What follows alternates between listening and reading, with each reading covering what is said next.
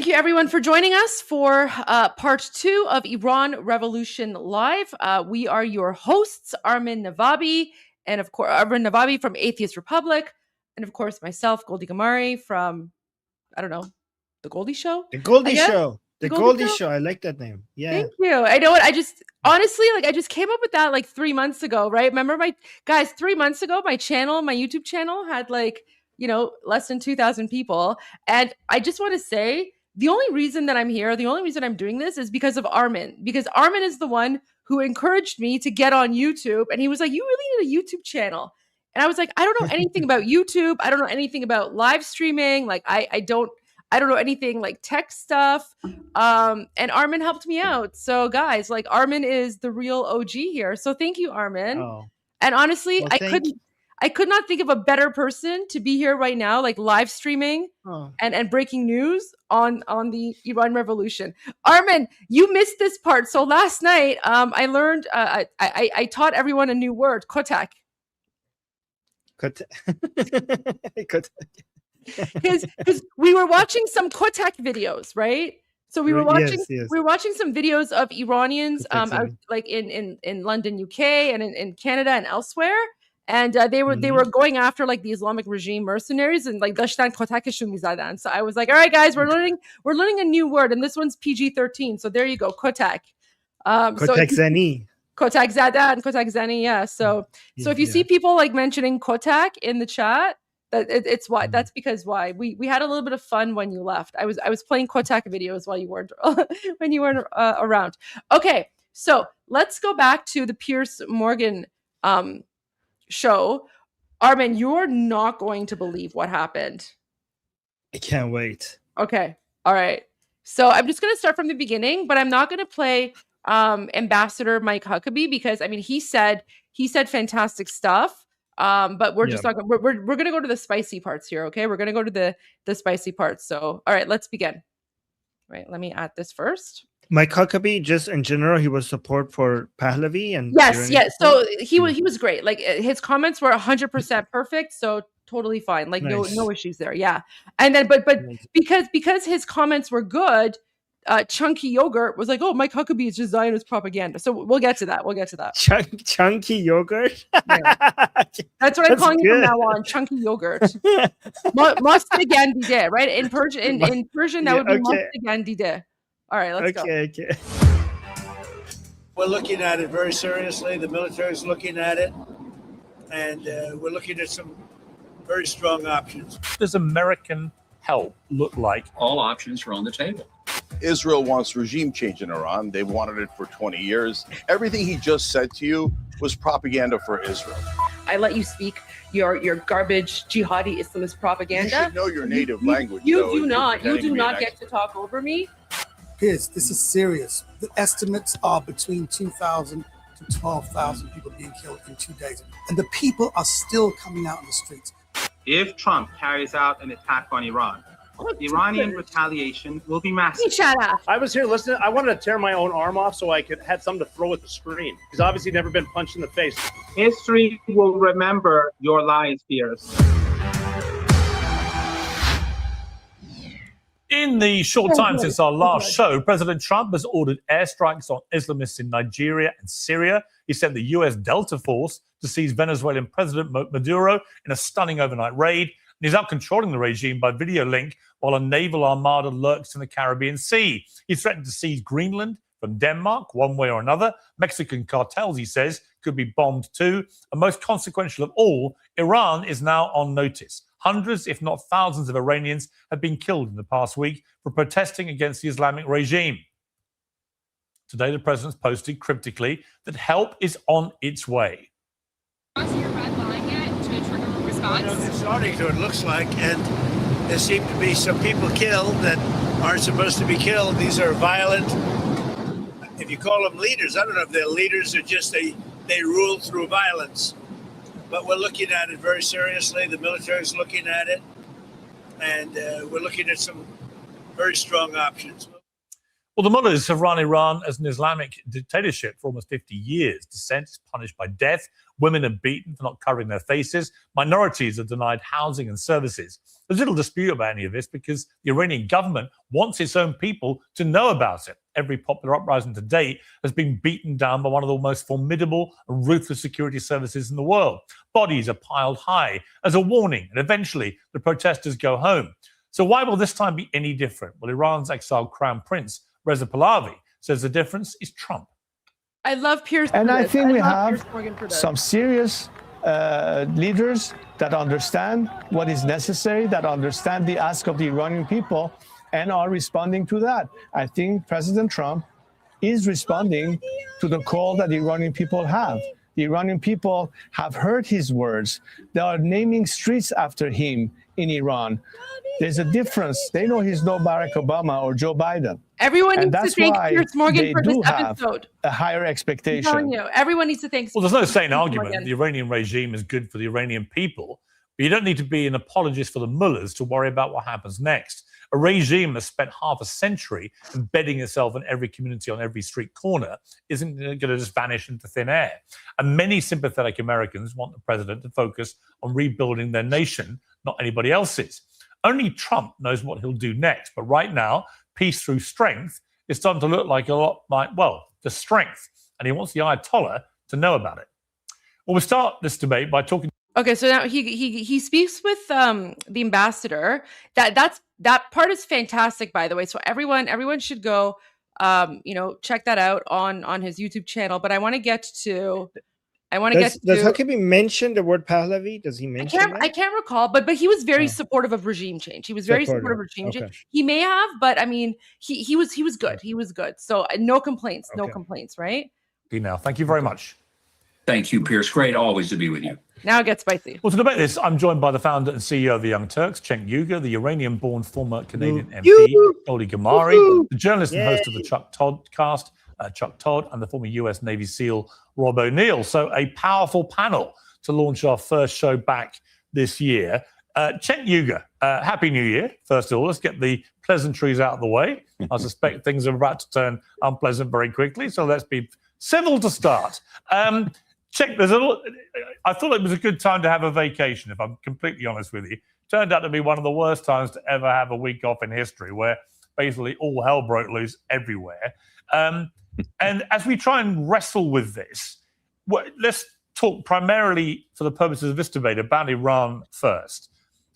What do you feel about what's happening there? It does seem significant to me that the German chancellor is now coming out saying this is the beginning of the end of the regime and it could happen in weeks.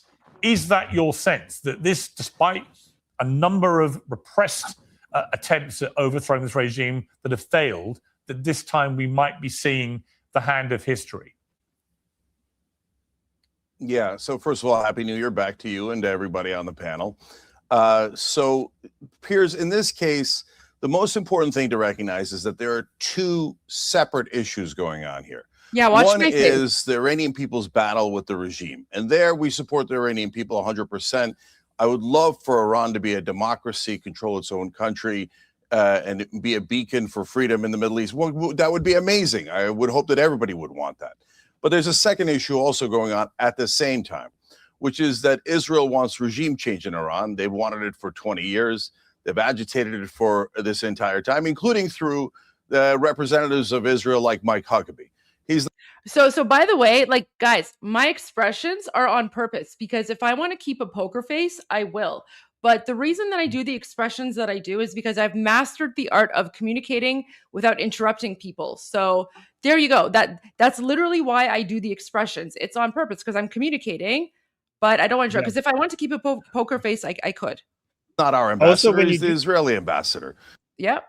Also, when you do the poker, when you do the expressions, the people that are working in Piers Morgan, they love it and they will highlight you more. And they also would notice that they should get you in faster. So that's a good strategy. There you go. I mean, I didn't know that, but my poker face, like my expressions are just basically me communicating, and other people got it. So there you go. All right. And we know that now because he had a secret meeting with Jonathan Pollard, who's a traitor to America. So he meets with traitors secretly, by the way, behind Trump's back, behind the American people's back. Everything he just said to you was propaganda for Israel. They've wanted this regime change forever. And now here's how you could tell that. Well, that doesn't mean he's wrong. They will not. Cenk, it doesn't mean he's wrong. Yeah. I mean, it might well suit. It might well suit. Right. Well, hang on. It might well suit Israel's interests, but that doesn't mean it doesn't also suit America's interests, or indeed the rest of the world's interests. Iranian. Right. So, Piers, then we get to the issue of, yes, but what is America doing and what should America do? So if you want to accomplish the thing that we all want, which is Iran to be free, the worst possible thing you could do is bomb them. Because if you bomb them, like all countries, they will rally around the flag. If you think there is no one who supports the regime in Iran, you're also wrong about that. I think they're a minority, but they're the minority with the guns, etc. So at this point, the idea that, oh, don't worry, we'll just bomb the Iranians, we'll kill a whole bunch of their civilians, and then we'll be greeted as liberators. You know, Mike Huckabee talked about 2 kicks of the mule, but except he got the wrong mule. So we got kicked in Iraq in the same exact way. Neocons like Mike Huckabee coming out there and going, oh, this is going to be easy. We're going to liberate the Iraqis, and the Iraqis. Okay, so I see in the chat, people are asking like what flag. So what he's saying is that, oh, if like the United States goes after IRGC bases, Iranians will rally around the Islamic Republic flag, as if like, you know, like he's basically trying to say that we Iranians you know, like hate America, and if they try to like, you know, if they try to liberate us, Iranians are gonna like do the whole Allahu Akbar jihadi nonsense, right? So that's Islamic propaganda. Yeah. So the rally around the flag effect is a known effect when if people are against the regime, if they have an external force attacking the country and the regime, then the people will put aside their disagreements with the government and they will unite with the government against the foreign entity. That doesn't work in Iran because the government is not even a government; it's an occupying force, and it's a lie. And it's a lie because during the 12-day war, the regime tried to make it seem like a rally around the flag effect is happening, but you can see that even after the 12-day war, the Iranian people are more pro-Israeli than ever. So it did not happen with the Iranian people. It's a lie. Yeah, but that's like the narrative they push, right? They're like, oh, like if you attack Iran, Iranians are all of a sudden they're going to start yelling Allahu Akbar and like, you know, go rally around the Islamic Republic, right? And this is why like Cenk, he's a disgusting individual because that he knows he's lying, right? That, he knows. Like, you think he knows? Oh, he knows. 100%. He knows. He 100% knows. Okay. He's like, but look at your face. He has blood on his hands. He has the blood of innocent Iranians on his hands too. Goldie, you're about to murder somebody. Look at that face. Well, I have that expression on purpose because sometimes, you know what? Sometimes silence is louder than words. And I know. All right, let's continue. These are going to love us for it, etc. I don't need to get kicked by that mule twice. I guarantee you this will end in disaster if Israel forces us to get involved. If you care about the Iranian people, we should not bomb them. It will be greatly counterproductive. And I guarantee you that both Israel and America does not want democracy in Iran. What they want instead is a puppet leader. So they will bring in the former Shah, a king, a dictator who will do everything that Israel wants. And then the Iranian people will revolt against him. And then we'll go through this cycle again and again and again. This is literally how we got to the Ayatollah. By us imposing a Shah upon them. So that is a disastrous idea. Do not go into this war. Anti-war means anti-war. War is not peace. George Orwell was a genius. Okay. Goldie Gamara, you were pulling a number of faces there, none of which I would describe as particularly indicating an agreement with what Cenk was saying. So what would you like to say? I mean, first of all, Cenk is not Iranian, so he has no idea what's going on in occupied Iran. Pretty sure Cenk doesn't speak Persian either, so he probably has no idea what the tens of millions. No, actually, it's Persian. Persian is the English word for Farsi. So don't correct me when I'm speaking and don't interrupt me. I let you speak your garbage jihadi Islamist propaganda. You should know your native language. You do not get to talk over me. You do not get to talk over me or interrupt me when I'm speaking on behalf of 90 million Iranians who are out in the streets right now fighting for their lives. You're not speaking on behalf of all Iranians. You speak. Yes, I am. You speak about how you know, the bombings when or whatever. When did they elect you? Why are you speaking over me? Why are you speaking over me? Are you threatened by what I'm about to say? Is that why you want to interrupt me? I suggest you keep your No, mouth shut because you're pretending until to I'm done represent people speaking. that never elected you. Well, let But her go ahead. speak. Cenk, with all respect, she'll let you speak. Let her respond. Yeah, I let you speak your garbage propaganda, so now it's my turn to speak the truth. So do not interrupt me again. So like I was saying, Pierce, Iranians right now are literally risking their lives out there, and they are saying this is the final battle. Pahlavi will return. Pahlavi is, of course, the current Shah of Iran in exile. And what people don't know is that back in 1979, that it's not actually a revolution. It was an Islamic coup d'etat. It was orchestrated by Jimmy Carter, or sorry, actually, no, it was orchestrated by the Islamists and the communists, and it was funded and supported by Jimmy Carter, the UK, and France. So what is happening right now? This is Iranians trying to rectify, and they are rectifying, 47-year mistake that was made. And what Iranians are saying is that we are going out and we are not going to stop fighting until we not only overthrow the Islamic dictatorship, but we return our king, because there is only one person that we Iranians trust to transition us from a dictatorship to a democracy, and that is His Royal Highness. And one final point, Iran was not an authoritarian dictatorship prior to 1979. We were a constitutional monarchy, just like England. That is what we are fighting for. So anyone who says that Iran was an authoritarian dictatorship, they know nothing about the country, because we used to be a constitutional monarchy. Today's show is sponsored by Veracity and their metabolic power protein. Goldie, that was so powerful. You destroyed him. You annihilated him. This is a true representation of the fierce Iranian woman, guys. Amazing. Thank you. Bravo. It gets better. That's not even the spicy part. That's not even the spicy part. Cenk is like the appetizer. Chunky yogurt was the appetizer to that Joseph Goebbels, right? Yes. The Morandi guy. Yeah. So yeah. Chunky yogurt. I don't think I was expecting that, but you know what? I already know how to debate. Like, so these people, right? Like, these people are so I just want to say this really quickly. So, like, all these people that have been like on these shows, they're very unprofessional. They don't actually know what they're doing.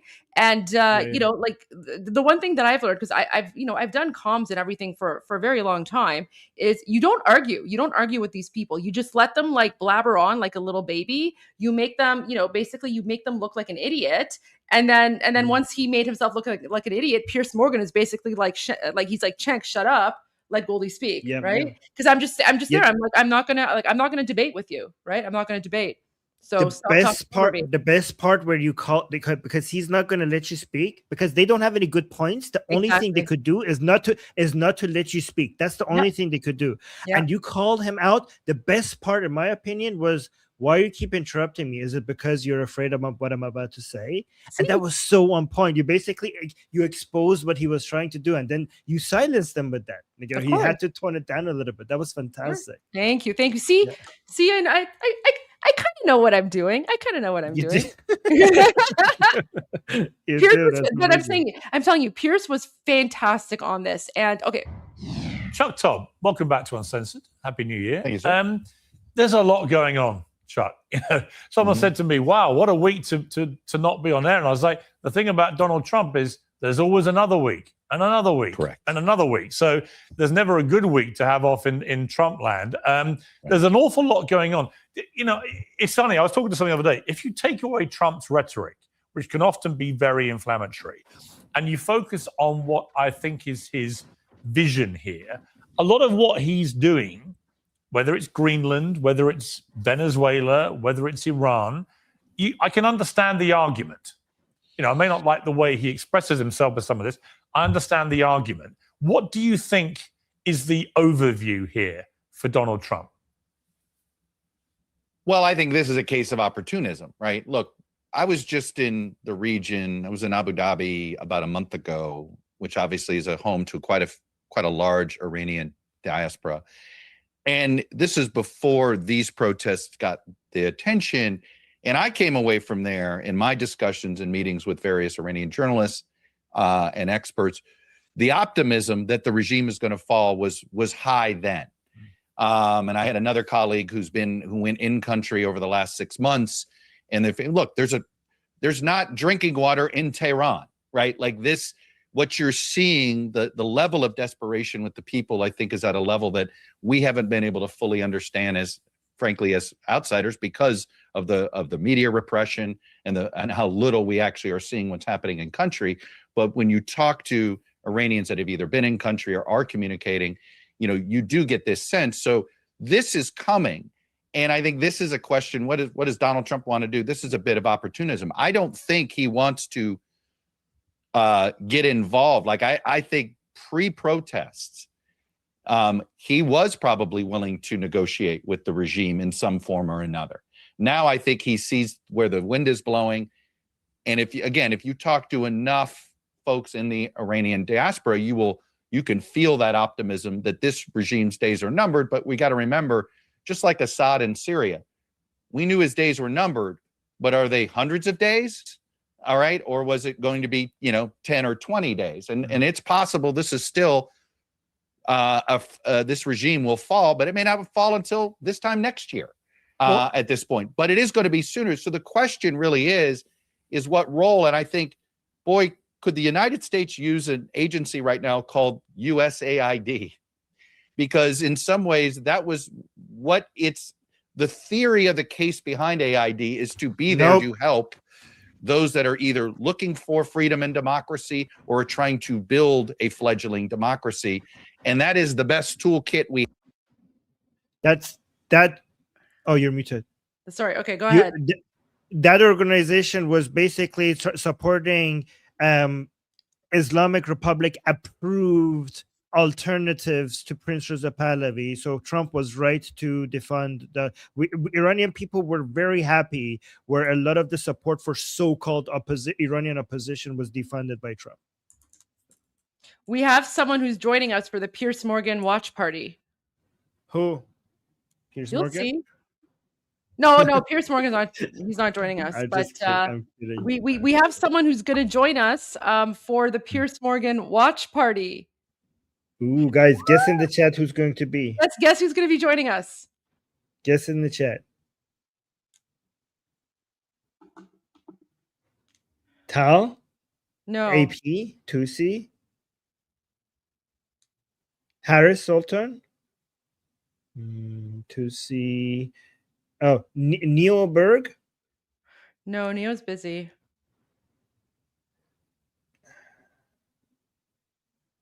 Tommy Robinson? Emily Schrader? No. Oh, that would be good. David Wood? People are saying David Wood.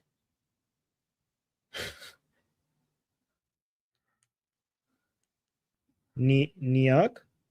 No. Somebody's saying Taylor Swift. Okay. Nicolas Maduro. Okay, yeah, guys. Mahir's going to join us. Oh, Tusi. Okay, I was right then. You didn't say yes. You're right. Yeah. So Mahir, guys, Mahir Tusi's going to join us for the for the Piers Morgan watch party. Oh my God, amazing. Okay, again, we're gonna have him again. Of course. I mean, poor guy. He's been working so hard, right? He should just skip his show and just join us. How about that? I know, right? Like we, you know what? We should just have like the one live stream, and then he just like takes a break and just like does his show or whatever in between. But I know he's been working so hard. He's been working so hard. I really want to thank him more this time because he is one of the biggest voices. He has corrected so many horrible positions by the media. Like a lot of people just come to him to figure out, there's so much mainstream media. And the people come to Goldie and Tusi. Like you guys have become a major force, a correcting force for. Yeah, well, mostly you guys, but yeah, thank you, thank you. 3 of us. So, all right. Oh, people are talking about. There we go. Oh, there he is. Wait. No, wait. Sorry, this is not who I thought it was. I thought this was Tusi. Oops. Who is it then? No, it doesn't matter. It's Shonagu. Wrong person. Sorry. Oh my gosh. Sorry, I thought you were someone else. Oh, okay. I got excited. No. I thought I was Tusi, but it's not. All right, it was someone else. I got confused. No, we're not bringing that person on. No way. All right. No, that person is crazy. That person is literally crazy, and they're actually a grifter. So I don't want to associate with that person whatsoever. My bad, guys. Okay. My bad. It's because you know what? Lack of sleep. So I got excited. I thought it was Tusi, but it was just like a grifter. So there's no way. I don't even want to say that person's name. Anyways. Let's go back to Piers Morgan. I didn't even see. Somebody just almost came into the studio. I didn't even see who it was. I'll message you their name on WhatsApp. Okay, all good. Now be shut off. It doesn't matter. Wait. Can I address this? Somebody is saying, please invite Masih Alinejad. No, we won't. No, ew, God, no. Ew, never. Masih Alinejad is a traitor. She's part of the regime. All right. Anyways, let's continue. We have. And unfortunately, it's not a toolkit in that it's not in the president's toolkit right now, thanks to Doge. Okay, Rob O'Neill, a lot of the time it's worth taking a look at the amount of money being leveraged in the prediction markets, where the money's going. Looks like somebody thinks they know something, because Polymarket has a $19 million market right now on whether the Ayatollah will be deposed. And they're now saying there's a 24% chance, so pretty much a 1 in 4 chance that the Ayatollah goes here. From a military perspective, given the scale of these protests, which might well be unprecedented, we can't be entirely sure because the internet's been shut down and footage is scarce. But if it is unprecedented, do you think we're beginning to see the beginning of the end here of this regime? Thanks for having me, and Happy New Year to everyone. I'm optimistic about it this time. We've seen it before. Excuse me. And like Chuck Todd said, it's kind of up to the media how much they're going to report on it, because we only know what we're told from over there. At least, you know, like the first guest, I don't speak Persian or Iranian or Farsi or Urdu, so I'm going to say it in English so I don't even confuse myself. So I think Armin. So what happened here is after I went after Cenk, I think the other two guys were like, oh shit, like she's not going to take any crap, right? So he's just he's like, I don't speak. He's like waving the white flag, right? So they're respecting your authority. They're like, we don't want what happened to Cenk to happen to us. So like, bow down to the queen, the Persian queen. I thought that. So actually, like, so this, guys, this is where like my poker face is really good, because when he said that, like internally, I died of laughter. But as you can tell, like from my face, yeah, they don't want to be kotacked. You're right. They don't want to be kotacked. Yeah. Guys, we're monitoring President Trump. So don't worry. As soon as he goes live, we'll go to President Trump. Okay. But Armin, this is just so funny because like so this is where my poker face comes in, because internally I'm laughing, but as you can tell, like I still look very serious here. So. You look like you're about to slap anybody who speaks crap. Well, yeah, well, you know what? Because you know, regardless of what's going on, it's a very serious situation. Like thousands and thousands of Iranians have been murdered by Islamic dictatorship. So I'm not gonna like take any BS, right? All right, let's continue. But in the past, when they see the Iranians rising up, when they get to that point, for some reason, our media blocks that out. And then it seems to me, because I'm not there, and if I'm not there, I can only go by what I hear or read. Then they crack down hard, they kill people, and it goes back to business as usual. This time, what the Iranians have seen is that we bombed a mountain, we hit them pretty hard. So hopefully, regardless of the media blackout or what our media chooses to say, the Iranian people know that we will support them. The biggest problem that we had, one of the major problems that we had in Iraq, the biggest problem being we went into Iraq, was we immediately disbanded the Ba'ath Party. And although they look bad because they were doing what Saddam Hussein wanted, they're doing that because they want to keep their heads on their own shoulders. They're going to do what they need to do to survive and keep their family alive. We got rid of them, and then foreign fighters came in, and obviously we know the the Civil War started, it was chaos for a long, long time.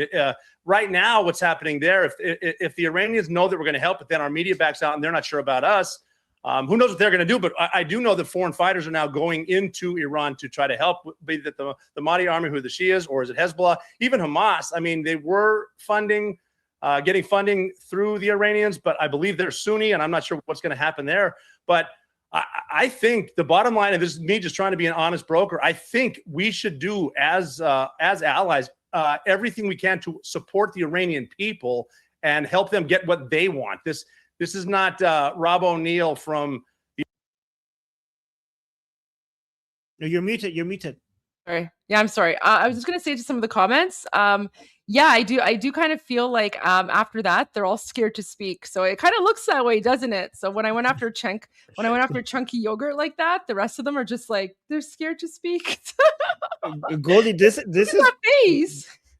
This is why the producers, the people behind the scenes, they used you as a grenade when Merendi was speaking. They were like, this lady, we need to like unleash her energy on Merendi. That's why. I just want to say, like, I'm so grateful to Piers Morgan and his producers for doing that. Because wait until you get to what he says. Like, you're gonna lose your mind. The United States it's not my decision, but I would love to help the Iranian people because I think everyone would agree they've been beaten down and oppressed for almost as long as I've been alive. Yeah, Pierce, can I quickly add something here? Chuck, just a piece of reporting that I got while overseas is that there's some thought that the current president, okay, and I may mess up his name, Pezeshkian. This part's so garbage, but I just ignore it. He's turned out to be at least rhetorically more moderate than some expected. And I have I know. Who's had somebody close to him indicating he thinks. So no. I know. It's and then he goes on to say like, oh, he could be like the Gorbachev, right? But so I explained in the previous live stream that Pezeshkian, he's actually a radical. And he was part of the university students who took Americans hostage. So like what this guy is saying is just complete and utter nonsense. But honestly, like Armin, I didn't even bother responding to him because those people, it's irrelevant what he's saying. So I was like, I'm not even gonna like what he's saying. You did a great job not responding to that. It wasn't worth responding to. Exactly. But, it's good that you explain it to your audience here. You know. Here I explain. Yeah, of course. But sorry, go ahead. No, for the audience here, Pezeshkian right now is participating in Khamenei's propaganda by saying that the Iranian people are out there in the streets killing average civilians, and the reason people are dying is because the freedom fighters, like which he calls the terrorists. So he is right now going out there and trying to present all the people, the thousands of people who are dying in the streets, as the victims of the terrorists, which are people who are trying to liberate Iran. That's what he's doing right now. That's what Pezeshkian is doing, which he has to answer to, because he's also another Goebbels right now, basically, based on what he's doing. So that's the guy that this guy is calling a moderate. And Pezeshkian is actually more loyal to Khamenei than any other president. Even hardliner presidents haven't been as loyal to Khamenei as Pezeshkian. So there you go. Oh, I agree. But then you know what it is? Like this idiot, he also says like if US aid hadn't been cut, that could have been a help to the Iranian people, which is like the most retarded thing, because US aid was funding the globalists and communists. So when he started talking, I was like, you know what? He's not even worth my time to like even like bother like debating. Yeah, so, you have more important things to respond to. Exactly. So I just responded with my face. As you can see, my face is like, I'm not impressed right now. All right, let's continue. Oh my gosh. Thinks he can be the Iranian Gorbachev, meaning, and that's a real, so if you actually ask strategically, what could the United States do? Can it start to find people that are within the regime who want to help get rid of the regime, right? And who's to say that this even worked out as that well? But you do in some cases. Without Gorbachev, does the Soviet Union fall as cleanly as it fell, right? And I think so. When you're asking like, how do we deal with the next day? I think finding, out whether indeed the Iranian president wants to play a role here or not is something that's the type of thing our intelligence community, in theory, should be able to help with. Today's show is sponsored by Oxford Natural, makers of the Optimum Day and Optimum Night all-natural supplements. Thousands of... Just mute this for a second. The transition is going to be done by Pahlavi. Pezeshkian and the so-called reformers are not if they are in charge of the transition, that's just basically a way to bring the Third Republic, which is just another version of the Islamic Republic, which is going to be anti-West, anti-Israel, and pro-RGC. That's not what we want as a transition. The only path to a free Iran that is secular and democratic and pro-West and pro-Israel is Pahlavi. So the only reason that I didn't even call him out on that nonsense is because you and I, we already know that President Trump has made his decision. And the U.S. administration, they know who is the real voice of the American people, and so that idiot man, honestly, it's irrelevant. It's irrelevant, and I also didn't want to come across as super argumentative, right? Because there's so many non-Iranians who just spout utter garbage about Iran, but my focus was on Cenk, right? Yep. But here's the thing: I didn't know that Mohammed whatever. I didn't know that he was coming on. I only thought I was dealing with Cenk, and then all of a sudden it switched. So you don't actually see my reaction behind the scenes. But here's what I want to do, because I know you're gonna get very frustrated at what Marandi, whatever. You're gonna get very frustrated at what Marandi says. But I just urge you, keep your mic muted. Whatever you want to say, just be muted, because I want you to watch the progression, because this next part, this is historic. This next part, I tell you, this is going to be part of the Iranian Revolution. Okay. So I know it's believe me, I was behind the scenes. Watching that. I was freaking out. But Goldie, you know me so well. You know how I mean, both of us are like this. You know how hard it is not to respond to these people. Oh, I know. Yeah. But let him just go for it. Because it's beautiful. It's beautiful. Helps you relax and get deep, refreshing sleep. They have countless success stories, including from some very familiar faces. England legend Michael Owen, who lost 40 pounds. AFTV's Robbie, who lost more than 100 pounds. To watch their full stories and many more, scan the QR code on your screen or visit oxfordnatural.com/peers. And here's the best part. Use the code PEERS and get 70% off your first order. Yes, 70% off with the code PEERS. I want to just turn now to someone who's been on Uncensored a few times, Mohammed Marandi, professor at Tehran University, a supporter of the regime. Welcome back to Uncensored, Mohammed Marandi. I appreciate you coming on. What is your assessment of what is happening on the ground in Iran? Well, first of all, when you say a supporter of the regime, you're framing it in a certain way. I assume you are a supporter of the British or the American regime. But it's obvious what happened. We had currency manipulation last week. The currency fell 30-40%. It was carried out by the United States, forcing neighboring countries not to cooperate with Iranians over the currency. Then we had peaceful protests among business people. And there were a few thousand people in 2-3 different cities. There was no violence. There were no arrests. Nothing happened. Then the next day, we had more protests, roughly the same size, I guess. I don't remember exactly. Then we had infiltration, and we had violent rioters. And that was the beginning of extreme violence, which peaked on Thursday night. And we know that Pompeo, the former head of the CIA, said that Mossad is on the ground with the rioters. We have Mossad in a Persian statement. They said that they are on the ground. And the most interesting thing of all is that late on Thursday night, during the height of the riots, and roughly 100 officers of the law were murdered. A couple of them burnt alive, beheaded, head smashed. We had a nurse who was burned alive in a clinic. The clinic was burnt down. We had many buses, ambulances, and fire engines destroyed, tens of each. I'm not sure about ambulances, but I know tens of fire engines and public buses and private property. But the point is that late on Thursday night or early in the morning, they cut off the internet and suddenly everything died down.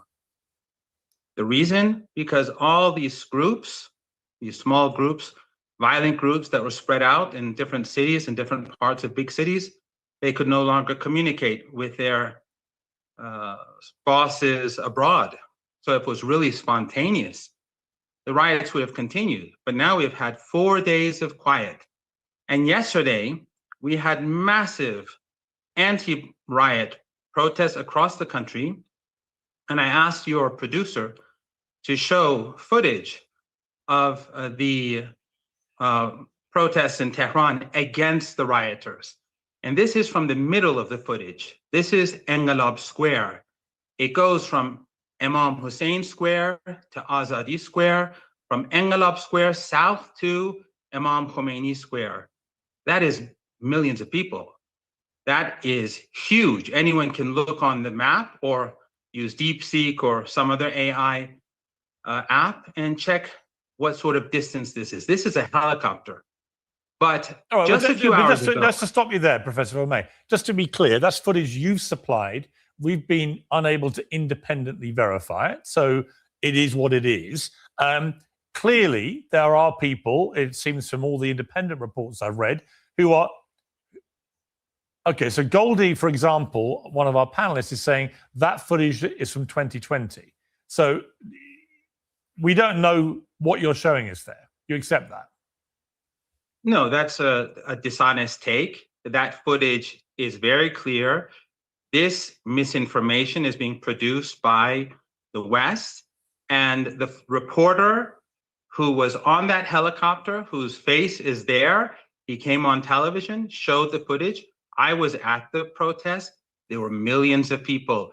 What you are trying to do, just like you did during the Israeli regime's attack on Iran, is you are trying to help war. Because when the Israeli regime carried out that blitzkrieg attack, as we were negotiating with them, you invited me and started bad-mouthing Iran. Why? Because you and many others like you. No, I didn't bad-mouth Iran. Sorry, just to be clear. Oh, yes, you did. Just to be clear. Hang on.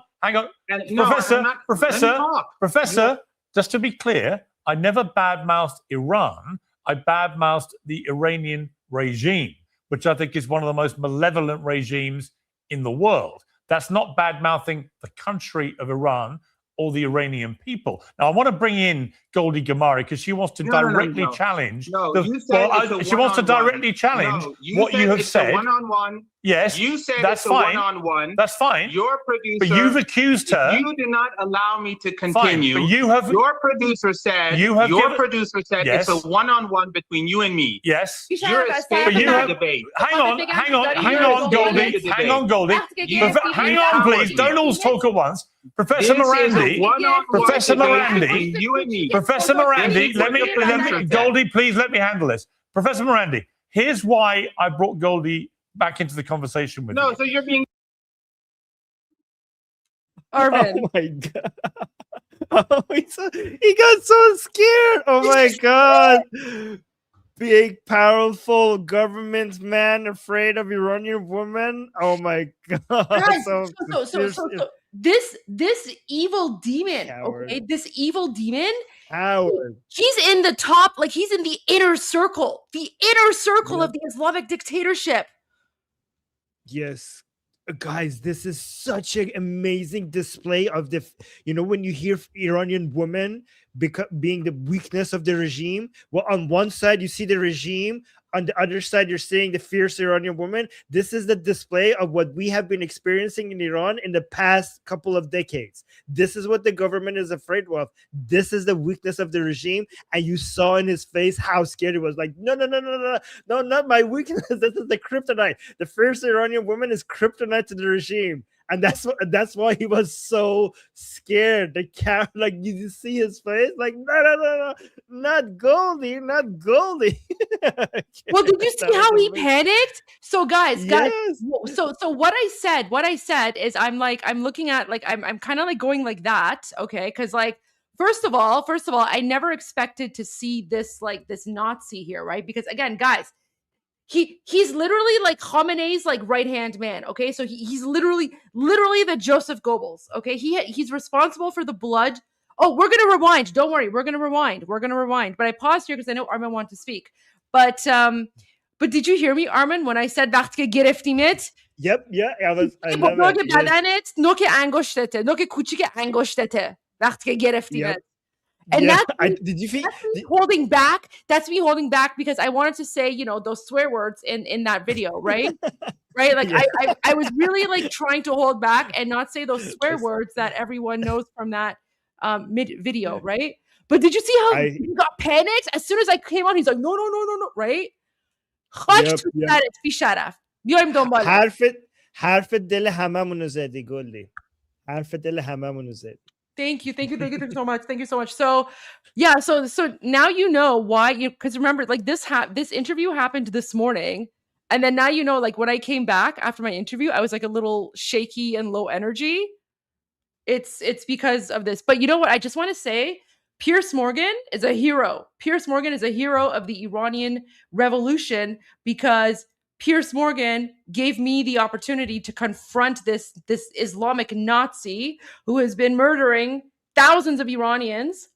And I just want to thank Piers Morgan for that. So everyone go look at this. Go find the video by Piers Morgan. Yes, Piers Morgan is one of us. He's one of us because he did not have to, like, you know, he could have very easily just ignored me. He could have easily just, you know, whatever. But Piers Morgan, he gave me the opportunity to confront him. So, like, guys, this is historic. And Piers Morgan is getting an honorary Iranian citizenship. I'm telling you right now. I think it was because they saw how fierce you were at this first segment. They were like, we need to get this woman in here because to respond to this BS. Yeah. But you know what? I never thought that I would be able to say that. So, you know, به همیهنان ایرانی امیدوارم که, you know, I hope I did okay. امیدوارم که حالا, you know, تونستم یه جوری حرف دلتون رو بزنم. So there you go. I'm actually downloading this clip and I'm gonna like share this part on my Instagram. But okay, so let's go back a little bit. And then Armin, maybe do you see like that, like قیافه کیریش، اون خنده کیریش که مثلا میگه خنده نحسش، واقعا ببین قیافه نحسش، ببین چجوری داره میخنده اینجا، like ببین چجوری داره میخنده، خاک تو سرش با اون خنده کیریش. ببخشید. Okay, I'm not going to swear anymore, but I had I'm sorry. You know what? When you're confronted with a lot of you know, a lot of sorry, go ahead. No, a lot of Iranians have want to wipe that smile off that face for decades because he does that all the time. Yeah, I know. Yeah. But you know what? You know, تقدیم به همه ایرانی. I dedicate this to all Iranians because what's amazing is that as soon as I came on the stage, that smile of his, it was wiped off, and then he went into full panic mode. Yeah. I dedicate that to all of you. All of you. He's such a coward. And he's such an idiot because he shouldn't have demonstrated. He shouldn't have demonstrated how scared he is to be confronted by an Iranian. But he showed that to us. Did he forget that he's on camera? Yeah. So let's go back. So just like this is how disgusting and weak and savage the Islamic dictatorship. Literally, my presence. I literally just pop up and I'm like, hello, right? But of course I have like my serious face on, right? Because I'm literally confronting a Nazi. Okay, literally confronting a Nazi. Worse than a Nazi. Worse than a Nazi. And as soon as he sees my face, he totally panics. So there you go. All right, let's go back and watch this again. Spontaneous. The riots would have continued, but now we've had 4 days of quiet. And yesterday we had massive anti-riot protests across the country. And I asked your producer to show footage of the protests in Tehran against the rioters. And this is from the middle of the footage. This is Engelab Square. It goes from Imam Hussein Square to Azadi Square, from Engelab Square south to Imam Khomeini Square. That is millions of people. That is huge. Anyone can look on the map or use DeepSeek or some other AI app and check what sort of distance this is. This is a helicopter. But All right, just well, a few hours ago, just to stop you there, Professor O'May, just to be clear, that's footage you've supplied. We've been unable to independently verify it, so it is what it is. Clearly, there are people, it seems from all the So I just want to say, like, this part here, okay? So the reason that Piers Morgan is interrupting him is because, like, I'm literally backstage, like I'm backstage, and I'm like I'm giving info to the producers. I'm like, this is wrong, this is fake, right? Like, but then look at his, like, you know, his smug, you know, smug little smirk, right? Because he's thinking like, oh, I'm untouchable, right? independent reports I've read who are okay. So Goldie, for example, one of our panelists is saying that footage is from 2020. Now look how he smiles. Look how he smiles. We don't know what you're showing us there. You accept that? No, that's a dishonest take. That footage is very clear. This misinformation is being produced by the West, and the reporter who was on that helicopter, whose face is there, he came on television, showed the footage. I was at the protest. There were millions of people. What you are trying to do, just like you did during the Israeli regime's attack on Iran, look at my face when I show up, and then look at his face. Because when the Israeli regime carried out that blitzkrieg attack, as we were negotiating with them, you invited me and started bad-mouthing Iran. Why? Because you and many others like you. I didn't bad-mouth Iran. Sorry, just to be clear. Oh, yes, you did. Just to be clear. Hang on. Professor, just to be clear, I never bad-mouthed Iran. I bad-mouthed the Iranian regime, which I think is one of the most malevolent regimes in the world. That's not bad-mouthing the country of Iran or the Iranian people. Now, I want to bring in Goldie Gamari because she wants to directly challenge. She wants to directly challenge what you have said. One-on-one. Yes, you said that's it's fine. A one-on-one. That's fine. Your producer. But you've accused her. Do you see my smile there? Do you see how he's smirking? Like he's literally panicking. Wait. Goldie Gamari because she wants to directly challenge. She wants to directly challenge what you have said. One-on-one. Yeah. Do you see that? Yeah, look at that. Oh, yeah. Oh, my God. Somebody should frame that. That's amazing. I'm coming for you. Look at that. Run. Someone needs to screenshot this, right? Because do you see my face? He's like, yeah, no! Look at his. This is the perfect screenshot because his hand is like, no. And you're like looking at him. I'm coming for you. Look at that. This is the perfect screenshot. He's like asking for mercy. And you're like, nope. And I haven't even said anything, but he just knows. He knows from my expression. He knows what's going to go on, right? This is what I mean, guys. This is what I mean. Sometimes you can communicate without saying anything.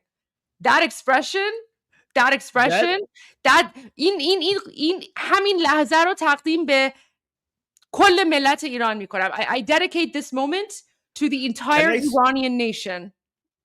Can I swear in Persian? My dad's watching, but okay. But okay, you know what you're saying here? You're saying اومدم مادرتو بگم. That's what you're saying.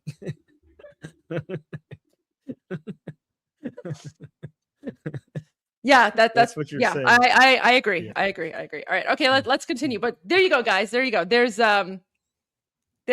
my expression.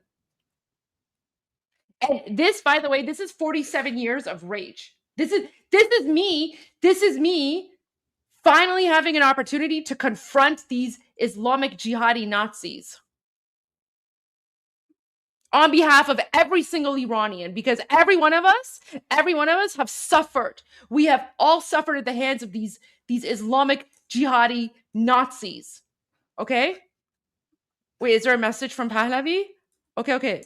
Yes, apparently there's a message from Pahlavi. I don't know. If you guys are trolling, I'm going to ban you. But let's see. Can I say something while you're looking? Go for it. Really quick. Guys, when I said a fierce Iranian woman, I saw some people get upset. I'm not dismissing Iranian men. We have different roles. We all participate. So just me celebrating the fierce Iranian woman in this battle is not at all dismissing the great sacrifice of the Iranian men in this battle. Okay, so 100%. Like, guys, like we Iranians, we love our men, we love our women, and we love like supporting and congratulating each other. So just want to point that out. But yes, okay, we do have a new message from His Royal Highness King Reza Pahlavi. So I'm gonna go to that instead. Okay. And then let me just pause this here. So he just posted this like a minute ago. Oh my gosh. Okay. Oh my God. My compatriots, as I told you in my previous message, the world not only saw and heard your courage and voice, but is taking action. By now, you have undoubtedly heard the message from the President of the United States. Help is on the way. Continue the struggle. Do not let this regime portray the situation as normal. After all this killing, there is an ocean of blood between us and this regime. Write down the names of these criminals. One day, they will face justice for their actions. And I have a special message for the military personnel. You are the National Army of Iran, not the National Army of the Islamic Republic. It is your duty to protect the lives of your fellow compatriots. You do not have much time left. Join the people as soon as possible. Let's listen. So this is what I read for you is what he's about to say in Persian. So you guys already know what he's about to say, but I want to play this message in Persian, of course, for all of our Iranian followers and viewers. Oh my gosh. Okay. His team added subtitles. Oh, thank God. I'm so happy his team added subtitles. That makes it so much easier for us. Okay. Amazing. Amazing. All right, let's go. Let me go back here. همیهنانم همانطور که در پیام قبلیم به شما گفتم صدای شما و شجاعت شما را جهانیان نه تنها دیدن و شنیدن بلکه دارن اکنون اقدام میکنن. قاعدتاً تا به حال بایستی پیام رئیس جمهور امریکا را در ضمن شنیده باشید.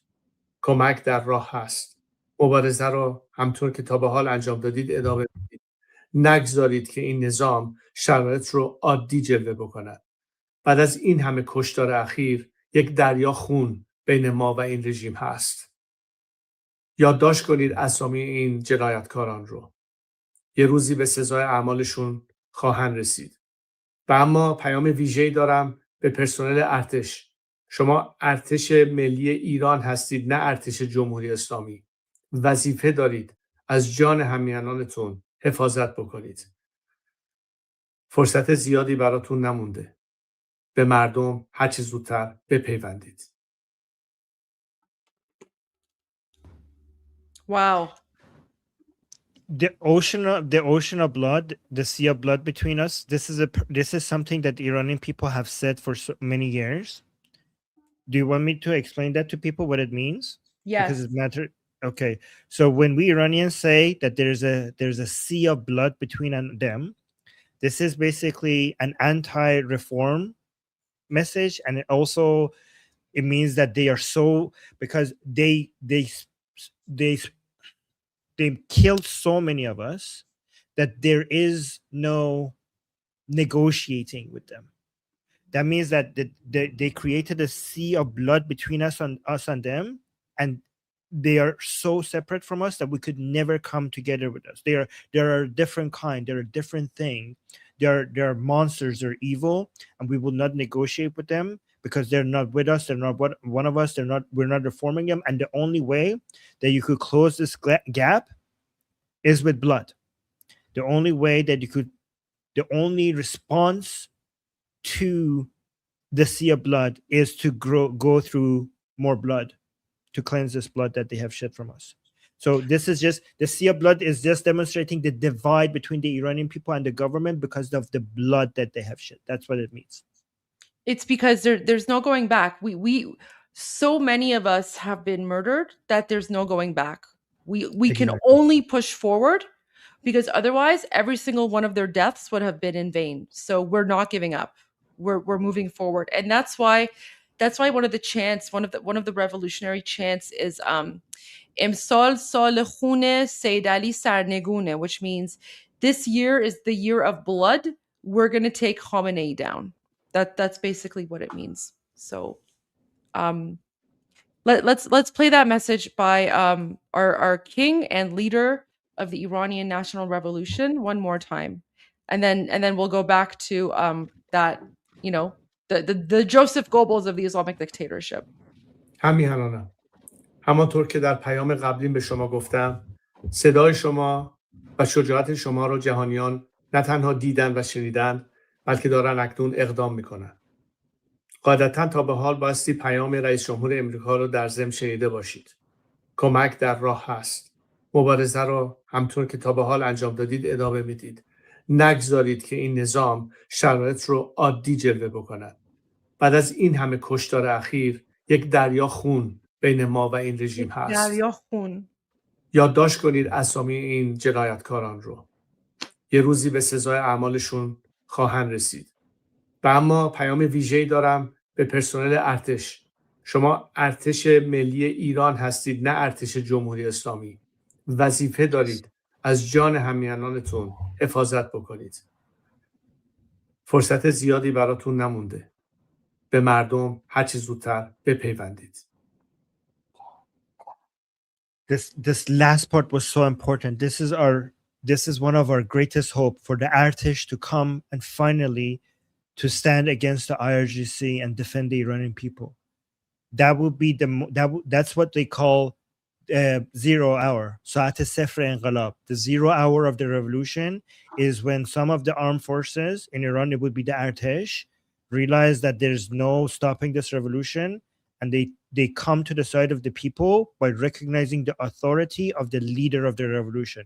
That's what they call the 0 hour of the revolution. And that's what we're pushing for. So that's why he's focusing on telling the Artesh to start protecting the Iranian people, because that's their job. It's not to serve the Islamic Republic. Their job is to protect the Iranian people. Okay, so there's a news message. We're monitoring the news, so we're keeping an eye on everything. But all right, so let's go back to me confronting. Wait, let me fix the screen here. How iconic is this? Oh my gosh. This is perfect. Did you screenshot that? No. Wait. Somebody should make an AI animation, like an anime version of all of this. Wait, I'll screenshot. You know what? I'll screenshot it right now. Give me one moment. Yeah. All right, I just screenshotted that. This is perfect. All three of you are exactly in the best. You know, it's a perfect shot for all three. Especially you. You know what? I was made for this moment. I was made for this moment to confront these Islamic jihadi terrorists. My only regret is that I was not, you know, confronting him in person. But, you know, like I said, God bless Piers Morgan.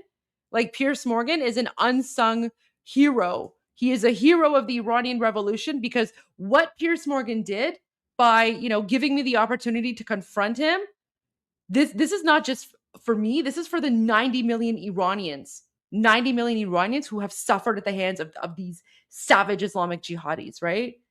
So that's me, like, you know, on behalf of all Iranians, because we've all suffered. Look at this. This is a perfect caption for the screenshot. The line is circling her prey. Yeah. There we go. All right, I got that too. All right, okay, so let me go back a little bit, because this is like the best part. All right, so let me go back a little bit, and then we're just gonna continue with the rest of it, and then we'll go all the way to the end, and then I'll pause it, and then you give me your thoughts on that part, and then we can like rewind and everything. But just look how amazing it is. Like, look at this, like, this smile on his face. And then as soon as like I come up on the screen, like his smile just like goes away, right? Like his smile literally just is like right off his face. Iran. I badmouthed the Iranian regime, which I think is one of the most malevolent regimes in the world. That's not badmouthing the country of Iran or the Iranian people. Now, I want to bring in Goldie Gamari, because she wants to challenge. She wants to directly challenge what you have said. One-on-one. Yes, You said that's it's a fine. one-on-one. That's fine. Your producer. But you've accused her. You did not allow me to Fine, continue. but you have. Your producer said. Your producer said yes. it's a one-on-one between you and me. Yes. You're escaping the debate. Hang on, Goldie. Hang on, Goldie. Hang on, please. Don't all talk at once. Professor Morandi. Professor Morandi. You and me. Professor Morandi. Let me. Goldie, please let me handle this. Professor Morandi. Here's why I brought Goldie back into the conversation with you. No, so you're being dishonest. Because she has said, she says to us, have you watched that footage? It is actually not what you have said it is. Goldie, tell the professor what you believe that footage is. That footage is. Oh, you're muted, Goldie. You're muted. Sorry. For those of you who are asking, yes, I was speaking Persian, and what I said to him is that bisharaf is dishonorable. Okay, so I said bisharaf. When we catch you, when Iran is free and we catch you, the tip of your pinky finger will be the biggest piece of your body left, right? Yeah. You think he heard it? Of course he did. Of course he did. Goldie, did you notice that he tried to? He almost quit. He almost left. He almost went to leave but then he realized that it would look so bad. It would look even worse. I know. Yeah. All right, let's continue there. So I'll go back a little bit, but that's what I'm saying. Like when I'm shaking my hand, okay, when I'm shaking my hand at him, I'm like the tip of your finger is going to be the biggest piece of your body that's left when Iran is free and we're done with you. And look at Morandi's finger trying to go for the quit, like leave button. Okay. Well, that's not bad-mouthing the country of Iran or the Iranian people. Now, I want to bring in Goldie Gamari because she wants to directly challenge. She wants to directly challenge what you have said. One-on-one. Yes, you said that's it's fine. A one-on-one. That's fine. Your producer. But you've accused her. You did not allow me to continue. Fine, but you have. Your producer said. Yes. It's a one-on-one between you and me. Yes. You're escaping the debate. Hang on, Goldie. Hang on, Goldie. Hang on, please. Don't all talk at once. Professor Morandi. Professor Morandi. You and me. Professor Morandi, let me, Goldie, please let me handle this. Professor Morandi, here's why I brought Goldie back into the conversation with you. No, so you're being dishonest. Because she has said, she says to us, have you watched that footage? It is actually not what you have said it is. Goldie, tell the professor what you believe that footage is. That footage is from Qasem Soleimani's funeral in 2020. That is not footage from today. That is 100% propaganda. The Islamic regime, they are liars. They are murderers. They are thieves. I don't even know how he has access to the internet right now. The internet is shut off. The internet is shut off. Where is he communicating from? Okay, now, Pierce, I just want to remind you that your producer said this is a one-on-one. Yeah. And like on previous occasions, you do not abide by what you say you'll do. Well, you made a statement. You made a statement and gave us footage, which one of our panelists has directly challenged. But just to respond, in the General Qasem Soleimani's funeral, the bodies were on trucks, and there are no trucks in this crowd. And the crowd goes from Imam Hussein Square, which is to the top, towards the top. The crowd here goes all the way to Imam Hussein Square. The bodies never went there. The bodies the funeral procession began at the University of Tehran. So the path of the General Soleimani funeral and his companions was not towards Imam Hussein. And here, where are the trucks? Where's the funeral procession? Because it was not just him. Yes. There were a number of people who were murdered. Don't pretend. No one can pretend that the rallies yesterday, which took place across Iran, in Mashhad, in Tabriz, in Maran, in Isfahan. The footage rally, all been debunked. This woman, Pierce, if you next time, I won't come again on your show because every time you're dishonest. You won't be able to come again on the show because when Iran is free, we're going to get you. To be fair. Did you catch that? He's like, I'm not going to come on next time. And I respond, you're never going to come on again, because when Iran is free, we're going to capture you. You're going to go to jail. So of course you're never coming back on. You know what I need to do? I need to like download this like this clip, and I need to just add like the subtitles so that people can follow along with what I'm saying. But that's what that's basically what I said there. So let's go back. We need a Persian translation subtitle for this for Iranians. Listen, I'll do the Persian translation as well. It was not just him. There were a number of people who were murdered. Don't pretend. No one can pretend so I basically that the rallies yesterday, which took place across Iran, in Mashhad, in Tabriz, in Maran, in Esfahan. The rally, the footage rally, all been debunked. This woman, this Pierce, if you next, I won't come again on your show, because every time you're dishonest. You won't be able to come again on the show, because when Iran is free, we're going to get you. To be fair, let me explain. Goldie, let me explain. People on your hands right now. Goldie, I will come back to Goldie and the panel in a moment. I'll go back to one-on-one. I will go back to one, Professor. I will go back to one-on-one with you now. She wanted to directly challenge that footage. She's done so. You have responded. That is perfectly legitimate journalism from where I'm sitting. No, that's not acceptable, Pierce. In any case, just hours ago, the BBC was showing the footage of the protests across Iran against the rioters yesterday, and talking about an uprising, implying dishonestly that these people on the streets who are protesting against the rioters are in fact supporters of the rioters. This is how it works in the West. Well, the best way, surely, all right, Professor, the best way, Professor, Professor, the best way to talk about, Professor, just one moment. The best way to clear this up is to allow journalists to do their job freely in Iran, turn the internet back on, let everybody work out for themselves what is really happening. But when a regime shuts off the internet, what it's really doing is not trying to stop communication between protesters, it's trying to stop the truth about what it is doing in response being communicated to the world. And what it's doing is murdering thousands of Iranians who are protesting. They've admitted killing 2,000. Reports are that maybe as many as 12,000 or more. We're seeing footage here of body bags everywhere. And that is why the regime is turning off the internet. It's not out of some great altruistic, well, we just, don't want these people communicating. It's so that we can kill them and the rest of the world can't see what we're doing. No, Pierce, that is an utterly dishonest take.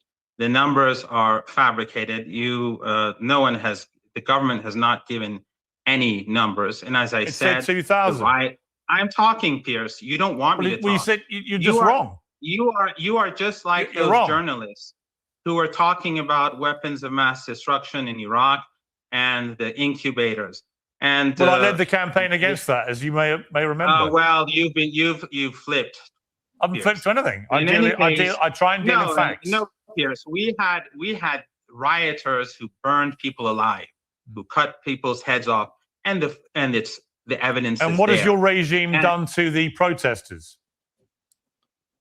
The protesters, Pierce, the millions of people that came to the streets yesterday, why did they come to the streets? It's because your narrative is nonsense. Well, how many protesters have been killed? Your narrative. How many protesters have been killed? I don't know the numbers. You don't know. I do know that roughly 100 officers of the law have been murdered. So you know how many people you believe have been killed on the regime side, but you have no idea how many people the regime's killed. Interesting. You don't want me to talk because you're afraid. Because you're afraid that I'm going to wreck your narrative. That's cowardly, Pierce. I think what you're afraid of, afraid of this uprising this time being the one that actually topples the regime that you prop up.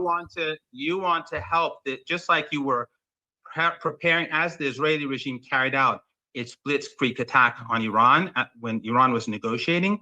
You were saying all sorts of nonsense about Iran to demonize the country, to justify the aggression and the slaughter. So you have blood on your hands. And this is what you're doing now today for Trump. The protesters on the streets across the country yesterday said a big no to you and your fake narratives. But people like you will just go out and say, this is fake. There was no demonstration. Whereas there were reporters in Iran. Al Jazeera was there. Many other people were there. You had Iranians across the board there. It was shown live on television, Piers. It was shown on Iranian channels live. You can go, your producers can go back and look at the footage online as it was being shown. You cannot pretend that millions of people were not on the streets in Tehran. You cannot pretend that simultaneously millions of people were not on the streets throughout the country. It's a fact. It was shown live throughout. I'm not sure, Professor, all due respect, I'm not sure that you and facts are easy bedfellows. But I appreciate That's you. your problem, Piers. Not really. You're the one who actually it may be a problem for you. You're the one who denied the genocide in Gaza for a year and a half. And you tried to justify the actions of the Israeli regime for a year and a half. And let me be very clear that if the United States, if Trump carries out an attack on Iran, the Iranian retaliation will be massive. And people like you, it was after the strike last summer, you mean? People like you. You said this last time. You said this last time. People like you will bear responsibility. But this is the trouble. You're full of crap, aren't you? Because you said this last time. Do you remember? It was all going to happen last time. Last time, Steve Bannon, the day after the war ended, on his show, said that the reality was that during the last 3-4 days of the war, the Israeli regime was in serious trouble, and they were begging for a ceasefire. But what happened to the retaliation that you said would happen? And Trump, because the Israeli regime was begging for a ceasefire. What happened to your retaliation? Did you see Tel Aviv? Did you see how we hammered Tel Aviv? Please, it's embarrassing. Sure. It's embarrassing. You come on here all the time and you say it's going to be retaliation is going to be horrific. It's going to be this. It's going to be that, and it doesn't happen.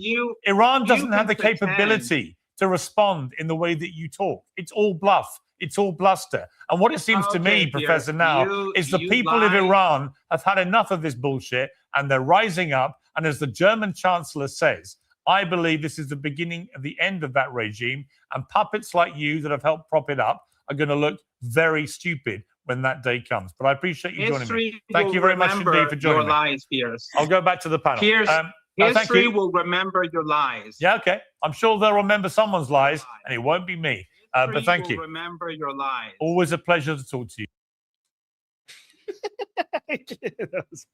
That was magnificent. Oh my God. Wasn't that amazing? That was good. Yeah. The audacity, the hypocrisy of coming in like, oh, Piers, you're afraid. You won't let me speak. You're the ones who are like crying because Piers just bought Goldie on the show. You're the one who wanted to not bring anybody who challenges you, and you accuse Piers of being afraid. What is this?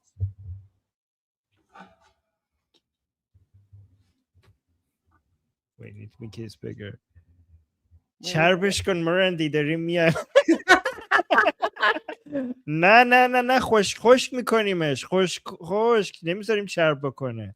So, but this is what I mean when I say that Piers Morgan, another unexpected hero of the Iranian revolution, because God bless Piers Morgan. He gave me the opportunity to confront that Nazi, and then he just continued on with it and he called him out. So I'm just so glad that the world is like finally waking up and seeing like this is the propaganda that we've been dealing with, and this is a fight that we've had. So God bless Piers Morgan. God bless Piers Morgan's team. Like unbelievable. I never thought that I would have the opportunity to confront that Nazi and tell him what I said. So I hope I did it okay. I hope I did an okay job. You did amazing. Oh my gosh. You made us all proud. You did amazing. That was historic. And you're now part of history because Joseph Goldberg, you actually responded to him before we catch him and put him in jail. And I was telling Goldie when we were in live, like imagine if one day we capture him and put him in jail, and then Goldie's words are going to be historic because that's what she said that's going to be happening to him. So we're gonna on one side we're gonna put the pictures of him in the court, and the other side we're going to show Goldie's warnings about what's going to happen to him. It was prophetic. It happened. So there you go. That was pretty amazing. So, oh my gosh. All right. Okay. So let's continue because yeah, go ahead. Can I just respond to one of his lies? Because here's what go for it. You know what? Take as long as you want. Let me take like a 2-3 minute break. I'll be right back. All right.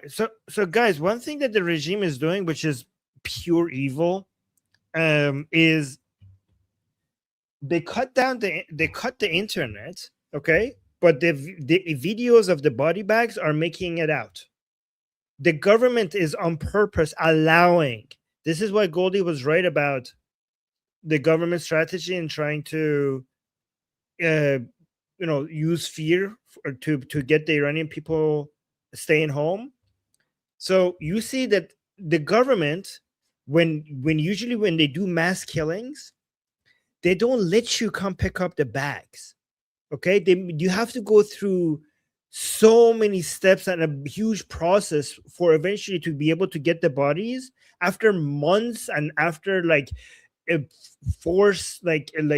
after a lot of pressure on making you promise that you're not going to say this. Like they give you like a regime's narrative that you have to come and say on camera until they offer you the bodies of your loved ones. That's what they do.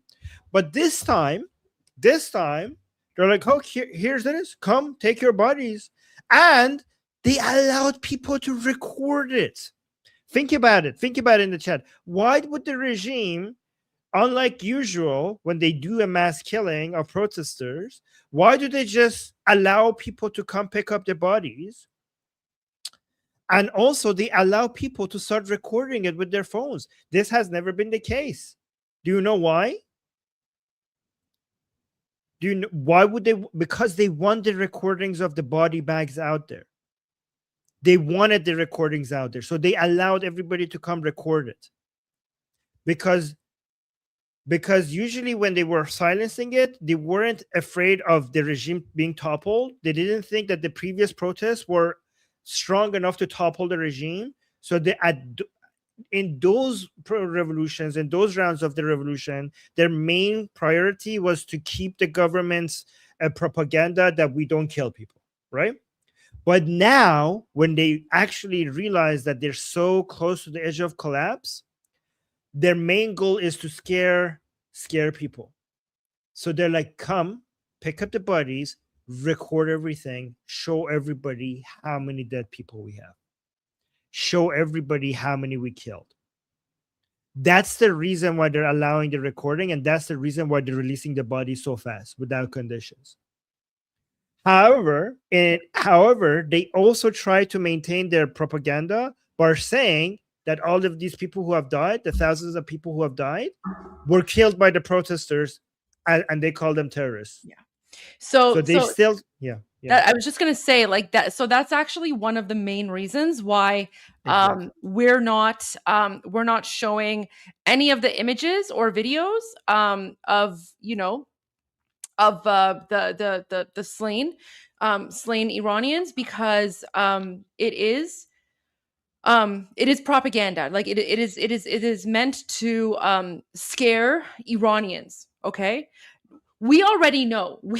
We already know what's going on. Like we don't need images on social media to know what's going on, because this is something that we have experienced and lived through for the last 47 years. Okay, so we don't need to share the images and videos right now. And what Iranians in occupied Iran are telling us is to be strong and to continue pushing forward, because victory is very, very close. So that's why we're not sharing any of those right now, because we already know the numbers. We know, and it's the Islamic Republic wants to scare us, right?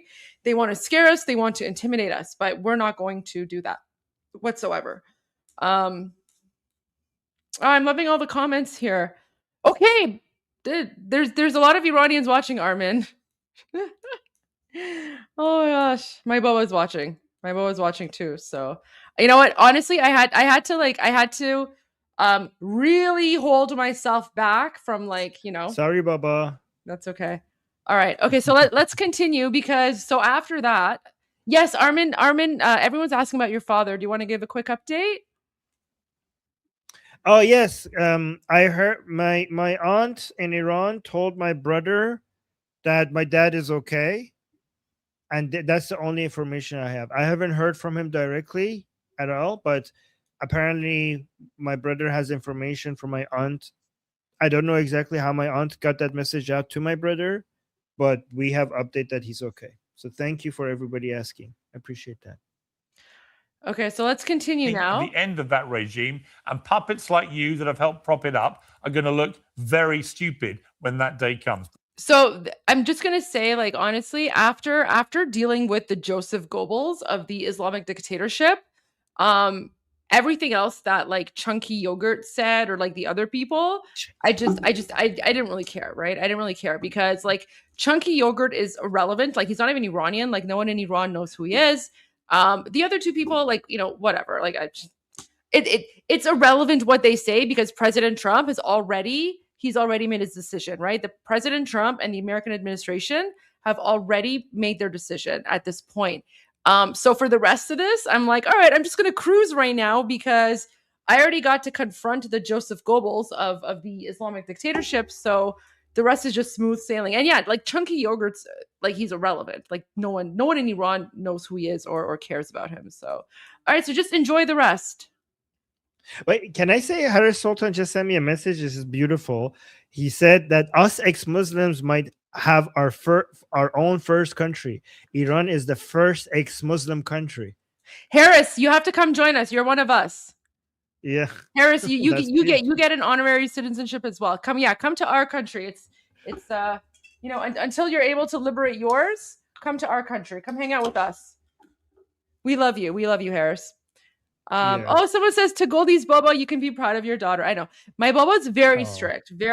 So he's just like constantly messaging me. He's like, Golsa in harf nazan, and I'm like, okay, sorry, Bobo. Anyways, but there you go. Thank you, but you know.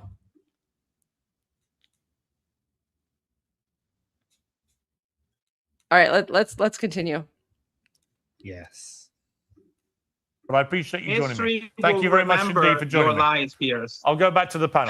History will remember your lies. Yeah, okay. I'm sure they'll remember someone's lies, and it won't be me. But thank you. Remember your lies. Always a pleasure to talk to you, Professor Miranda. Let's go back to the panel. Robert Neal, your reaction to that? I had a hard time listening to it. I'll be honest, Pierce. I had to mute that guy. I can always tell when I'm listening to someone who, two things. He speaks in front of people who were forced to listen to him, and he's obviously never been punched in the face. I was here listening. I wanted to tear my own arm off so I could have something to throw at the screen. I mean, I'm not sure what kind of ratings that guy's going to get you. I'm serious. I don't know what he was talking about. He's a mouthpiece. He looks like the Butcher of Baghdad. I wasn't listening. Can we talk about, you got another question?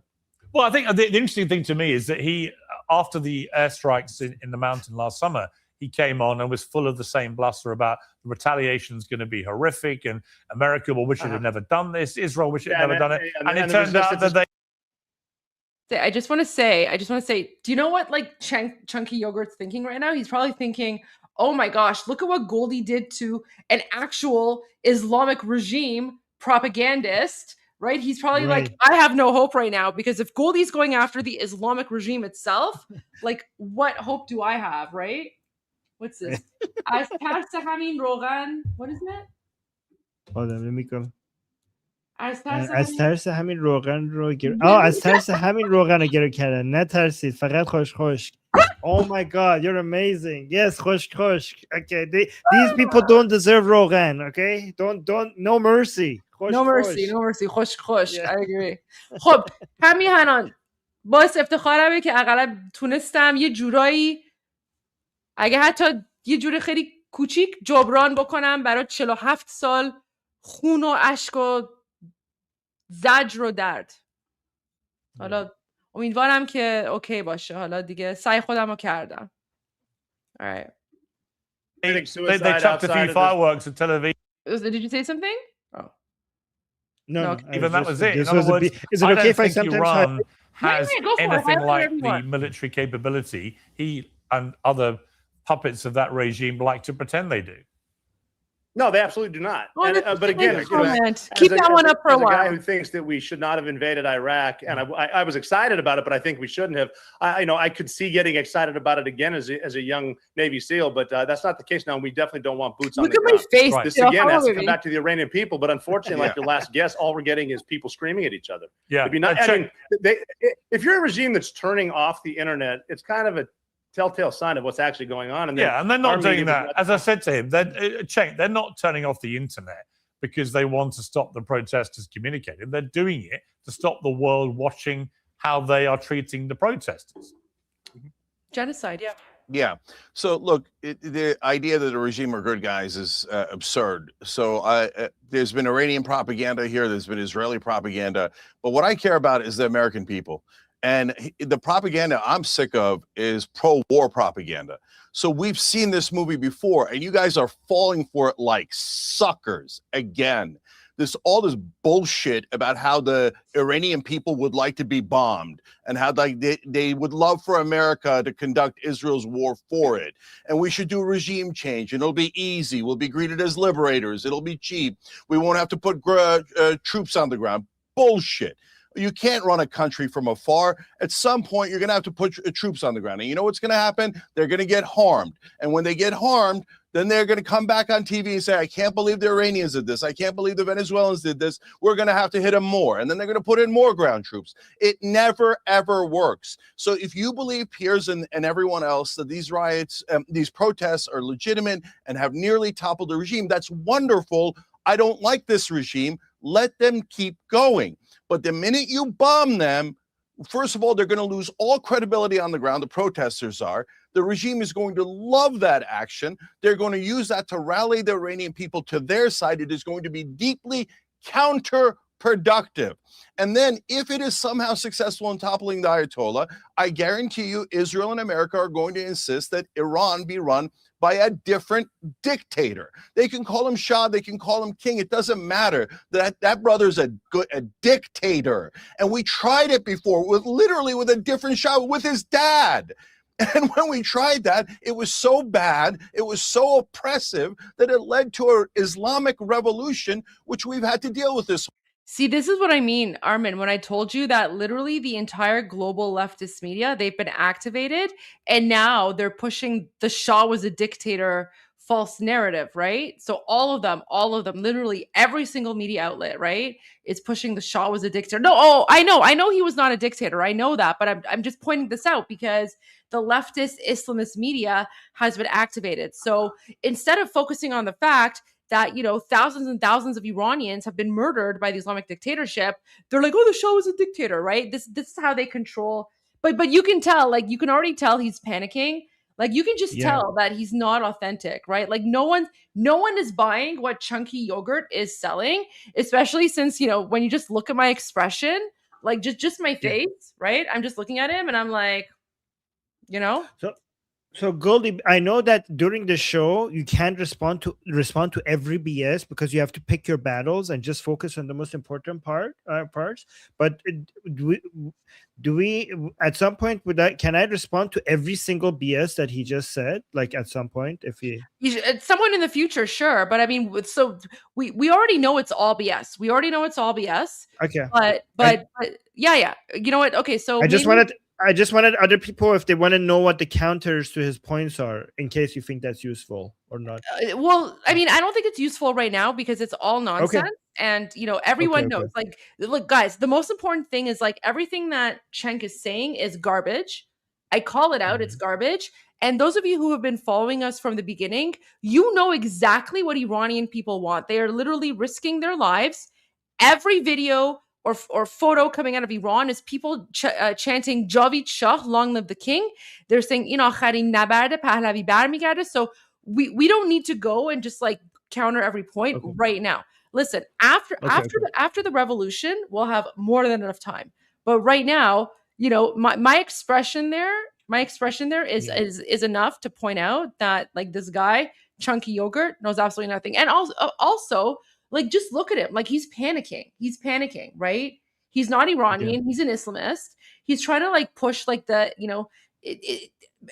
anti-Israel, Zion, whatever conspiracy theories, and no one's buying it. No one's like, he's in this video, he's exposing himself for like the psycho, anti-Semitic, like conspiracy theorist that he is. He's sweating because he knows that his paycheck from the Islamic dictatorship is going to be cut off, right? He's scared of me. He's scared of me. So that's why he's scrambling like this. And honestly, like, literally just my expression is enough of a response to what he's saying. But let's continue. Whole time. Every time we interfere with Iran, it creates massive blowback. And then the American people have to pay the price in blood and treasure. I've already seen this disastrous movie in Iraq. I do not want to repeat it. And I'm seeing the same exact bullshit propaganda supporting this war of regime change. And yes, it's obviously on behalf of Israel. Who are we kidding? Look at the Israelis frothing at the mouth. We've seen them for 20 years go, you have to invade Iran on our behalf. You have to invade Iran on our behalf. Okay, well, why doesn't Israel do it? And by the way, look at all this bullshit about how, the Iranians are, the regime is bad guys. Of course they are, but so was Saddam. That didn't mean we should go into Iraq. So Kim Jong-un's a terrible leader, abuses his people so badly in North Korea. How come there's no propaganda? What happened? State-funded media organization from broadcasting into Iran during the country's government-imposed internet blackout. There's massive pushback from the agency and Democrats. Here's senior foreign policy correspondent Jillian Turner. Carrie Lake is pushing back tonight against accusations she's blocking the use of a key transmitter in Kuwait to send information into Iran. Democrats blame her and the president's gutting of the U.S. Agency for Global Media, a government agency that can transmit protest news directly into Iran. We should be supporting these programs, and it's absolutely stupid that Trump has cut them off. There was some questions that going forward in that regards, but they cut it. This is something that we've argued about for a long period of time, about the significance of diplomacy. These accusations come as nationwide anti-regime protests continue to rock Iran, where nearly all 90 million citizens have been cut off from the internet for over 5 days. No social media, no GPS, no electronic communications. A spokesperson for Lake's agency, which oversees Voice of America and 5 other government media outlets, says USAGM is working to increase its broadcasting message into Iran during this critical time in a number of ways. The Speaker of the House today said the idea that U.S. communications hinges on a single transmitter is misguided. In the age of 24-hour news coverage and social media and everything else, there are many avenues to get the message. So Carrie Lake tells Fox News tonight that her agency has actually tripled the amount of content that they are putting out inside Iran during these protests. Here is a quote. Our outlets have surged coverage into Iran. Our VOA, that's Voice of America, VOA Farsi, by the way, like they're actually supporting the regime. Day, telling the story of the brave Iranian people who have endured so much. I can't pause it. I can't pause it because freedom. We are working tonight to. Listen, I can't pause it because this is live, but VOA Farsi has been pushing anti-Pahlavi propaganda. Jillian Turner, live at the State Department. Jillian, thank you.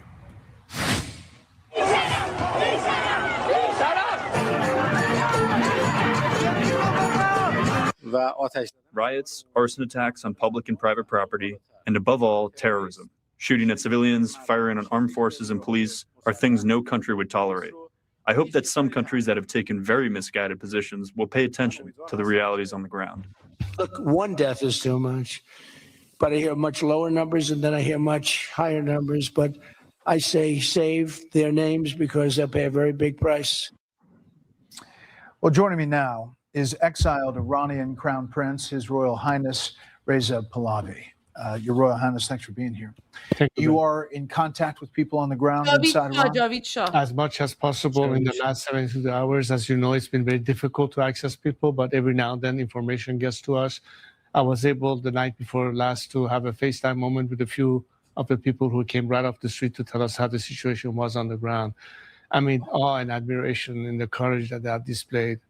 But the sad news is that we had more casualties in the last 2 days, 4 times the number of people who were dead as a result of the 9/11 terrorist attack. We're trying to get our head plus. around that. What is the number? That About 12,000 plus. 12,000 plus. That's what we get so far. It might be more, but that's the minimum number that we know so far have been killed by the regime. This is not arrested. This is we killed. are talking about using military weapons, AK-47s, armored trucks to shoot to kill unarmed protesters. Their bodies are being picked up by bulldozers, and they charge each family for the bullet to be able to just retrieve the remains. It's abhorrent what's happening. Obviously, we have no way to verify that independently. We've had reports of 3,000, 4,000 plus. The president's talked about thousands. And he said that it's crossing this red line, and he's going to make a decision. You've been on record before opposing U.S. military intervention in Iran. Are your views different today? But when you have civilians being murdered, massacred in a war that is waged against them by their own government, when the regime orders troops to fire on unarmed crowds, defenseless people, the only way they have a chance to have an equal playing field to overcome this regime is when they cannot neutralize this repressive force. Some additional help is needed. I don't look this as an aggression to a country. I'm talking about helping a nation liberate itself by giving them assistance that cannot otherwise obtain on their own. That's why it's critical and empowering, but a message of strength says we are not going to stand for this and we will not turn our back on these people. What the president said was so energizing, and it caught like wildfire, and people are going back to the streets to continue the fight. You had a meeting with the peace envoy, Steve Witkoff, over the weekend. Is that correct? But I'm not going to discuss the people we are in touch with out of respect for the administration. These are sensitive moments. But what I can tell you is that what the president has said has been extremely energizing to the people. The Iranian people count on this president to follow through on his promise that he made. And this is something that will keep them hopeful that this time they're not going to be thrown under the bus as they have before. So getting from point A, where we are, to point B, if the regime, as some people suggest, collapses and the protesters have this moment, what is the model for success? What is the country that you have in mind, or your other protesters have in mind, the model for success? The only way that we can have the ability as a nation to determine our own future is within a democratic process of free election, the formation of a constitutional assembly where the future form of a democratic secular system can be debated and determine what its final form could be.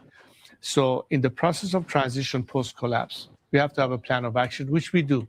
I have a comprehensive plan that addresses what needs to happen during that transition, how we're going to manage that process, what is the responsibility of an interim government to set the stage for that, and at the end, let the Iranian people, in complete transparency, debate what it is that ultimately they would like to opt for. But you yourself haven't been there since 1978, is that correct?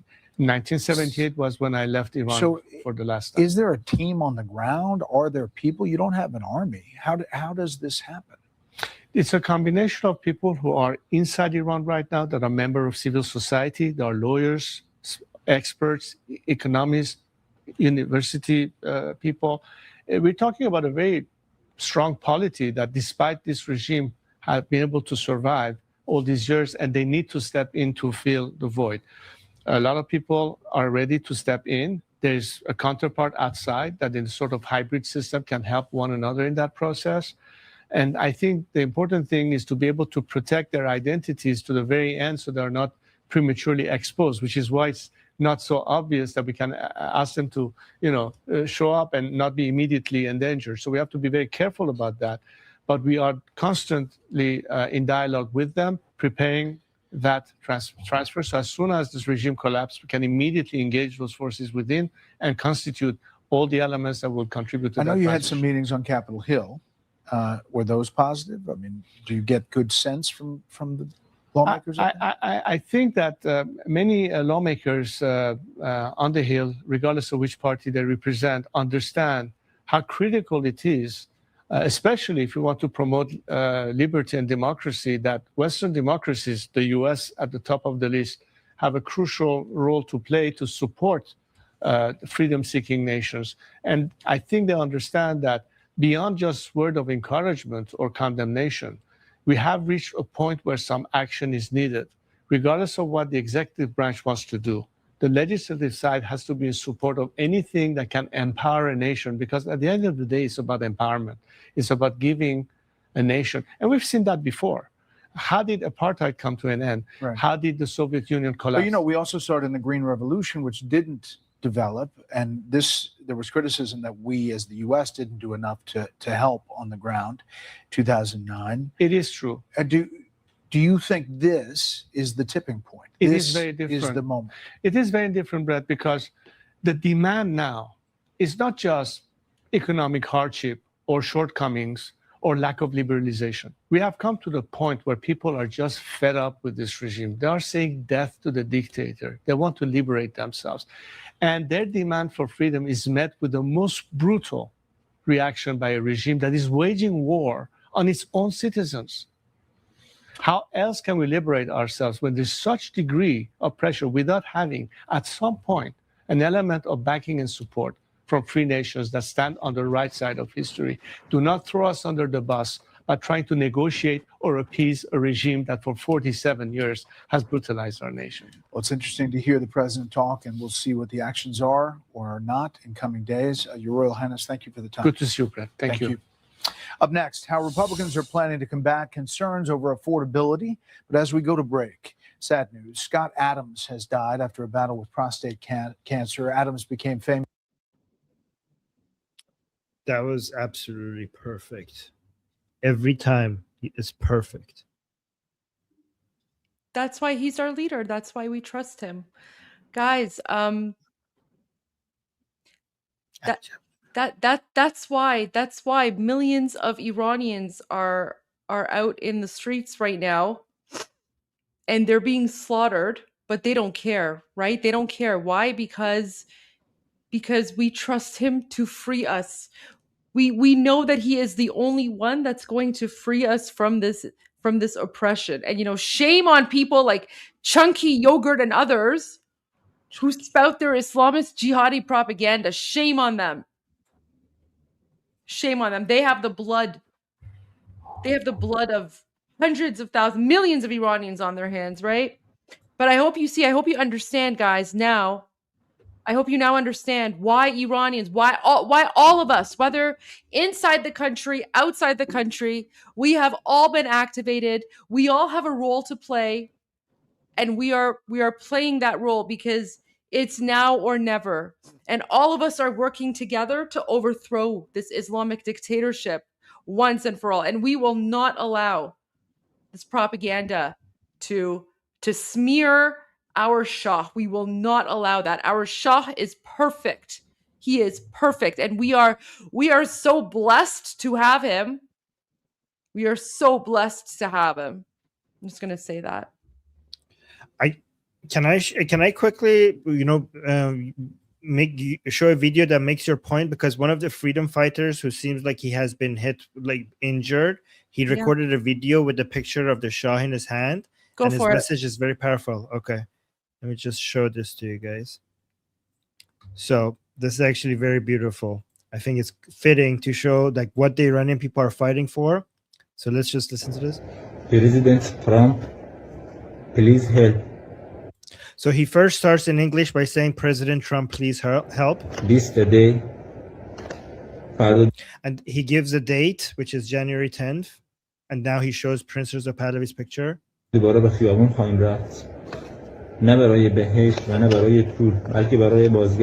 He's saying tomorrow we will take to the streets again, not for paradise nor for money, but for the return of my father. He points to Reza Pahlavi. My mother, my sisters, and all my brothers for the return home. اینو بدونن کسایی که خارج از کشور هستن همشون رو دوست داریم عاشق هم. Let those Iranians who are abroad know this. We love them all. همشون. حتی اگر We love them all. We adore them all. هزار تا تیرم بخوریم بازم حاضریم جونمون رو فداش کنیم. Even if we take 1,000 bullets, we are still ready to sacrifice our lives for this. زنده باد ایران، پاینده باد ایران. He says, long live Iran, may Iran be eternal, and then he kisses the picture of the prince. And then Chunky Yogurt has the audacity to say that he's like a puppet, right? Chunky Yogurt has the audacity. He has the audacity to go on Piers Morgan and say that the Shah is really puppet. Like, do you see how mental and insane those like savage jihadi Islamists are? This is the voice of Iranians. This man, this freedom fighter, right? He's even speaking in English to get the message out, and he's holding a picture of King Reza Pahlavi, and he's saying, I am willing to take 1,000 bullets if it means that our king returns back to Iran. And then you have people like Chunky Yogurt. Oh, this man is a Zionist puppet. Do you see how they're smearing us? Do you see how they're trying to take away our self-determination from us? And it's not me speaking, it's this man. And do you know why Iranians are making this video? I guarantee you, he has no idea. He has no idea who we are. But Iranians in occupied Iran are making videos like this in the hopes that, you know, someone somewhere outside of Iran will share these videos and share their voice with the world.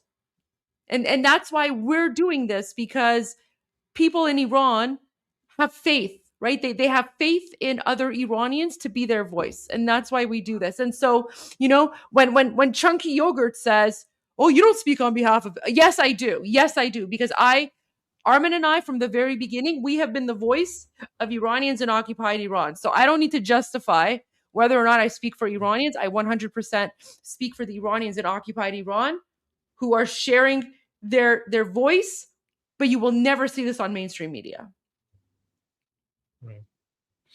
Goldie, is that such man? Is that just such man's? Yeah, those are bullet wounds. Well, yeah, like some, I don't know. He's injured. He's injured. All right. Yeah. Let's go back to Chunky Yogurt. Oh, sorry. Look at his face. Look at his face. So now you can see why I'm not even going to like deal with him. All right. Yeah. More of me on Morgan. Okay, fine. There you go. Israel is a terrorist state. So they killed 2,000 in Iran, these protesters, and I hate that the regime did that.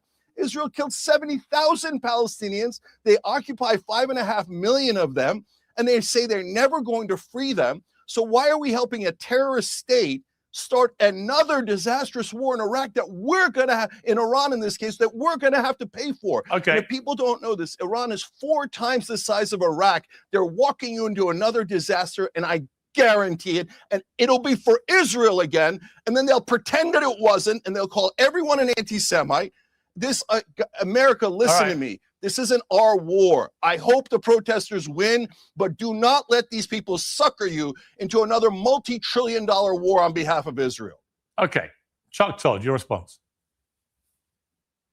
Well, I actually don't think that, I mean, I sort of, you know, sometimes we all debate the extreme potential ideas when I don't think that's what's happening here. I think, look, as much as I am concerned that President Trump has got the YOLO virus, meaning he's more likely to do things that might not, that are politically unpopular because he wants to do it. He wants to legacy build or whatever it is, whether it's Venezuela, whether it's overthrowing the Cuban regime, Greenland, etc.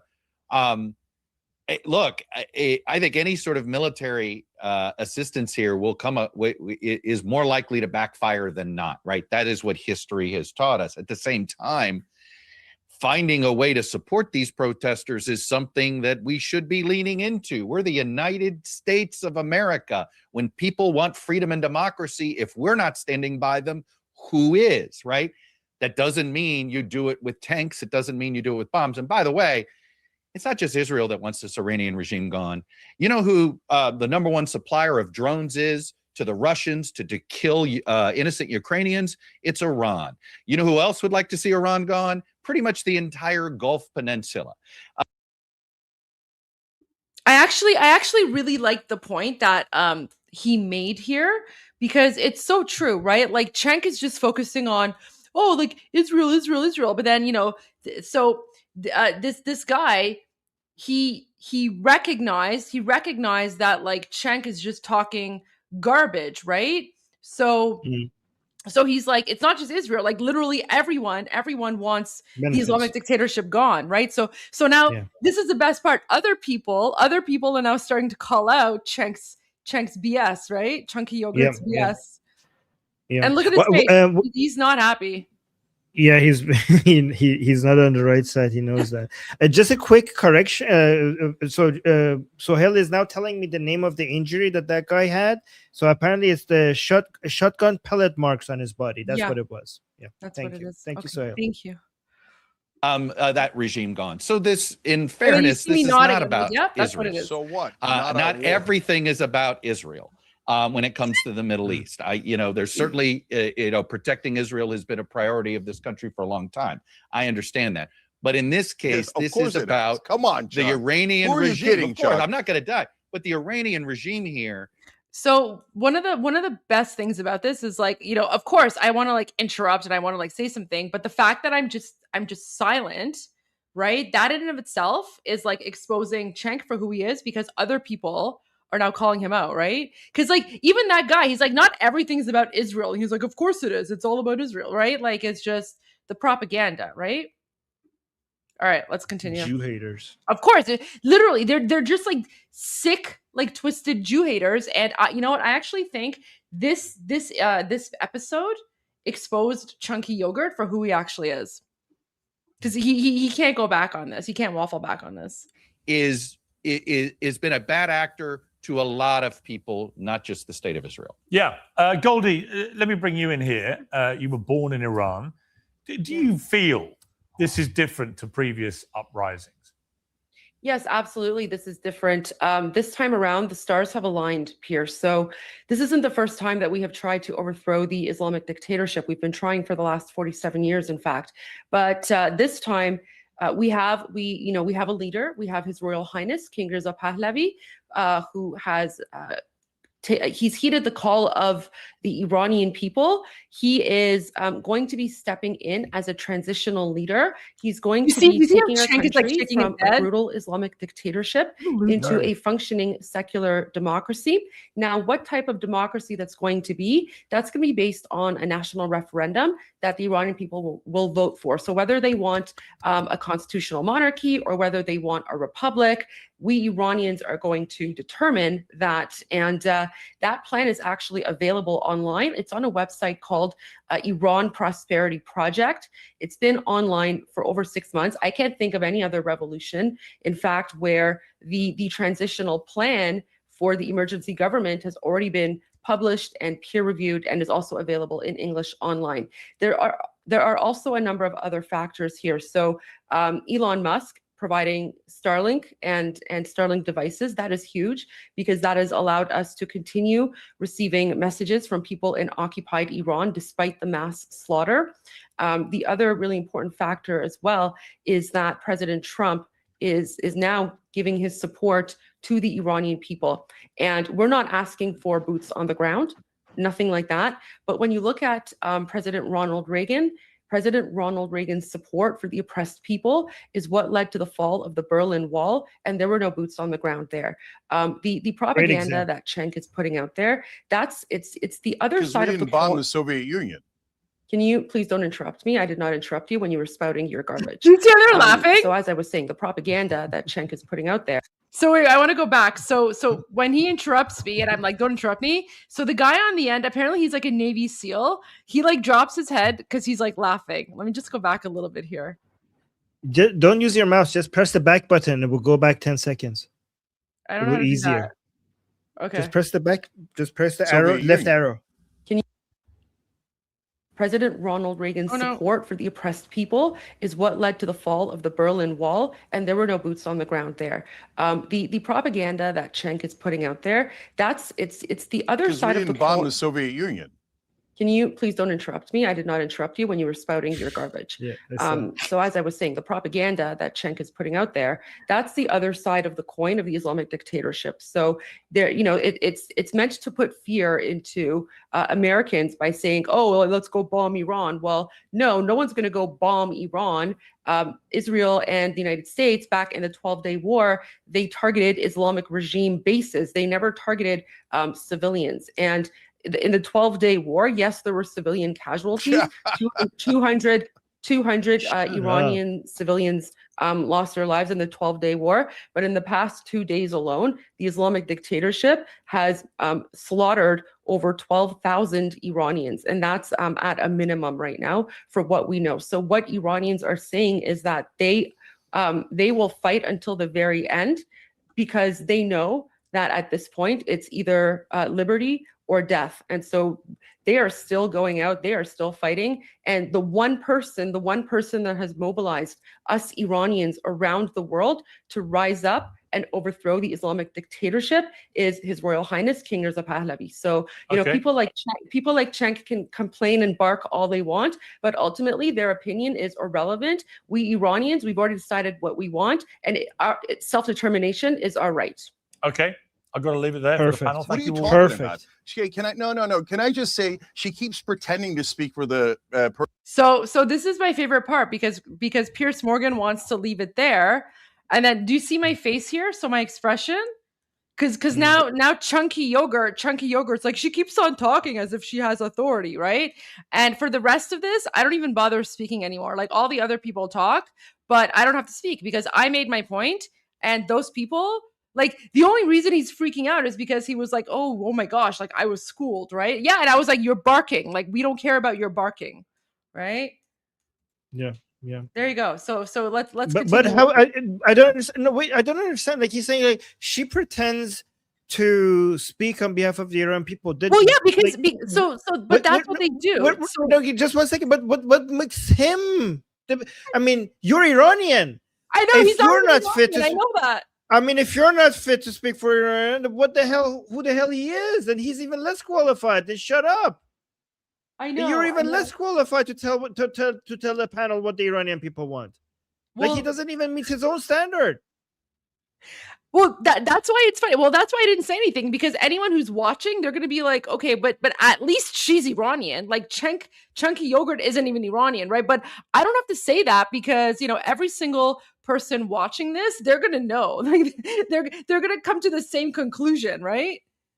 But the thing is, he needed to have the last word. And because I know Cenk, because I knew Cenk, like Chunky Yogurt, was going to attack our leader, I made a point of His Royal Highness King Reza Pahlavi, the leader of the Iran Revolution, right? Because I knew every time I said that, he would just ooh, right? Because he's an Islamist. So there you go. But okay, so let's just continue, because he's worse than an Islamist. He's a far leftist. Yeah. So there you go.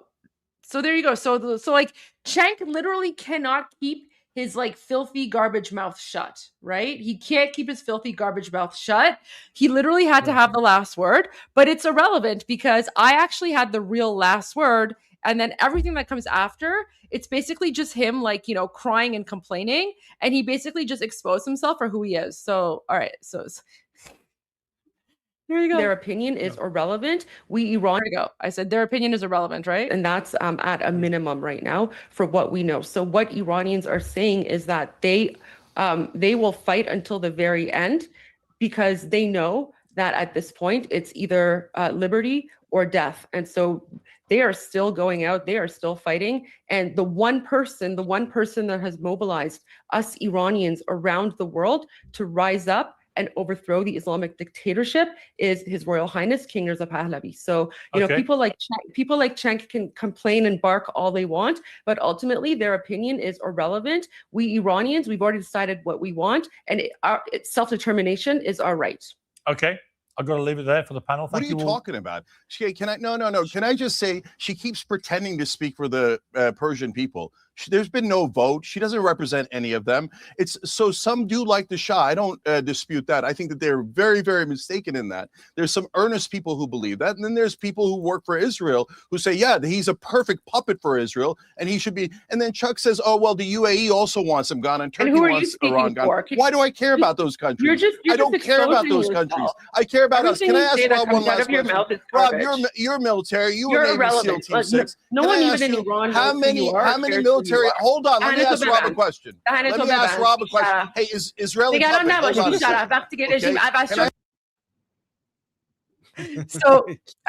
So here I start speaking Persian to him, and I say "Dahaneto beband." That means shut your mouth. So I'm like "Dahaneto beband," okay. And then here, let me go back a little bit, and I'll play what I say. Wait, where's the 10? I don't see the 10-second thing here. No, just press the, you see on your keyboard the left arrow and the right arrow. Okay, press them. It doesn't work. I don't want to mess it up. But okay, so first I say "Dahaneto beband," which means like shut your mouth. But then the next part is I basically say like I'm in Persian, I say, don't worry, when Iran is free and the Islamic regime falls, we're coming after you next. That's what I say in Persian. You're military. You were Navy SEAL Team 6. No one even in Iran. How many military? Hold on. Let me ask Rob a question. Hey, is Israeli puppet? Hold on a second. Okay. Can I ask Rob a question? Don't talk over each other. So I say نگران نباش بیشتر وقتی که رژیم عوض شد میایم سراغ شما, which means don't worry, you dishonorable person. When the regime falls, we're coming after you next. Well, we can't. He's not Iranian, but okay. Israeli puppet. Don't talk over each other, please. Hey, Rob, when you do enough military exercise, let me pause. What we did in Iran was I don't like. He says like just some Iranians are in support of him. They are chanting no one else's name in the streets of Iran, and every single protest and every single group is chanting his name in the streets. Every single video of every single gathering that we're getting out of Iran is chanting his name. What are you talking about? Anyway, sorry. Yeah, because he's a liar. But you know what? I spoke to him in Persian, and that was less for him because, again, he's not Iranian. He has no idea what's going on, right? And he thinks he has the audacity to speak about us, right? So I was like, بیشترف نگران نباش. اگرم ماست چانکی اگه داره گوش میدی نگران نباش. بعد از اینکه رژیم سقوط کرد میایم سراغ شما، چون که ما میدونیم پولاتو داری از کجا میگیری، ما میدونیم کی داره بهت فاند میده، فانداتو میگیریم و با همون فاندا میایم سراغ شما. شما هم میری زندان، نگران نباش، میایم سراغ شما، چون که ما میدونیم تو کی هستی. ماست گندیده ماست گندیده تو بعدی هستی. تو فکر کردی من از محمد what's his like last name again مراندی، یعنی این خیال کرد که من از مراندی میترسم. ببین من چجوری مراندی رو جواب دادم. اون وقت این ماست گندیده خیال کرده که میتونه بیاد با من مبارزه بکنه. بدبخت. Anyways, all right, let's continue. Tactically amazing. What we did in Venezuela was tactically amazing. That isn't strategy, that's tactics. But if you take enough risks, Rob, at some point, aren't you going to lose someone? Goldie, let him finish, please. A plane is going to get knocked down. You're going to lose some members of a Delta force, etc. And at that point, people are going to get mad. And then they're going to want bigger war and bigger retaliation. And we're going to get sucked in. Maybe I don't understand it, Rob. Rob, has the U.S. military become perfect and we can never lose anyone? There's no risk? Or are we taking significant risk here? Yeah, Cenk, I like what you're saying as far as we're thinking outside of the box, because what happened in Venezuela was not an anomaly. It's something we can do, but with no one getting killed, no healer getting shot down, we had birds get hit. If one goes down, like you said, yes, we'll probably lose people. If one of the birds that got hit, like in Venezuela, goes down, we've had it before with Extortion 17 and Turbine 33, everyone on board dies. And then you got to go recover the body of the aircraft, and then you get the sentiment of, yes, we want to go and take more action. It's very, very dangerous. My biggest concern with Iran is I don't want the United States of Halliburton to get their boots on the ground again. And you're really towing a very, very dangerous line. Once we start sending these, we flew in with 2 stealth birds, came back with 1. One went down. We had to blow it up. We're outside all of a sudden with the locals in Abbottabad, Pakistan. Very dangerous. They don't know why we're there. The local police that are there don't know why we're there. We don't want to kill local police because we're in their country.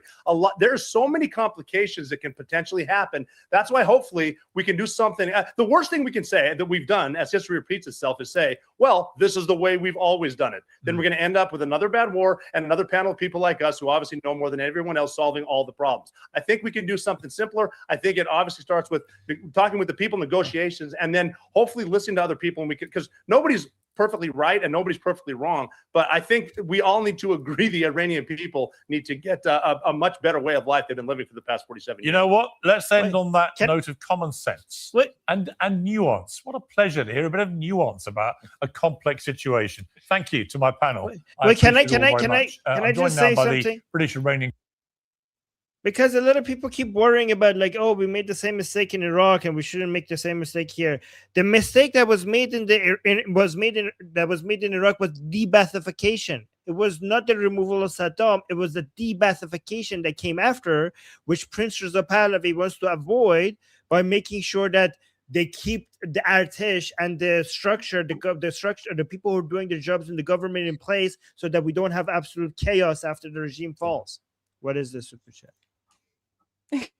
Keep calling him Chunky Yogurt. It's gonna stick. Yes, like Chunky Yogurt.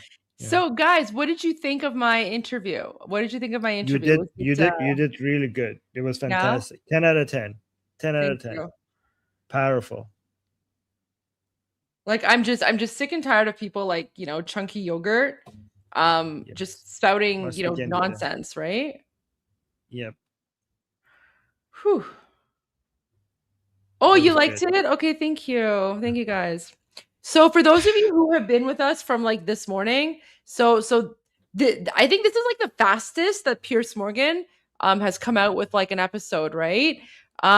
Because like this happened, like I did this at 11 a.m. this morning. So literally like in the middle of the live stream. I took a break, and then, Armin was holding the channel. And then remember, Armin, when I came back, I was like all shaky or, whatever. So there you go. Now you know why. I was literally on attack mode. You made history. I think this was not just you on the panel. I think you made history. And I think I think we're gonna come back to this because years after this, like I think during the transition period when like Miranda is going to go to jail, we're going to come back to this video. I'm going to show it. Yeah, people are saying and fierce gangsta. And you know what it is? It wasn't even just like about Chunky Yogurt, because I literally thought I would only have to deal with Chunky Yogurt, but it was the fact that like I actually got to call out Morandi to his face. Like that in and of itself was bigger. That was bigger. Like Cenk is nobody. As hiç kes don't care.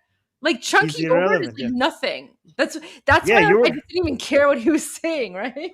Goldie, you were face to face with the Islamic Republic. That's what I mean. So that's what that's what happened. So who cares about Cenk? I know. And you know what? And the only reason I got to call out the Islamic Republic directly was because of Piers Morgan. Yeah. So guys, this is why like Piers Morgan, literally another hero of the Iranian Revolution, because he gave me the opportunity to like confront the Islamic dictatorship face to face on behalf of 90 million Iranians. So that's why I was like shaking, because like Chunky Yogurt's a nobody. Like I don't care about Chunky Yogurt. Nobody knows. Nobody knows who he is in Iran. No one knows who he is. Like he's totally irrelevant. His opinion, no one cares. But the Morandi, oh my gosh, that was big. So yeah, he was actually he was guys. That guy was the face of the government. That's who he was. He's the Joseph Goebbels. He's the Joseph Goebbels. Yep. So. Okay, I'm seeing a lot of messages here. Like, is President Trump speaking at some point? I don't know what's going on. If not, if that's not a correct information, I want to show a video from hours ago showing that the Yeah. Iranian people are still coming out. Okay, in so let's big do numbers. that. Can I take like a 15-minute break and come back? Is that okay? Okay. Okay, sounds good. Is it okay? Is it okay given that like after I show some videos, update people, is it okay? I know it's not important, but some of the stuff that Cenk was saying, Why don't you go for it? Yeah, go for it until I get back. Is that okay? I'll be watching on my phone, Armin. So be careful because I'll still be monitoring you on my phone, even though I'm away from my laptop. Wait, what do you mean? You don't trust me? Okay, you trust me? Come on. What do you mean? I'll see you soon. Okay. What? Like, am I? what was that? Okay. Like, what did that mean? All right, here. What am I gonna do? Like swear? Like is she worried that I'm gonna swear? Like what is she worried about? Okay. So guys, look at this video. This is a video from hours ago. Okay. And guys, I don't think it's 12,000. I don't think this is 12,000 people killed. I think it's a lot more. I hope I'm wrong. But after a massacre of the Iranian people in the past couple of days in the streets, people were telling you that, oh, Armin, or Goldie, Armin, they're telling us that the protests are dying down. Well, this was from a few hours ago. And we're not getting that many videos out of Iran as much because of the complete internet shutdown. But watch this. We're getting very few videos, but the ones that are coming out shows that the protests are alive and growing. So watch this. Look at this.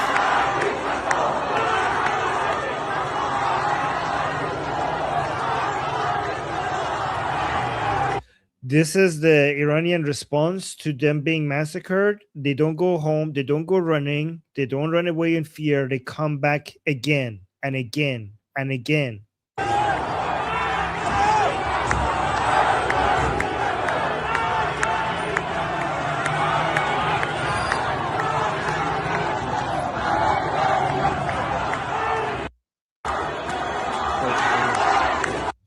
Let me check this.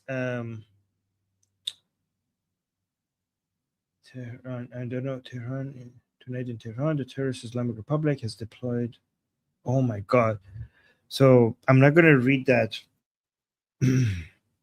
Jesus Christ. Okay, I'm not going to read that one because we don't want to discourage. All right, so let me actually show you encouraging videos. This is a video. This is صدا و سیما تصویر دیده نشده از آتش زدن صدا و سیمای اصفهان. So this is Isfahan, the صدا و سیما building of Isfahan, which is basically the media center of the regime, right? So the TV and radio and everything in Isfahan, we call it صدا و سیما. So they're burning it down. So we already saw the video. Oh my God, the lyrics are, I don't know if do you guys want me to translate the lyrics? Let me know if you want me to translate the lyrics. All right. Okay, so apparently a lot of people said yes, translate the lyrics. Okay, watch this.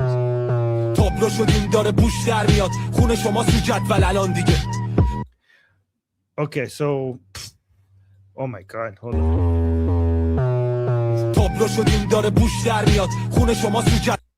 So he's saying it's becoming, I think he's saying it's becoming obvious now that now in the streets it's your blood that now if the blood in the street is your blood now, not our blood. So we're killing you now.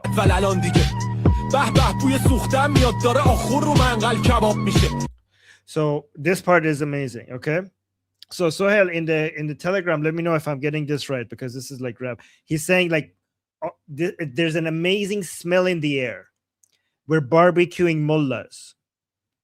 There's a beautiful burning. There's a very nice burning smell in the air because we're barbecuing the mullahs. Yep, that is right. Okay, let's continue.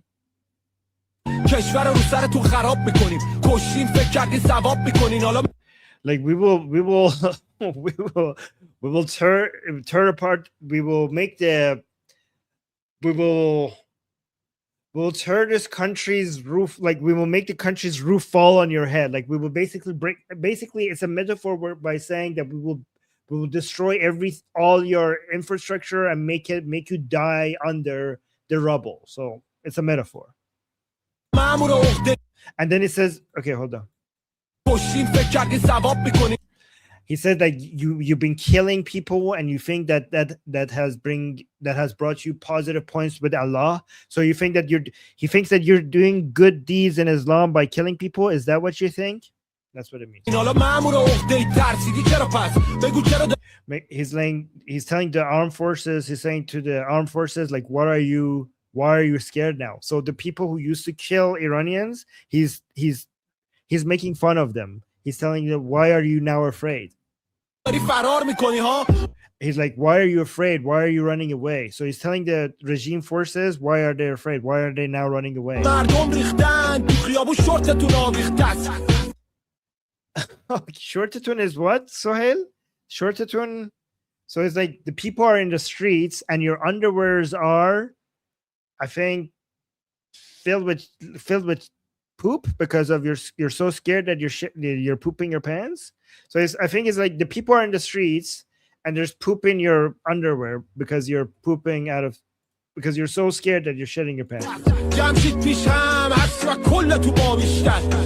What? Just gather together, all together. Sohail, help me out here. I didn't understand. نه منظورش اینه که شورتتون رو از دیوار شهر آویزونه. Oh, why? What does that mean? Is that a RAPE joke? He's saying that we're going to take your underwears and we're going to hang your underwears from on the city walls. So we're going to basically take your underwears are going to be removed and hung over the city walls. What does that mean?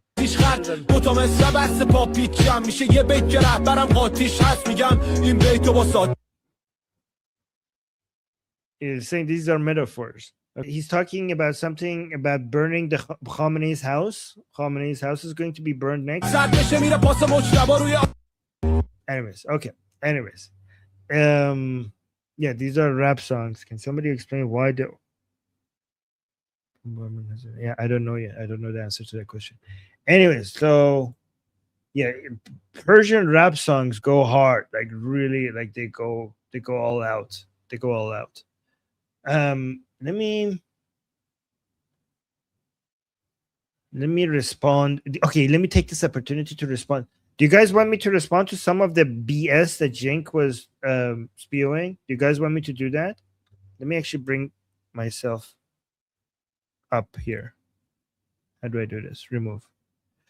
All right, so let me just quickly respond to some of the nonsense Cenk was spewing. I know he's irrelevant, but he got on my nerves, and I want to respond to some of the crap that he said, okay? All right, so he was like, do you really think Iranians like being bombed?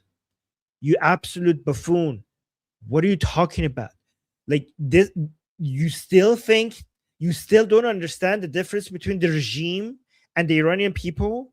No, the Iranian people don't like being bombed, but when Israel and United States did their operations in Iran, they weren't bombing Iranians. They were bombing the regime. And the Iranian people celebrate the regime being bombed. How do you still not don't know the difference between regime sites and regime bases being bombed and the Iranian people being bombed? How do you not understand that yet? Like, oh, do you really think Iran? Like, you still mixing the Iranian people with the regime? Are you effing kidding me? Like, did this? Okay, I'm trying not to swear. I know Goldie is listening, so now I know why she's listening. Now I know why she's listening.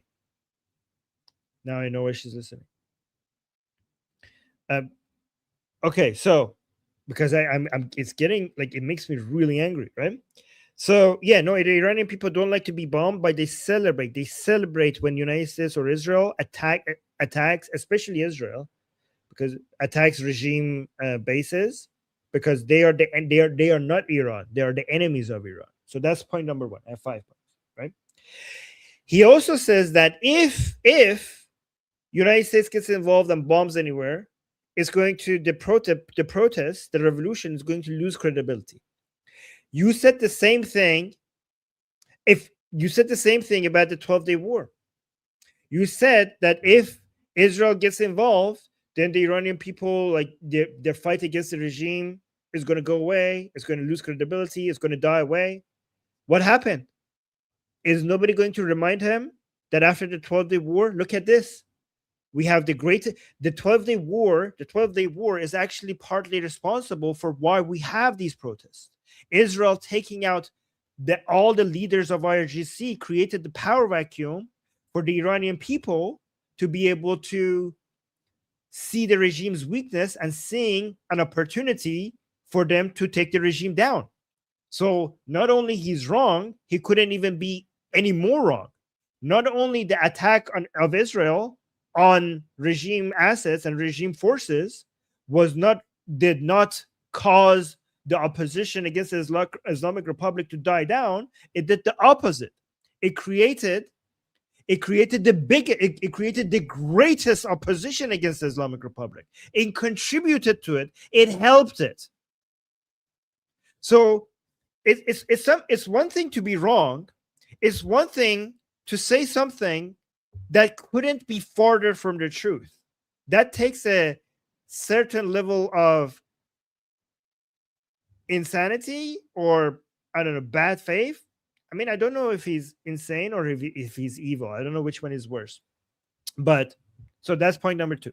And then point number 3, he was talking about their rally around the flag effect. Oh, the rally around the flag effect. If we bomb the regime, people are going to rally around the flag and support the regime. Again, I go back to the 12-day war. How did that work out for you? How did that theory work out for the 12-day war? During this protest, during this round of protests of our revolution, people are shouting Am Israel Chai in the streets while they're protesting against the regime. Iranians still today, after the 12-day war, are still holding the only flag that they hold more than the flag of their own countries is the flag of Israel. If anything, the 12-day war, Israel's operations in Iran against the Islamic Republic, made Iranians fall in love with Israel more. They already loved Israel a lot because of what they did with Nasrallah and Ismail Haniyeh and fighting Islamic Republic, and more importantly are the ancient ties that the nation of Iran and the nation of Israel have with each other. They already have a lot of bond. But the 12-day war and taking out all of the leaders, or all of the main top leaders of IRGC, was the greatest gift that Israel could have given the Iranian people. One day we all woke up and we couldn't believe this amazing gift that Israel gave to the Iranian people. I know it was in their own interest as well, but if we loved Israel before, we loved them even more then. They took in a couple of hours, Israel took out people, 30 to 40 people of IRGC leaders that if we wanted to take out, we wish we could take out ourselves, but if we wanted to get to them, we would have to go through a sea of blood, and we wouldn't be able to harm any of them as much as Israel did in 1,000 years and hundreds of thousands of us dying. And Israel managed to take out 40 of them in a few hours.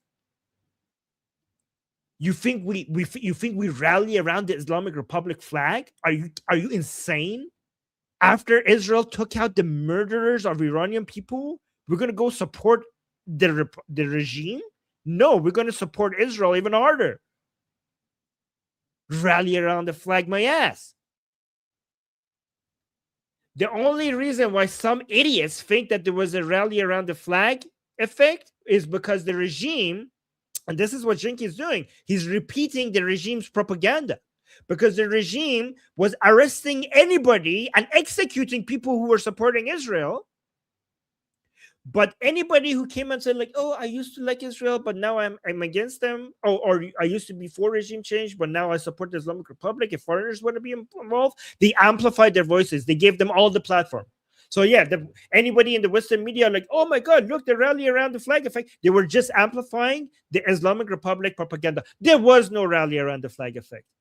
In fact, we rallied around Israel. We rallied around a flag. It wasn't the flag of the Islamic Republic. It was the flag of Iran and the flag of Israel. That's the flag that we rallied around. That was the result of the 12-day war. And this revolution that we're seeing right now today is partly in thanks to what Israel did in the 12-day war. So that's the result of military operations in support of a revolution. And he should know that, because he said, like, I'm for America. But if there's a revolution, we shouldn't go get ourselves involved. You effing idiot. Your revolution, the revolution that made America possible, had foreign support. The American Revolution would have not been possible without the French support. What are you talking about? What percentage of revolutions in the history have been successful without some foreign support? Almost all revolutions that have been successful had some foreign support, including the American Revolution, which made America possible to begin with. There's that point. Okay, point number 4. Sorry, I have 5 points. Hopefully I get through all of them. He was saying Pahlavi was a dictator. Pahlavi was a dictator. Pahlavi was a dictator. And why are people shouting his name? The Pahlavi, the king, the previous Pahlavi and the current Pahlavi, they're dictators. How can you claim that you are against tyranny and for democracy when the Iranian people's choice are being ignored by you?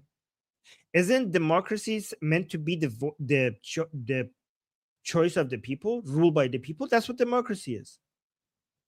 Well, how could you claim that you're pro-democracy when the Iranian people in the streets are asking for their king back, and you're against the will of the people, and at the same time you act like you're pro-democracy?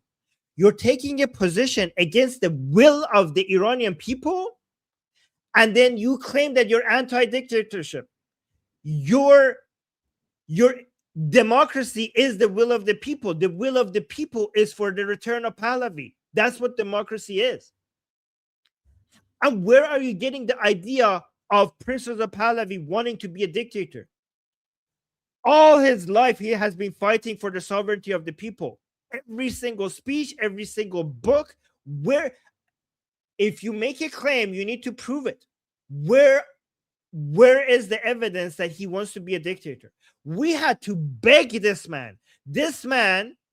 We had to beg him to come be our king, to come be our leader for the transitional government.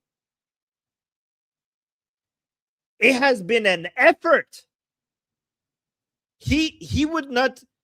Every time we went begged him for the past couple of decades, he kept on saying to us that, well, I need to actually know if I'm actually a representative of your voices or not.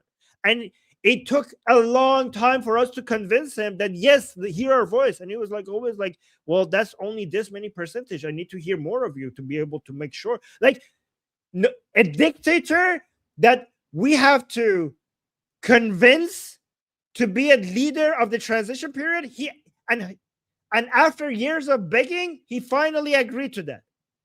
And he still has not accepted leadership after the transition period, because he says for that there needs to be a referendum.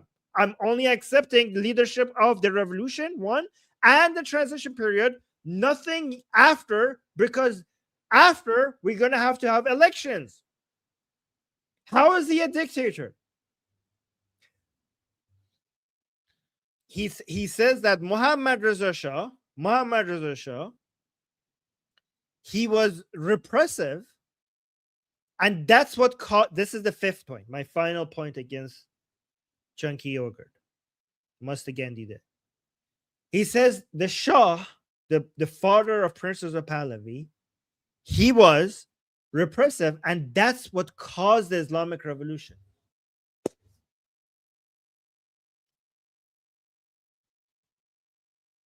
He was repressive.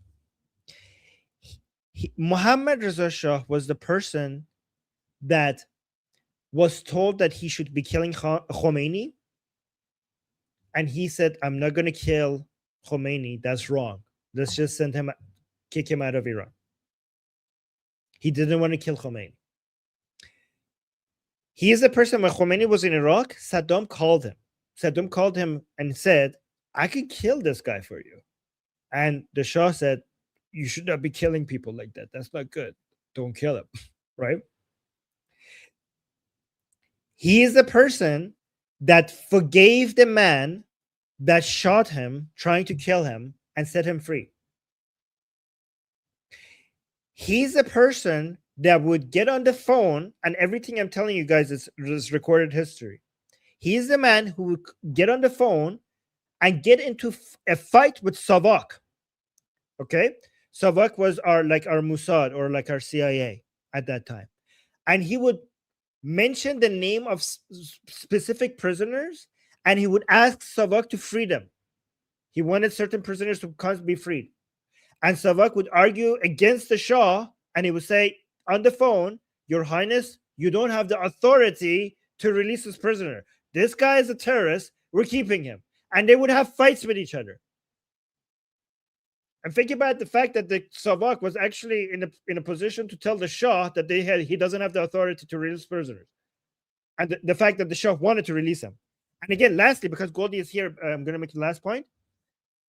He was the man, this repressive guy, he was the man that during the Islamic Revolution, his generals told him that we could end this revolution in a few days, easy, if you just give us the command to shoot the protesters. And the Shah responded to his generals, if I have to rule by shedding blood, by spilling blood in the streets, I'd rather not rule at all. He could have stayed in power, but he decided that he'd rather leave Iran than kill Iranians and spill their bloods in the streets. So he didn't want power if that power meant that he has to kill Iranians. That's why he left. Anyways, I'm done. Sorry, Goldie. You're muted. No. That's great. I mean, you can continue for a bit because a lot of Iranians on Instagram are waiting for like that clip with me and Marandi. So you continue because I have to edit that part.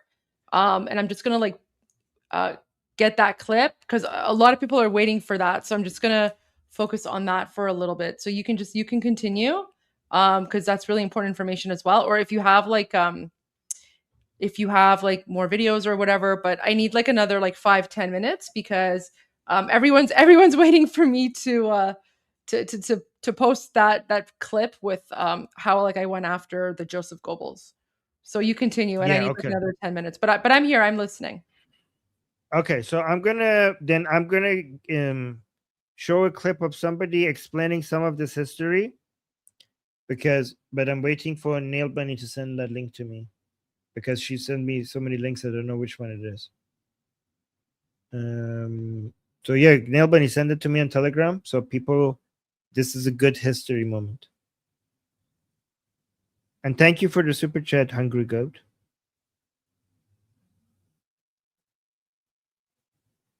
Oh yeah, somebody's saying yesterday there was somebody in the chat saying Pahlavi is also an Islamist because he did Hajj. Or proclaimed to be or proclaims to be a practicing Shia. What's your response? Okay, this person doesn't know what Islamist is. Islamist is somebody we call somebody who wants to bring religion. It's just because somebody is a practicing Muslim, that doesn't make it an Islamist. An Islamist is usually somebody who wants to rule by Islam, which the Muhammad Reza Shah didn't. All right, so let me actually bring this.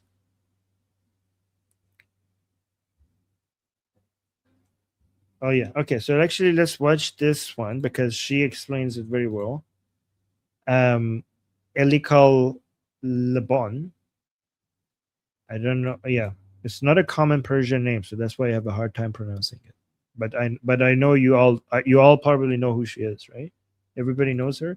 Anyways, she does apparently she does a good history lesson here, which we could all learn from. So let's watch this. Iranian woman here to tell you what is going on in Iran and why you should be paying attention. Hint, because it is a very familiar story. Most people believe that the story of Iran begins in 1979 with the Islamic Revolution, but our story actually goes much further back. It begins with the Red-Green Alliance, the alliance of the far-left Marxists with the far-right Islamists. Their union not only destroyed Iran, that ideology infected the West. That is why I say Iran is not the past. Iran is a warning of what happens when that ideology goes unchecked. And I'm about to tell you. So let's go back in time for a few short seconds. How did socialism make its way to Iran? A lot of people don't know this, but the Soviets actually entered Iran in the early 1920s and annexed a northern part of its territory, turning it into a socialist state. Well, like all other socialist states, it was obviously doomed to fail, and fail it did. But that wasn't before the Marxist ideology went underground in Iran, infecting Iranian textbooks, academic life, education, and the intellectual elite. But most importantly, what did this Marxist ideology teach young Iranians? It taught them that the West was their enemy and it was their moral duty to fight Western imperialism. This is... Guys, we had a Marxist problem before we had an Islam problem, okay? The Islamic Revolution of 1979 is not properly named. The Islamic Revolution of 1979 was a Marxist Islamic Revolution of 1979, and it was Marxist before it was Islamic. Like, you guys, like, I know a lot of you are just only focused on, you know, Islamists being the problems of everything, but the revolution that ruined Iran, for many years it was just purely Marxist, and Islamists had nothing to do with it. Okay, and then eventually the Islamists realized that they can't. The Shah did a really good job in stopping the Marxists being successful.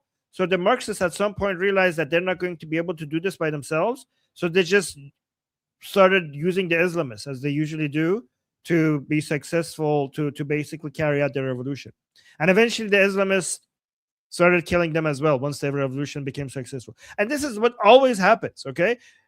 Marxists and, you know, leftists try to do a revolution. They realize that they can't. Then they open the doors to they open the doors of the gates to the barbarians, because, like, we can't do it. Let the barbarians do it for us. And then they succeed, and then the barbarians kill the leftists as well. And this just keeps repeating. Like, this happened in Iran, and also it's exactly the same story of Afghanistan as well. Afghanistan was prospering at some point as well, and then the Marxists came in, and then the Islamists came in, and then the Islamists won, and the Marxists were, you know, killed or ignored, right? And by the way, this seems to be happening to you in the West as well right now. So just be careful. We the people of Iran and the people of Afghanistan have been through this, and now when we're looking at Europe, it looks like deja vu for us. So you don't, like, we have been through this movie, and you're not going to like the ending. So save your countries. What I call the great lie. Why? Because it was never about fighting the West or even making Iran a better place. It was about using our lands as a revolutionary launchpad for their communist dreams. Then came the turning point. In the 1960s, the Shah introduced the White Revolution. That was a modernization project. It increased women's rights, women's suffrage, Yeah, guys, Cenk was saying that the Shah was a dictator and repressive. The Shah gave the right for women to vote before Switzerland. Before, we in Iran had women voting for their members of parliament before Switzerland. Oh, what a dictator. Amazing. education, literacy, land reforms, industrial expansion. It was supported. Yeah, land reforms. You know what land reform means? Means the end of feudalism. We had lords and serfs until the Shah came and fixed it. We were still in feudalism. People were like, oh my God, you weren't like a liberal democracy. Guys, it took Europe thousands of years to go from feudalism to monarchy to constitutional monarchy, which is also then a secular democracy. And then the Shah managed to do what Europe did in thousands of years in one generation. And then we were like, oh, but it didn't go fully all the way to a complete liberal democracy. Okay. So you wanted Iran to do what Europe did in 1,000 years in just a couple of decades, like less than a decade. Like that's an insane expectation. We were modernizing and progressing faster than it took Europe to go through all those levels, and people were like, "Oh, but you should be at the end level already." Sure. So that's what land reforms means. The Shah, we had lands and we had lords and serfs, and the Shah basically forced the lords to sell their land. He bought the lands from them and gave it to the farmers so that the farmers could own the land, so that there's no serfdom anymore in Iran. By the Iranian people by referendum. But guess who rejected it? Of course, the Red-Green Alliance. They said that type of modernization was westernization, and that couldn't happen in Iran. That was the mullahs were really angry especially because of women having the right to vote. When the Marxists and the Islamists began setting fire to everything. That's why they set fire to Rex Cinema famously, because they said cinemas were a symbol of westernization. Well, actually, they didn't say that. Okay, actually, this part is not correct. They said they burned Cinema Rex. They didn't come out and say, "Oh, because this is a symbol of westernization." They said the Shah did it. They didn't. This part is not correct. They didn't come out and say like, "Oh, we're burning the cinema," because they burned. There were hundreds of people that were burned alive. I don't know hundreds. I don't know how many people, but there were many people that were burned alive in Cinema Rex, and then they said the Shah did it. Okay. That's what they actually said. That movement eventually led to the 1979 revolution that overthrew the Shah and ushered in the Islamic regime. And who, pray tell, was the leader of this revolutionary movement? Ayatollah Khomeini. He wasn't the leader until the last phases. For many years of this revolution, nobody had any clue who this person is. Only at the very end, he showed up and became the leader of the revolution. Ayatollah Khomeini, like every practitioner of the Great Lie, he mastered borrowing Marxist language to promise free everything. Free water, free education, free healthcare, free... Yeah, by the way, the Marxist language being mixed with Shia Islam started a couple of years before Khomeini. It started with people like Ali Shariati. So Khomeini was not smart enough to mix Marxism with Shia Islam. Some thinkers before him did that, like Ali Shariati. Housing, free transportation. Well, Iranians discovered very soon thereafter, turns out there's no such thing as a free lunch. It was, of course, a gigantic... Yeah, people are saying sounds like Mamdani. Exactly. Okay, exactly. This is why it sells, because people are like, I like free stuff. There is no free stuff. Every time a government tells you that here's some free stuff, somebody worked for it. Somebody actually worked for it. So it's not free. It's stolen. It's not free. It was, of course, a gigantic grift. What came next? We've all seen. A hands-made tale-style, totalitarian theocracy. Hanging, lynching, shooting, blinding. People just asking for basic human rights. And who were the very first people to be executed as soon as that regime came to power? The same leftists that ushered them in, convinced of the Great Lie. Now, almost 50 years later, after multiple attempts, this is what the Iranian people are rising up to free themselves from. And it is very important to pay attention to exactly what they're chanting. They're not just saying down with the dictator. They're saying in akharin nabarde Pahlavi barmigarde. What does that mean? It means this is the last battle, then Pahlavi will return. Why? They're also saying death to the three corruptions. There's also saying Marg bar Fasid Mullah Chapi Mujahid, which means death to the three corruptions, the mullahs, the leftists, and the MEK. Because Reza Pahlavi is the son of the last Shah, who they ousted because of the Great Lie. The Iranian people will choose their own future by referendum, but before they move forward, they must correct the mistakes of the past. They are calling for Reza Pahlavi as a closing of the karmic loop, a symbolic return to the Iranian civilization destruction that we once knew before we move into an even greater future. That is why you should be paying attention to Iran, because Iran is not history. Iran is a warning. They are not just in the aftermath of tyranny, they are in the aftermath of the great lie. And that lie is here on our doorsteps. Oh yeah, that's a good point. That lie is now on your doorstep. So guys, learn from us Iranians. Don't repeat our mistake. Okay, don't repeat our mistake. Don't go through what we have. We paid 50 years of misery and hardship because of it. It's not worth it, guys. You guys are letting the left Islamic alliance. By the way, that whole alliance, the alliance of what you call red and green, we in Iran we called it the alliance of red and black, because I know for Sunnis Islam is green, but Shia Islam is black. And this was coined by Mohammad Reza Shah, our Shah, like before you guys even knew anything about the left and the Islam, the alliance and unity between Islam and the left. Our Shah warned the whole world about it 50 years ago by telling the world warning about the whole world about the unity. He called it the unholy alliance of the red and black. He coined it way before all the analysts today and all the commentators talking about it. He said it 50 years ago. Many of the people in the West became more familiar with it after 9/11, but our Shah was telling the whole world that this is going to come get you, and you have to be careful about it 50 years ago. He was ahead of his time. He was way ahead of his time, and we were not grateful, and we lost the Shah, and now people are still spreading lies against him, and we're not going to tolerate that, guys. We're not. And Goldie is right. That shouldn't be our priority right now. Our priority right now is to win the revolution, and these people's opinions don't matter. But once this revolution is over, we're going to come and respond to all the lies that people spread against our Shah. Okay, all the lies regarding the coup d'etat. Oh, the Americans came and brought the puppet Shah against the elected choice of the people, which is such garbage lies. Mossadegh was doing the coup d'etat, not the Shah. And Americans did not install him. Americans were completely willing to give the government to Mossadegh. They thought that everything was over.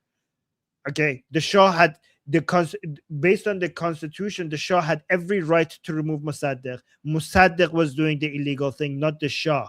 And the Americans didn't help the Shah. The Americans, we have messages between Americans and the British that they thought that Mossadegh had won, and they had only 2 officers. The Americans had only 2 officers just typing things. They weren't staging a coup. They weren't influential at all. It was the Iranian people that came into the streets to defend their Shah. That's how the Shah managed to come back. It wasn't Americans. It was the Iranian people. And again, guys, every time they say the Shah did a coup against Mossadegh, just remind them a coup d'etat has 2 properties. 1, it has to be legal. 2, it's from the bottom up. The bottom is replacing somebody higher. Based on those 2 criteria, Mossadegh was doing the coup d'etat, not the Shah, because the Shah had the constitutional authority to remove Mossadegh, and Mossadegh didn't. So Mossadegh was doing the illegal thing, 1. 2, the Shah, based on the constitution, the Shah was above the prime minister. So you cannot do a coup from the top down. So based on the 2 criteria of a coup, Mossadegh was doing the coup, not the Shah. Anyway, sorry, I'm going. These are so many things that I just want to. Goldie, did you want me to continue? Because I have so much pent up anger against this bullshit BS that I want to keep responding to. I know you do, but I mean, maybe do you have any new footage, or maybe we could go to some footage, right? Yeah, let me see. Because I know people want the latest news coming out of occupied Iran. Yeah. Let me see what we have here. We're getting less footage than before because of the internet, but I have some. Let me remove this. Ooh, I can't show this one. This is not good. Not good. We're not showing that.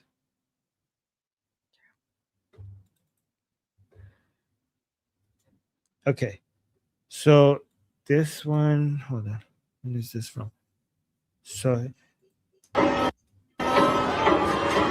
the way, Sohail, if you have, Sohail is telling me that there's nothing coming out. We have only a few that shows. This one was the latest that I showed.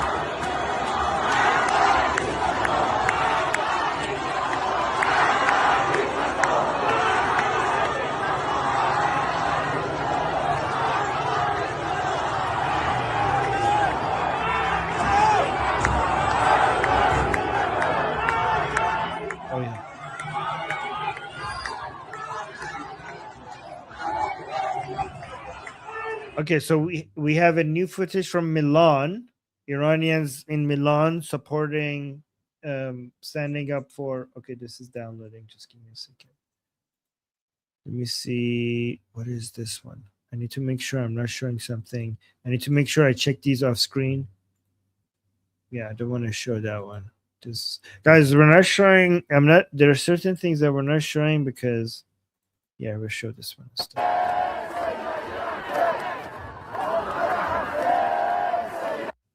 Okay, this one is new. Yeah. This one is in Milan, and it's in front of the American consulate in Milan.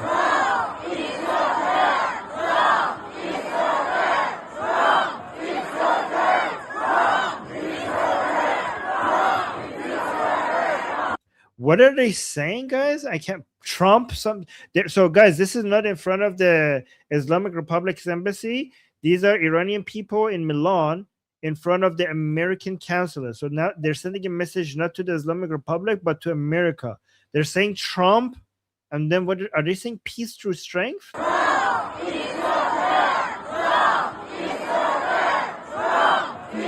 What are they saying, guys? Can anybody understand? Oh, wait. My mic is off. In English. It's in English.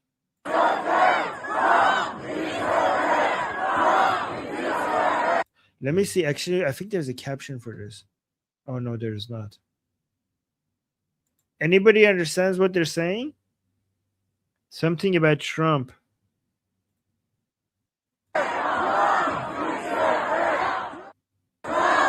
Yeah, I don't understand what they're saying. They're sending a message to Trump. But guys, look, notice how they have American flags and they have the Sassanid Derafsh Kaviani, and they have the Israeli flags with them as well. Always will have Israeli flags. Let me play it again. Oh, Trump, please send help. Okay, maybe that's what it is. Trump, please send help.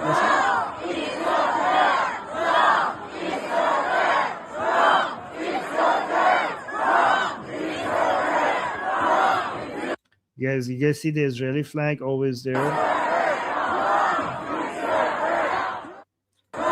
Oh, please come help. Yeah, I don't know what they're saying. Please, Trump, please send help. Trump, please send help. Maybe that's what they're saying. Please send help. Yeah, I don't know. Maybe it sounded like Trump, please send help. That's what it sounded like. Let me see some updates here. Give me a second. Iranian. No, I already did that one.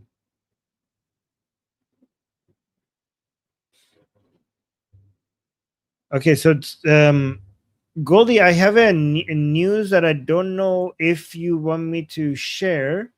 So I'm going to send it to you on WhatsApp. And then you tell me if this is a good idea to share or not, okay?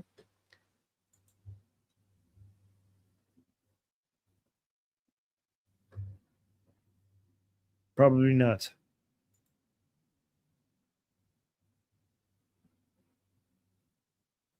It's a big deal right now, but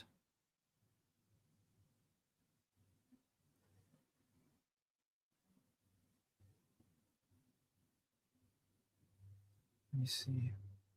Sorry, I was muted. So Mahir Tusi actually spoke about this, and you know, this doesn't show. Yeah, you can share this. Yeah, share this. I think this is important for people to know. But okay. again, this doesn't mean that Iranians aren't fighting back, right? Because the Islamic dictatorship wants the world to think that that Iranians have given up. We have not. But yeah, show this because people need to understand what unarmed Iranians are facing. Yeah. Okay, so Tehran in Sadeghi Square, live war weapons were deployed against civilians. Look at this. Look at this. So let me read this in full. Tonight in Tehran, the terrorist Islamic Republic has deployed a heavy machine gun mounted on armored vehicle in a fully civilian area. This is not crowd control. This is military warfare being aimed at unarmed civilians whose only crime is demanding the end of the regime. A terrorist government that brings battlefield weapons into residential streets has crossed into open war against people. This is a crime against humanity. Guys, look at this. This is why the people who were telling us, like, why can't Iranian people just topple the regime themselves? Against this, unarmed people against this is why. Do you see why it's reasonable that we need some assistance? Do you see how idiotic Cenk is? Like, oh, don't get involved. Let them do the revolution. How can we do our revolution by ourselves? I mean, haven't the Iranian people already shown that they're courageous and are willing to give everything to free themselves? Like, they have already proven themselves. You don't need to wait for them to prove themselves. They're already giving it all they got. But honestly, against this, how could they stand against this? They're pointing this into crowds of people in the streets, in residential area, in the streets. They're pointing this at crowds of unarmed people. This is why we need some assistance. Here's the thing, though. I just want to add, Armin. Even though this is happening, Iranians are still out in the streets, and they're still, like, the revolution is still ongoing.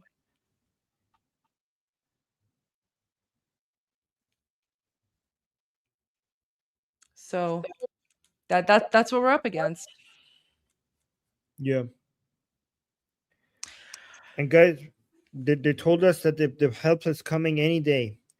So we're hoping sooner rather than later, because as you guys are listening to Goldie and I'm pretty sure right now bodies are dropping on the ground because the Islamic Republic is taking lives in the streets of Iran. As we're speaking, bodies are dropping on the ground.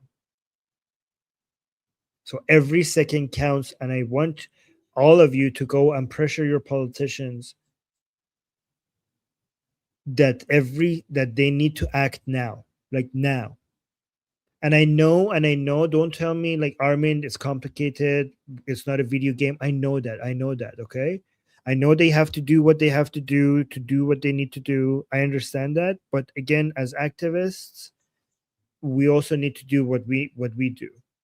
Just because they might have good reasons for why this is taking this long, it doesn't mean that we should stop pressuring them. We should not stop pressuring them, even if there is a good reason for why it's taking this long. I also want to say, though, that the bravery of, I'm getting a little feedback from me. I think so. I don't know. It's weird. I don't know what's going on. But I just wanted to say that regardless of the violence, Iranians are still out in the streets and they're still fighting back. I want to show you this. So this is footage from tonight, okay? It's it was from 2CTV. Oh, by the way, Chunky Yogurt is complaining about me on X right now. It's actually really funny. But Mahir Tusi is putting him in his place, so it's all good. Mahir Tusi has our back. Okay. Wait, do you guys really want to see what Chunky Yogurt said? Oh my gosh. I want to see. Okay, all right. Let me play the video first of Iranians, because that's more important, right? Again, like Chunky Yogurt, he's irrelevant. Chunky Yogurt's just complaining on X because, you know, an Iranian woman put him in his place. But we can go to him for sure. But Mahir Tusi, he's the hero. Mahir Tusi, the hero, he's taking care of Chunky Yogurt, so that's all good. But look at this. This is new. Wait, let me add this here. That's what I showed that when you were. Oh, you showed this? Yeah, Okay, yeah. But well, show it look at again. this. It's very important. Like this is so inspiring, right? So look at this, guys. Even though the Islamic dictatorship is out there with those, you know, military grade machine guns shooting at people, Iranians have not stopped. Look at this. Millions and millions of people are out, right? Guys, these are just from a few hours ago. Only a few hours ago.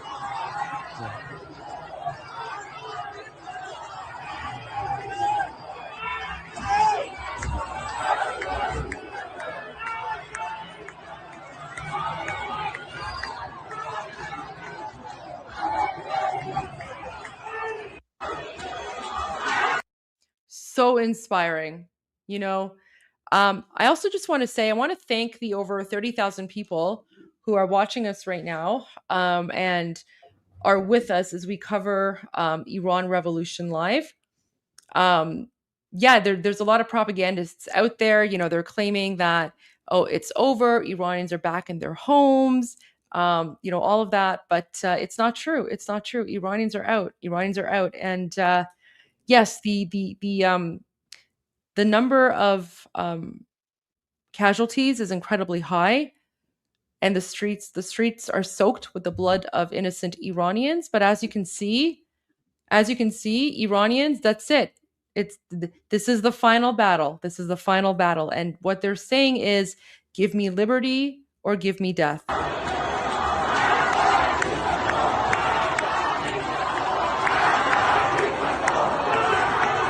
And look, like millions of Iranians in the streets, right? They're not violent, they're not looting, there's no civil war. They're just cheering, they're marching, and they're saying death to the dictator, right? So, Armin, I think this is probably going to go down as the most historic, most violent, but also most inspiring revolution in the history of mankind. It will. It will.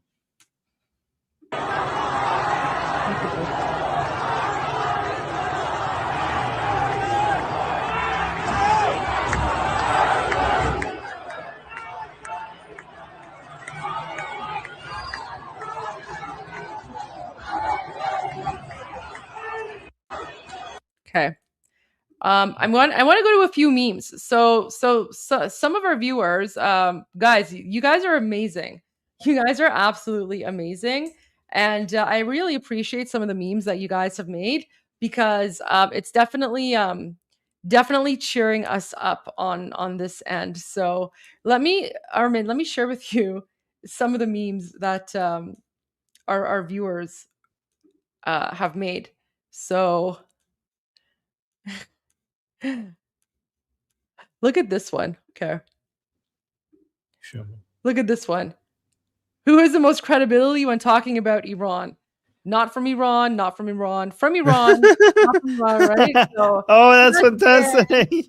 But you know, so Dan has been watching us for a long time. Dan is the OG. So do you remember Dan? Dan is the one who recorded our Tucker Carlson reaction. Is he? Remember? Oh yeah, okay. So Dan has been watching. So Dan, thank you for this. That's really, really funny.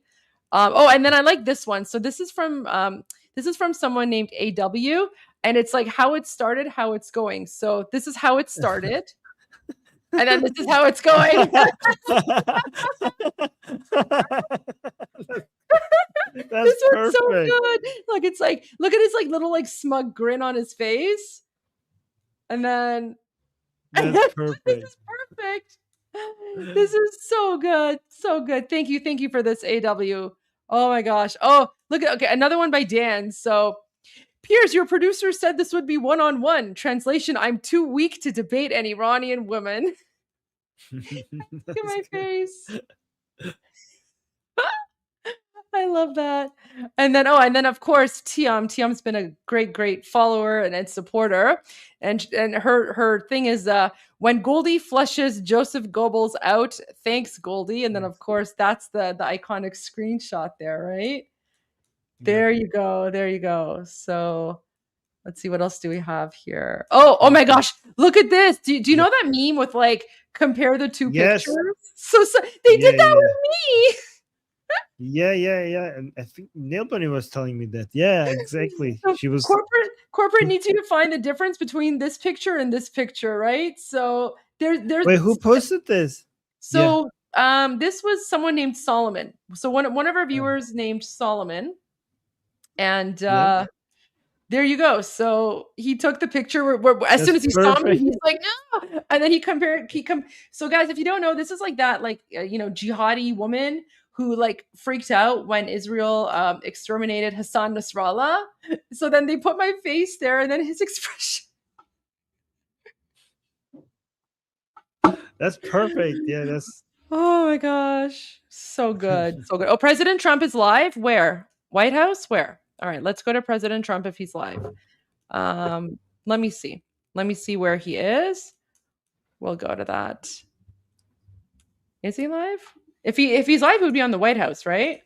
It's funny because Nail Bunny was actually coming up with the exact same meme idea, and then somebody else posted it. That's very interesting. Too funny. All right, where's President Trump live? You can't just say President Trump live because that doesn't mean anything, right? So I got a super chat saying Armin Trump talks about Iran in new White House video. Somebody gave us a White House video. Yeah, no, I'm not saying if it's right or not, but that's a super chat. Well, I mean, I'm looking at the White House X account, right? And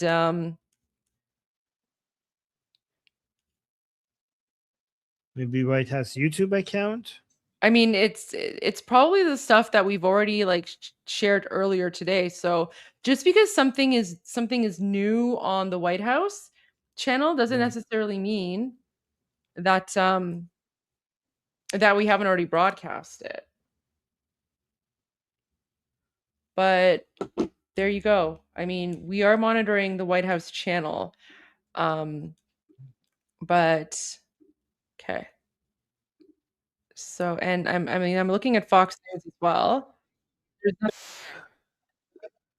I have some new videos from inside Iran. Actually. Let's go to that then. Let's go to the new videos from inside Iran. Okay, let me just download these. Thank you guys for sending me these. But isn't that funny? Look at that one.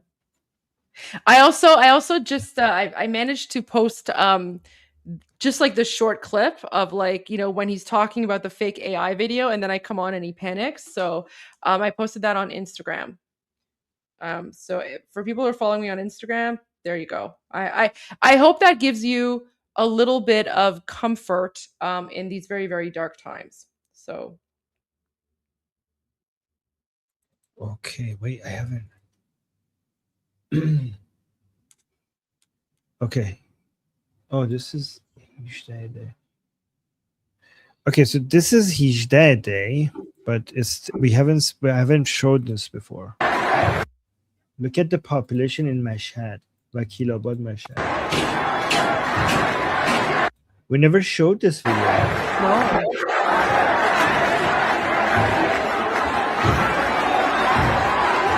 Whoa.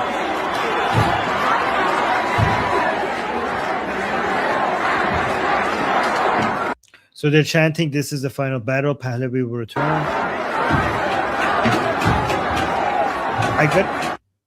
I got also another beautiful image from the protest. I think this is also kind of iconic. Let me just here. Here you go. This is look at her. Look at her. Look how proud she is. She's saying, it says مقاومت سربازان شاه زیر باران گلوله. Saying the resistance of the soldiers of the Shah under the rain of bullets. Look how proud she is. And then Chunky Yogurt has the audacity to say that like we don't know what we're talking about, right? Like those people. Exactly. There's a first class VIP ticket for people like Chunky Yogurt going straight to hell. Yeah. Also, look at the billboard at the top. People wrote Javid Shah, Reza Pahlavi at the top. That's beautiful. And then he has the audacity to say that I don't speak on behalf of Iranians. 100%. 100% I do. I have the authority right now to speak on behalf of Iranians because that's what they're begging us to do. So yes, we are their voice. And guys, I guarantee you, I just want to say something. There are a lot of Iranians who have been watching our live stream for the last 2 weeks. So I guarantee you that if Armin said something incorrect or if I said something incorrect, Iranians would be all over us. But we have a lot of silent viewers. In fact, Armin, what's really interesting is that I've been told that a lot of Iranians have switched over. They don't watch Manoto anymore. They watch us because now we give them the news apparently. So there you go. We're trying our best. So, yeah, but it's honestly it's an honor. It's an honor. And we will fight. We will continue. We're not going to give up. We're not going to give up. Not when people in Iran need us. Yeah, when Cenk was saying you don't speak for the Iranian people, the reason why you do actually is because you're listening. You're listening. You're following on a daily basis more than almost anybody, right? Like constantly we're like, the people here is one Iranian, exactly. So the only thing you need to have to be able to say that I'm speaking on behalf of the people is making sure that you're listening and you're reflecting, you're amplifying the exact same message that you're hearing. Then you are representing them. That's what it takes to represent them. And Goldie, by the way, I noticing a new pattern here. Iranians outside of Iran are now gathering more in front of American embassies and consulates. I think there's an attempt to send a message that we need help from America now, because here I had this video, which was in Milan, and people are in front of American consulate in Milan addressing Trump. So they have moved from there seems to be like, because we used to just get videos from Iranians in front of like the embassy of the Islamic Republic, but now we're getting videos. Look at this. This is in Toronto. This is in front of America's embassy in Toronto. So watch this.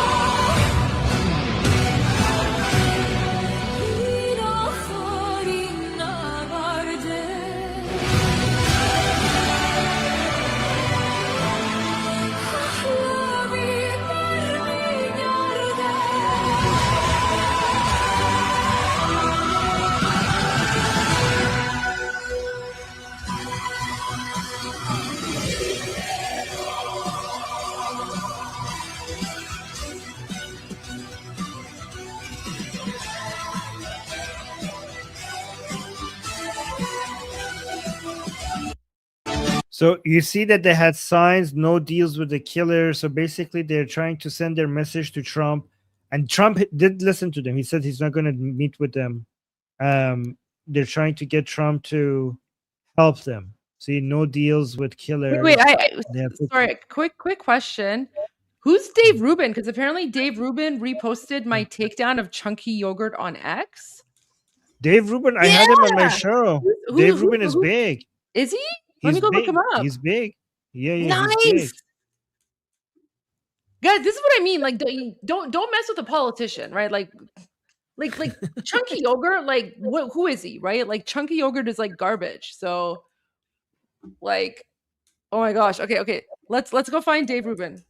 I'm sorry. You know what it is? It's only because I'm Canadian, right? So because I'm Canadian.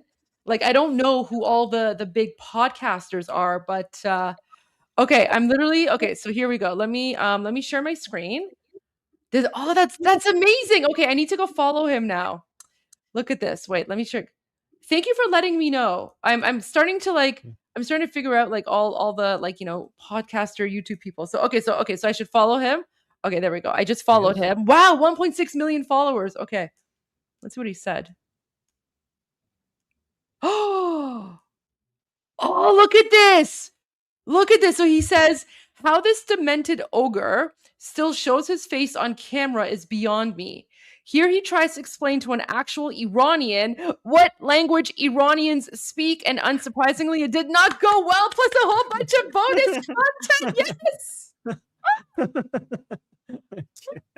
Oh my gosh! I love that. Okay, so why don't let's listen to this clip. So, okay, ideological Islamist loyalist and bacon-eating enthusiast Cenk Uygur quite simply had his butt handed to him by the brilliant Gigamari on the subject of Iran and what is really taking. Aw, thank you guys. Okay, let's watch this. Goldie Gamari, you were pulling a number of faces there, none of which I would describe as particularly indicating an agreement with what Cenk was saying. So what would you like to say? I mean, first of all, Cenk is not Iranian, so he has no idea what's going on in occupied Iran. Pretty sure Cenk doesn't speak Persian either, so he probably has no idea what the tens of millions. No, actually, it's Persian. Persian is the English word for Farsi. So don't correct me when I'm speaking, and don't interrupt me. I let you speak your garbage jihadi Islamist propaganda. You should know your native language. You do not get to talk over me. You do not get to talk over me or interrupt me when I'm speaking on behalf of 90 million Iranians who are out in the streets right now fighting for their lives. You're not speaking on behalf of all Iranians. You speak. Yes, I am. You speak about how the bombings. When or did whatever. they elect you? Why are you speaking over me? Why are you speaking over me? Are you threatened by what I'm about to say? Is that why you want to interrupt me? I suggest you keep your mouth shut you're pretending until to I'm done represent speaking. people that never elected you. Well, let Go her ahead. speak. Cenk, with all respect, she'll let you speak. Let her respond. Yeah, I let you speak your garbage propaganda, so now it's my turn to speak the truth. So do not interrupt me again. So like I was saying, Iranians right now are literally risking their lives out there, and they are saying this is the final battle. Pahlavi will return. Pahlavi is, of course, the current Shah of Iran in exile. And what people don't know is that back in 1979, it's not actually a revolution. It was an Islamic coup d'etat. It was orchestrated by Jimmy Carter, it was orchestrated by the Islamists and the communists, and it was funded and supported by Jimmy Carter, the UK, and France. So what is happening right now? This is Iranians trying to rectify, and they are rectifying, 47-year mistake that was made. And what Iranians are saying is that we are going out and we are not going to stop fighting until we not only overthrow the Islamic dictatorship, but we return our king, because there is only one person that we Iranians trust to transition us from a dictatorship to a democracy, and that is His Royal Highness. And one final point, Iran was not an authoritarian dictatorship prior to 1979. We were a constitutional monarchy, just like England. That is what we are fighting for. So anyone who says that Iran was an authoritarian dictatorship, they know nothing about the country, because we used to be a constitutional monarchy. There you go. That was great. I was kind of good. I was kind of good, right? I mean, when I go in politician mode, I'm pretty good. Yep. Oh, that's so nice of Dave Rubin. Oh, let me just say thank you. Thank you very much. You should. Oh, Goldie, you should go on his show. That would be big. Oh. All right. There we go.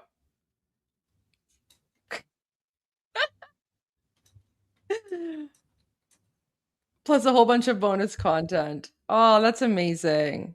I mean, yeah, like Cenk was like, I wasn't worried about him whatsoever. It was just like, I just didn't want to deal with his jihadi propaganda, right? But there you go. There you go. Now, okay, so now I understand why Chunky Yogurt is like tweeting, is like posting about me, right? Let me show you what Mayar Tusi said. And Tusi's fantastic as well, right? Yeah. Where is he? So this is what Tusi says about Chunky Yogurt. Oh, here we go. Here we go. So, look at this. So Chunky Yogurt rage tweeted, right? Most of the Iranians you see on social media are fake. They're Israeli bots trying to start a war. Oh my gosh, he's still going with his like crazy. Oh, now he's quoting Haaretz. Remember, we already like debunked this, right? Oh my god. And then he's like, oh my gosh, like he's insane. He's insane, right? Look at him. Oh yeah, and then everyone's like staying out of this one. You way out of your level. Oh yeah, he's being roasted. He's being roasted. Look at that. I know it's not the time to go over why Haaretz article was BS. No, we're not even. I know it's not. I know it's not the time. I know, but yeah. It's no. Listen. All he's doing. It's like he's literally crashing out. Right? He's literally crashing out. So just let him like push his like Islamist jihadi propaganda. Everyone else will respond to him. And then, even Mahir Tusi, right? He's like, what about the millions of Iranians fighting and dying in the streets of their country? You absolute evil monkey. If a Persian wants an opinion of a commie Turk, you'd know, Cenk. For now, go eat your halal McDonald's. So listen, chunky yogurt, he's having his, his chunky yogurt butt handed to him. So I wouldn't worry. Like, I'm not even going to bother responding to chunky yogurt because other people are, right? Oh, you know what? This is a good point. This is a good point. Can I take a nap or do I need to stay awake? Poor man. You know what? Actually, please let us know. Yeah. Yeah. Can you? Let me respond. Okay. Can you let us know what he says? Thanks.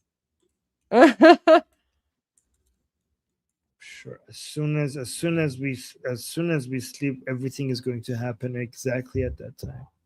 This is, by the way, guys, this is why Goldie doesn't sleep, because she's always worried. I love this. Oh my gosh, this post by Dave Rubin. Thank you guys for telling me about this, because this just totally made my day. Because again, like, here's the thing, like it's light versus dark. Like, there's no in between, and Iranians have made it clear exactly who they want, right? They've made it clear exactly who they want, and then They're chanting it in the streets. Yeah. Everybody's chanting it in the streets. And we've been showing that to you for the last 2 weeks. And then, like, you have Chunky Yogurt, who's like talking jihadi propaganda. But yeah, there you go. There you go. Look at his face. He's just like, honestly, he even looks like an Ahund. He looks like one of those like Ahunds, right? So there you go. Buffalo. But again, like honestly, I completely forgot about Chunky Yogurt because Chunky Yogurt wasn't even the main one. It was the fact that I went after this, the jihadi. So there you go. New info for us, or no? Harris Sultan was in my chat saying, "Can you read it, please? Some of us are driving." He wanted to know read what the comeback, the 2C response, I think, and I don't know. And the chunk, I think it's not worth like reading Cenk Uygur's BS. Yeah. It's totally like garbage. It is. I mean, the fact that he was quoting Haaretz just shows how uninformed he is. Like that article has been debunked so many times. So the fact that he even mentioned it shows that he doesn't know what he's talking about. Wow. Okay. So we definitely have more videos for you tonight. I also want to go to a lot of the embassies where people have been tearing down the flags. But Armin, did you want to take a break? How are you feeling? I might have to go take care of other things. So would you mind if you just take? I will take over. I will take over. Absolutely, I will take over. Okay. So everyone, give Armin a big, thank you, Armin, for being here. So glad to hear the news that your father is doing good, and he's safe, and praying for you and your family. And yeah, we're gonna keep going. We're gonna keep going, and I don't know. It's 8:30, but I feel like something might be happening. I don't know. So people are saying love. People are so sweet to me in the chat. Thank you, guys. I really appreciate that. That gives me a lot of energy. Thank you. All right, guys. I'm Israel Chai, Javid Shah. See you soon. Amazing. Bye. All right. So, guys, we're gonna do a quick reset, if you don't mind, because I also want to take a little bit of a break. And then we're going to go to some videos and footage. Okay. So let me just bring up what I want here. So, oh, that's amazing. He's talking about me on his live. Okay. All right. That's amazing. AP is fantastic. AP is fantastic. Hopefully, maybe, you know what? Maybe he'll leave you guys with Bapish. Oh no, we're going to Bapish. Don't worry. We're going to Bapish. We're going to Bapish for sure. Let me just bring up a few videos first, but we will get to Bapish 100%. Guys, we are just starting Bapish. We are just starting Bapish. We're gonna have her now that Armin's gone, we can go back to our Kotak videos, right? So we're gonna Bapish, we're gonna Kotak, we're gonna do it all. We're gonna do it all. We're just getting warmed up. Oh, is he? He's gonna review my video about Pierce. So should I just like stream AP? Do you guys? Okay, you know what? Why don't I just stream AP? The only thing is though is that sometimes like he's a little spicy, right? And so he'll like, you know, he'll say words. So I don't know if I should live stream him because I do like to keep my channel you know, PG. So maybe I won't do that. Even though I love him, even though I love AP, but I probably shouldn't live stream him because we have a lot of, you know, people watching. So okay. All right. Let's go to a few. I'm going to play a few old videos and then we're going to go to Bapish and then we're going to Bapish all night. Okay? We're going to Bapish, we're going to Kotak, we're going to do it all. And we're going to learn some new Persian words as well, right?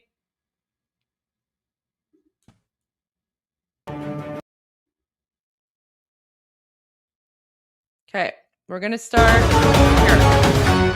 I'll see you guys in like 10 minutes.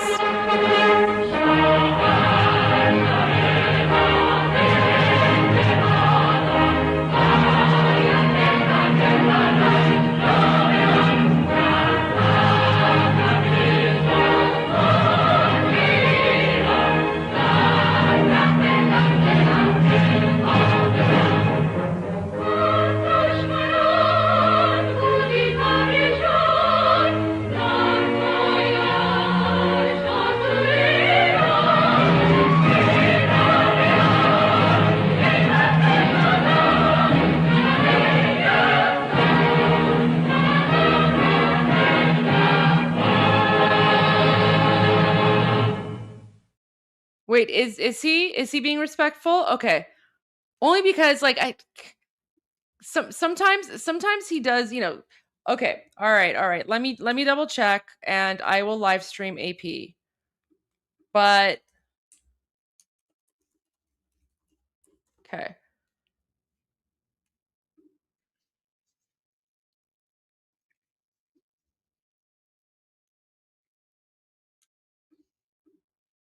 Census.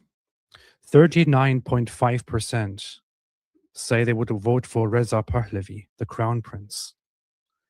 39.5%, by far the most popular option. Yeah, go to his live stream, go to his chat, tell him that I'm streaming him. Tell him that I'm streaming him and tell him 39.5% say they would vote for Reza Pahlavi. I'm sharing his live stream while I take a break. The country. There's also another very, very interesting element here.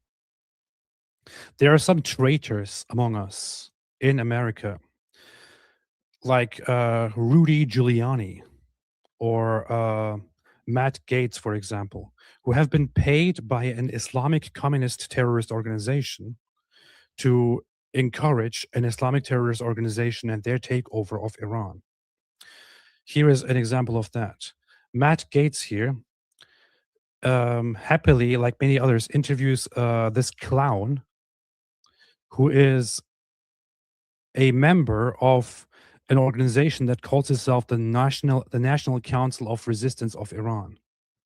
This clown here is part of this organization, National Council of Resistance of Iran, that is also called the MEK, which is an Islamic terrorist organization, and they pay American politicians and influencers to promote themselves as leaders of a new Iran.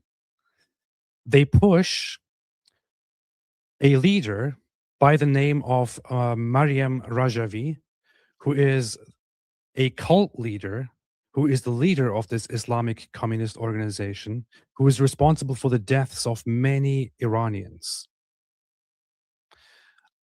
This is very important because let's get back very quickly to the poll we were just looking at. Maryam Rajavi. Look at the options that people pick when they say, if you could vote for anybody, who would you vote for? Number one by far is Reza Pahlavi. Do you see who is at the very, very bottom of this list with only 0.8 people?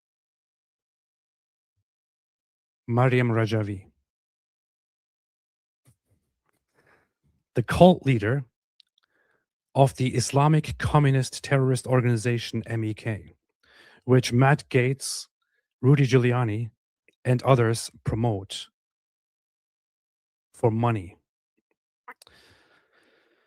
Just a little thing to point out here. Armin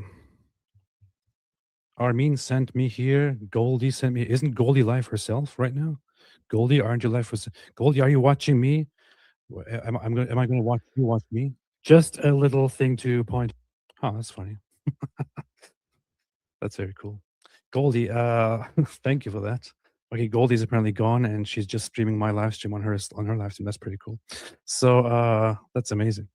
Thank you, Goldie. Shout out to Goldie Gamare. She has a fantastic voice, fantastic new channel. Have recommended many people to go check her out. She's a fantastic source on everything Iran. So definitely go and check out Goldie. In fact, let me quickly put her channel here on the screen so that I don't just talk about her, but also have her right here. Goldie Gamari. I'm not very quick following everything that is going on at the moment, but if you want to follow very closely what's going on in Iran, follow Goldie Gamari. She's a fantastic speaker, former politician, fantastic source. Goes live very, very much every day, multiple times, to talk about what is going on in Iran, and she has crazy views, as we can see here right now. So definitely follow her. Follow Armin Navabi. Follow also Mahyar Tusi on Tusi TV. He has been on it brutally, and I mean he currently has 1.3 million subscribers. He was just live earlier as I was talking to him. Follow all these people. This is currently the most important thing. I would say that the situation in Iran right now is possibly the most important event, the most important series of events of the 21st century. If the Islamic regime that is ruling over the great people of Iran is overthrown, this will be a massive victory for humanity. It will be a victory for humanity, not just for the people of Iran. It will be a victory for the Middle East. It would be a victory for all of humanity. The Islamic regime has it in their constitution and directly believes ideologically that it is their mission to expand their idea of Islam, of Islamic revolution, to the entire Middle East and also to the rest of the world. So they have been directly creating and funding terrorist organizations like Hezbollah. They have been funding and supporting Hamas and other terrorist organizations. They have killed innocent civilians of multiple different nations on their path of subverting all countries and bringing about their Shia Islamic Mahdi, their savior in the end. This is a poison for the Middle East and for the rest of the world. The Iranians are some of the most promising, bravest, most fantastic people out there, educated, full of culture. It is time for them to take over their country. And I am normally not for military intervention in any sense, but I would fully, entirely support America to send over our, firepower, not necessarily boots on the ground, but anything to take out military targets, take out government targets of the Islamic regime, to weaken them as much as possible, and to give Iranians the power, the strength, the means to take over their own country once again. Because The Islamic regime is not Iranian. The Islamic regime are a bunch of Islamist, anti-Iranian bastards who are tyrants. So I am all for that. She has shared one clip and multiple clips. I shall check them out. I'll look at her conversation on the panel with Piers Morgan in a second. This is from yesterday.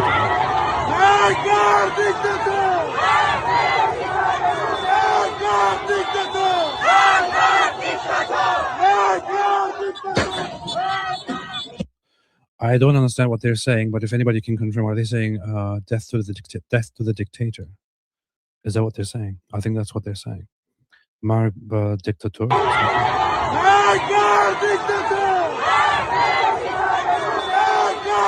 Mark bar dictator. Is that what they're saying? I think that's what they're saying. Yeah, I can confirm they're saying death to the dictator. Yes, cool. My Persian is getting better. See, from a little bit that I see.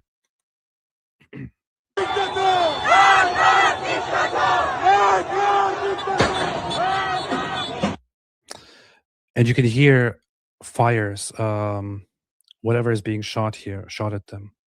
Tehran lies last night at Engelab Square. An ocean of people who are being killed with bullets from both foreign mercenaries and Islamic Republic are marching forward and shouting Javid Shah, let the world see their bravery. Javid Shah means long live the Shah, long live the king, the monarch.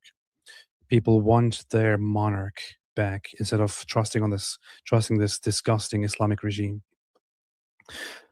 Polymarket says SpaceX engineers are working around the clock to bypass Starlink jamming by the Iranian regime. So one good thing that Elon Musk did when the Islamic regime shut down the internet access and the phone access for people inside Iran, Elon Musk activated Starlink for the people of Iran.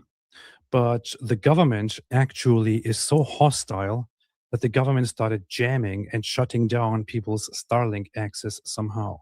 So now Elon Musk and SpaceX are working to somehow bypass that and to allow people inside Iran to use the internet to connect to the world. Because this is, as said, it's not just some form of punishment that the Islamic regime is inflicting upon the Iranian people. They're specifically imposing a complete blackout. They're shutting Iranians away from the rest of the world to then kill them.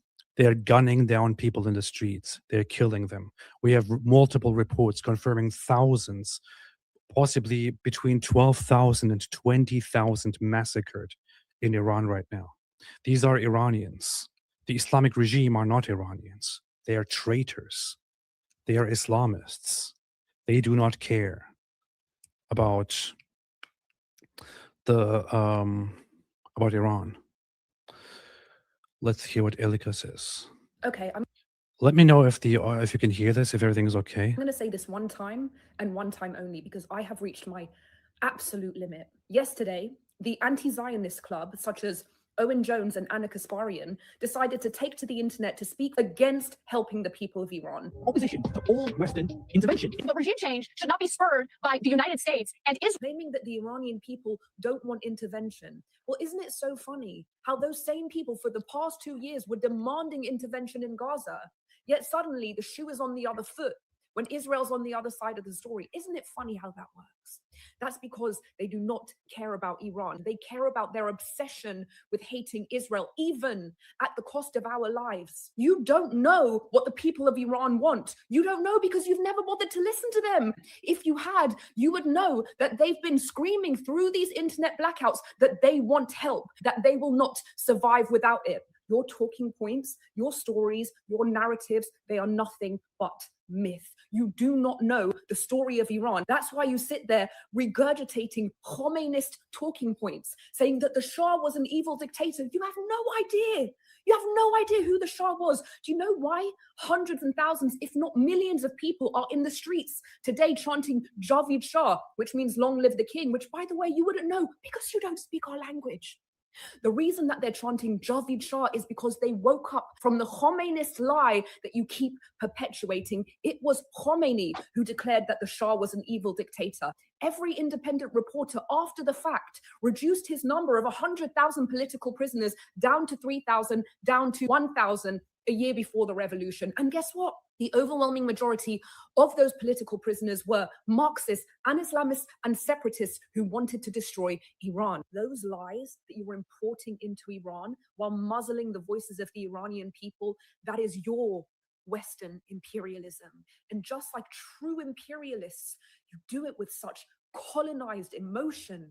You colonize our passion, veins bulging out of your neck while you screech your lies over the Iranian people as if you're one of us, as if the pain of our ancestors runs through your blood. You are imposters, you are impersonators, you are a lot of things, but God help me, you are not one of us. Worse than all of those things, you are leeches of our time, of our energy, of our resources that we're supposed to be pouring into Iran right now, into the 12,000 massacred, into Irfan Soltani, who is set to be hanged from a crane tomorrow for protesting.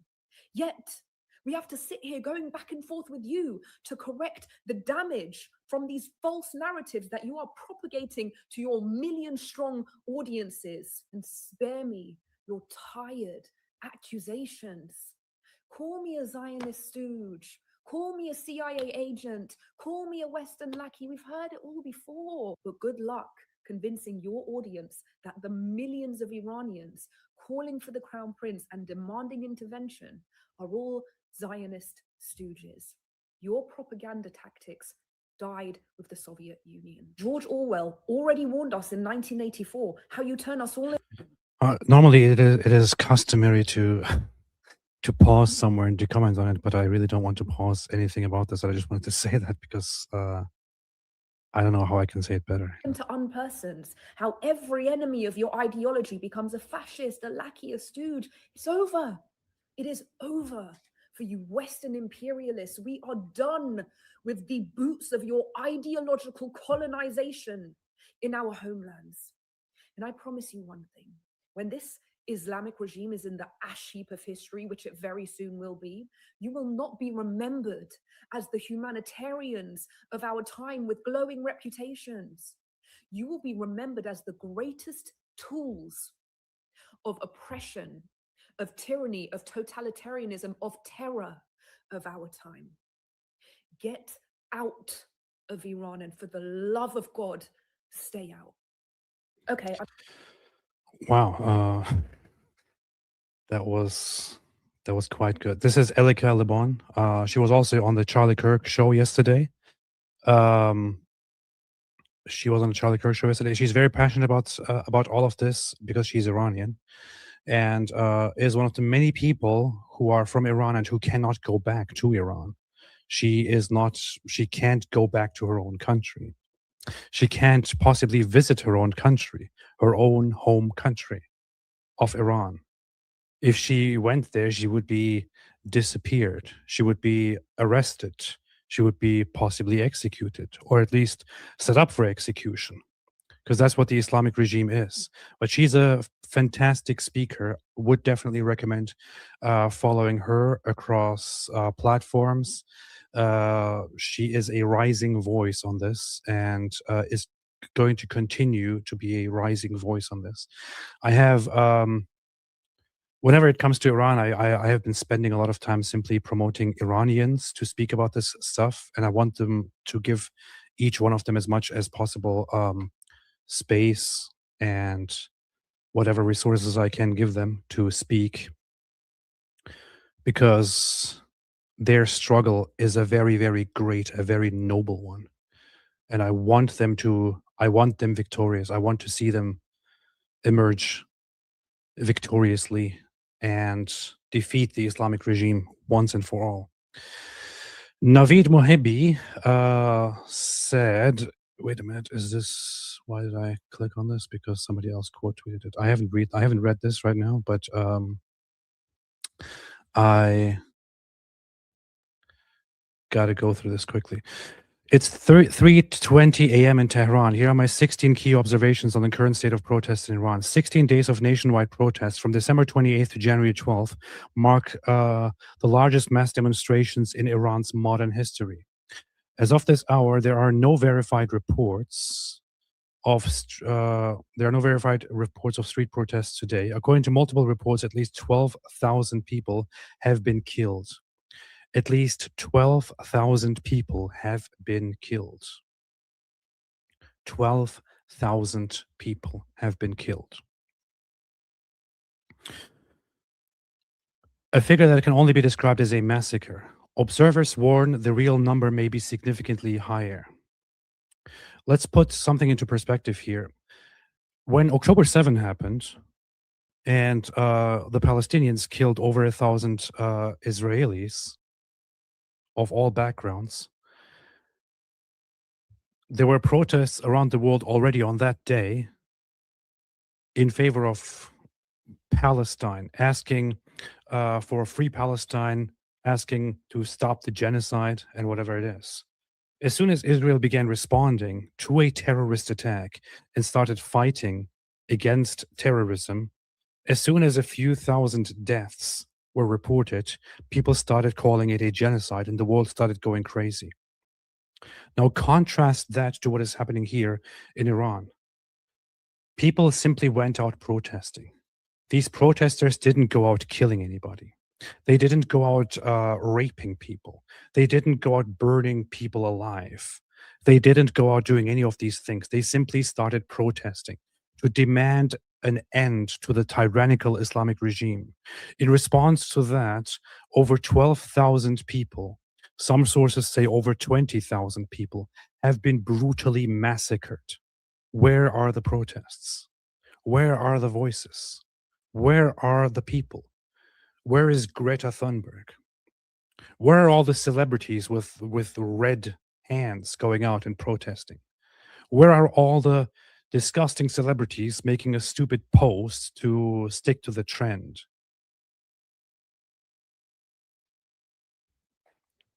Iranian diaspora media, including Iran International, Manoto, and BBC Persian, shifted coverage today. After days of cautious reporting to avoid spreading fear, they began documenting the scale of the regime's crimes. Iranian society is in shock. Emotions are raw and volatile. Regime media struck a triumphalist tone, citing yesterday's pro-government rally in claiming that with the wisdom of the people and security forces, Iran's enemies were defeated, just as in the recent 12-day war. Tasnim, an IRGC-affiliated outlet, ran a full-page headline, Iran won its second war with Israel in one day. This is a very, very important element here. Since the beginning of these protests, the Islamic regime, led by Khamenei and his puppets, have declared their own population, the Iranian population, which, let's be fair, is not actually their own population. These bastards are simply tyrants over this beautiful population. They have declared the Iranian population as enemies. They have described the Iranian population as enemies of Allah, which honestly is a very flattering thing to say. I find it very, very nice when people call me an enemy of Allah, because I certainly am an enemy of Allah. But so enemy of Allah is an accusation or a charge in Iran that directly leads to the death sentence. Under the Islamic regime, under their morality, based directly on Quran chapter 5, verse 33, anyone who protests or who attacks the Islamic regime is an enemy of Allah who is waging war against Allah and his messenger and against Islam, and thereby deserves the death penalty. So for the Islamic regime, it is completely okay to simply start shooting these protesters and killing them. That is entirely all right. The one thing that they also have in their minds, which they've also voiced several times, is that the people do not matter to them. Iran does not matter to them. What matters to them is Islam. So if all of Iran started going out and protesting, they would have no problem shooting all of the Iranian population down and killing them in a great massacre. Because what matters to them is the victory of the Islamic regime. What matters to them is the victory of Islam. That's how they act. That's what they believe. What they also do is to As soon as there is a protest, even if 50,000 or 100,000 people are protesting, they somehow sell this ridiculous idea that these protesters are all simply Israeli agents. Unfortunately, this Islamic attitude of blaming everything on Israel and of depicting Israel as the enemy and of saying, "Oh, this is something bad happened here, must be Israel. This person is doing something bad, no, must be Israeli. Somebody's attacking me, must be from Israel. My mother is attacking me, must be Israel. My brother is killing me, must be Israel." It's always Israel. It's always Israel and America. This attitude is always there in the Islamic world, held by the Muslim Islamic population. The Islamic regime popularly uses this all the time. If there are protesters running through the streets, the government will immediately describe that as Israel running through the streets and fighting against the Iranian nation, against the Iranian people. Which is why they will kill happily 12,000 Iranians and will afterwards gloat about it and say, "We have defeated the Israeli enemy." This is how sick, how absolutely sick these bastards are. That's how they have to stay in power. All right, everyone. We are just about to get started for the evening live show. So I know many of you want to hear some songs. So let's go because guys, chunky yogurt is trending. Chunky yogurt is trending. But before we get to chunky yogurt,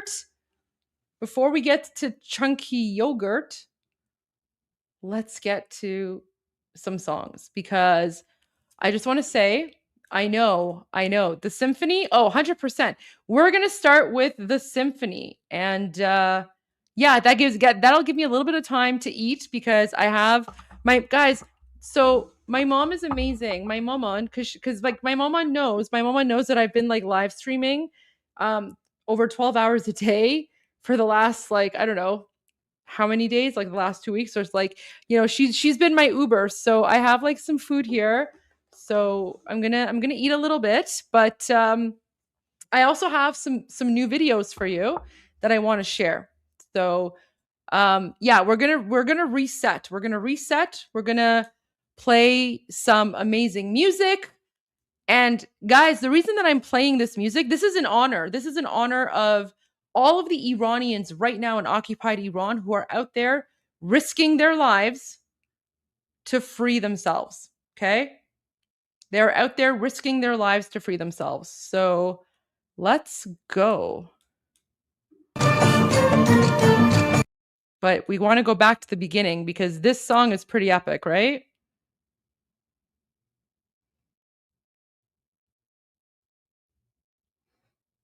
Here we go.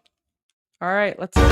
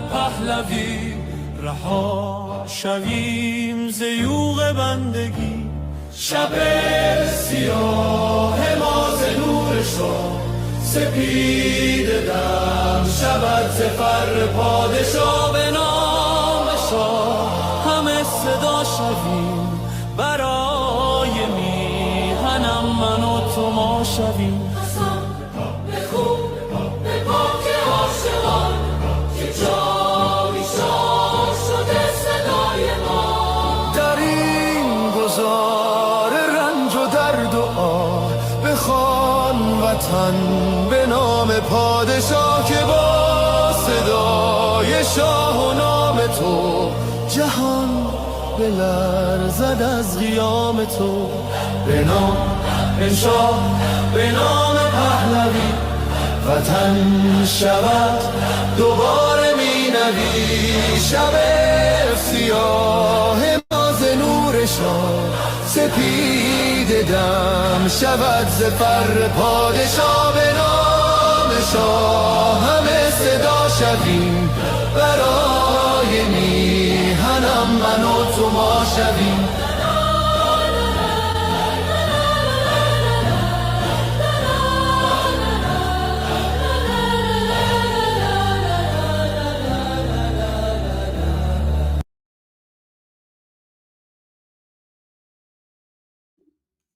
This right here, this young man who's holding this medal and he's about to put it over the neck of this woman.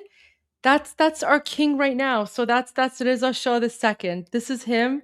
This is him as a teenager, okay? This is before the terrorist Islamic dictatorship took over our country. So this is our current Shah of Iran and we love him. We love him so much. And he has been fighting for 47 years to free Iran, and we are there. We're at the finish line. And guys, I don't think I'm sleeping tonight. So let me just finish eating my dinner. But I just wanted to point that out. This young man, that's our current Shah of Iran, and he has given us so much hope. He's given us so much hope. Look at him. We love him so much. Do you see how beautiful our country was? Do you see how beautiful our country was before Islam took over in 1979? So this is what we're fighting for. This is what Iranians right now, Iranians in occupied Iran are being mass slaughtered because they are fighting for freedom. They are fighting to go back to this Iran, the real Iran, the true Iran. And their message to us Iranians who are outside of occupied Iran is let people know what we are fighting for. Let people know what we are dying for. And their message to us is do not let our death be in vain. What they are saying is do not mourn for us right now. Do not shed tears. There will be time to shed tears after the revolution is won. But what they are saying is that we are so close. We are so close. And so for now is not the time for crying. Now is not the time for mourning. Now is the time to show who and what Iranians are. So there you go. Enjoy this. This is what we're fighting for. We're fighting to get back to paradise because we had paradise.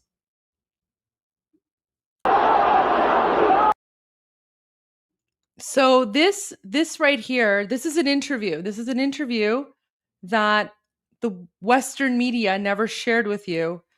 And even today, Western media will not share. But watch this video.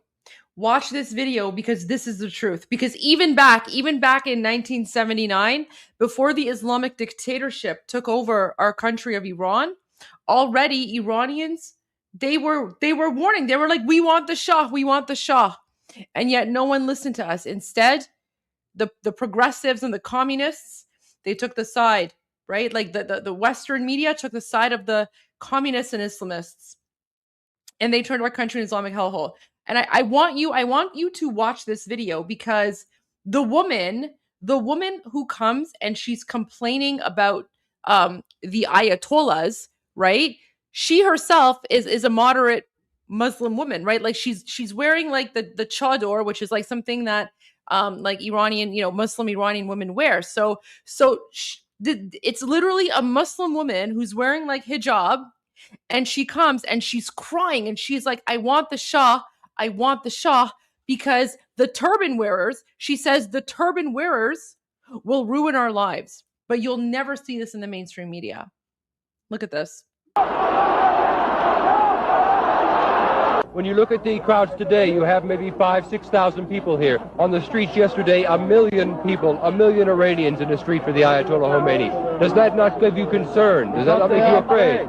Because they are afraid, yeah, that's right. And most of the people don't say anything because they are afraid. And they are in silence, they don't say anything. Is this the silent majority of Iran out here now? Yes, that's right. Do you want the Shah to return? Yes, Shah, return to the country. What about you, Shah?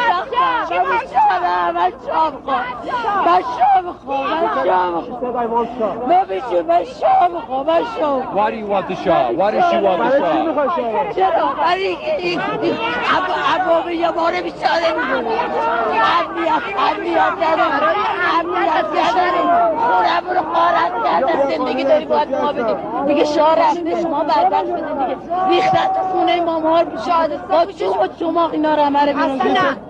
ما شاه میخوایم ما بیچاره شاه کشتنش حلاله کجای قرآن گفته این آخرین نبرد پهلوی برمیگرده روحت شاد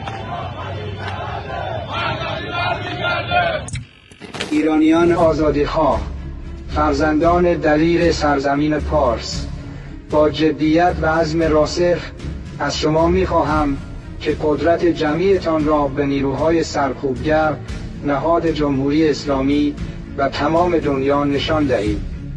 برخیزید و اتحادتان را به نمایش بگذارید تا تاریکی عقب نشیند. از شما آزادیخواهان می‌خواهم که در کنار هم و در یک روز و یک ساعت در سراسر ایران بزرگ قدرت جمعی خودتان را به صورت امن به نمایش بگذارید. نیروهای سرکوبگر توان مقابله با شما را در همه شهرها و خیابانها ندارند.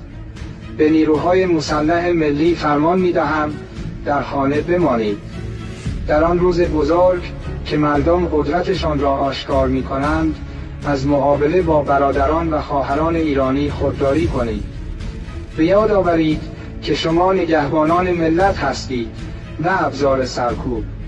کشورهای خارجی تنها برای پیشبرد اهداف خود عمل می‌کنند و نبایستی مسئولیت تغییر و جایگزینی حکومت را بر گردن بگیرند. این حرکت نهایی بر دوش شما مردم آزادیخواه خواهد بود. پیروزی نور بر تاریکی قطعی است. به نام ایران و به حکم رسالت تاریخی از شما می‌خواهم که به یاری ایران بیایید. افتخار شما در نگهبانی از تمامیت ارضی ایران و جان و مال ملت ایران است. برخیزید. آزادی شما در همبستگی و شجاعت شماست. این آخرین نبرد پهلوی برمیگرده این آخرین نبرد پهلوی برمیگرده این آخرین نبرد پهلوی برمیگرده این آخرین نبرد پهلوی برمیگرده این آخرین نبرد پهلوی برمیگرده این آخرین نبرد پهلوی برمیگرده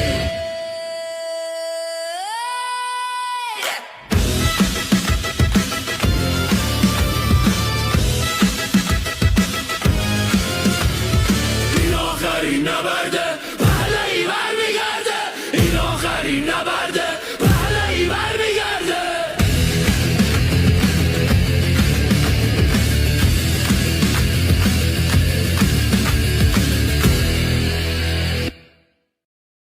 ملت عزیز ایران، هموطنان شجاعم، شما در 2 هفته گذشته به ویژه در 4 روز اخیر با تظاهرات میلیونی پایه‌های رژیم نامشروع جمهوری اسلامی را به لرزه درآورده اید.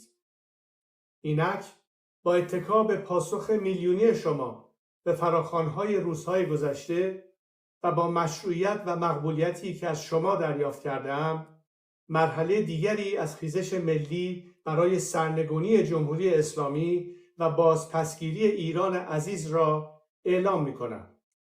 1.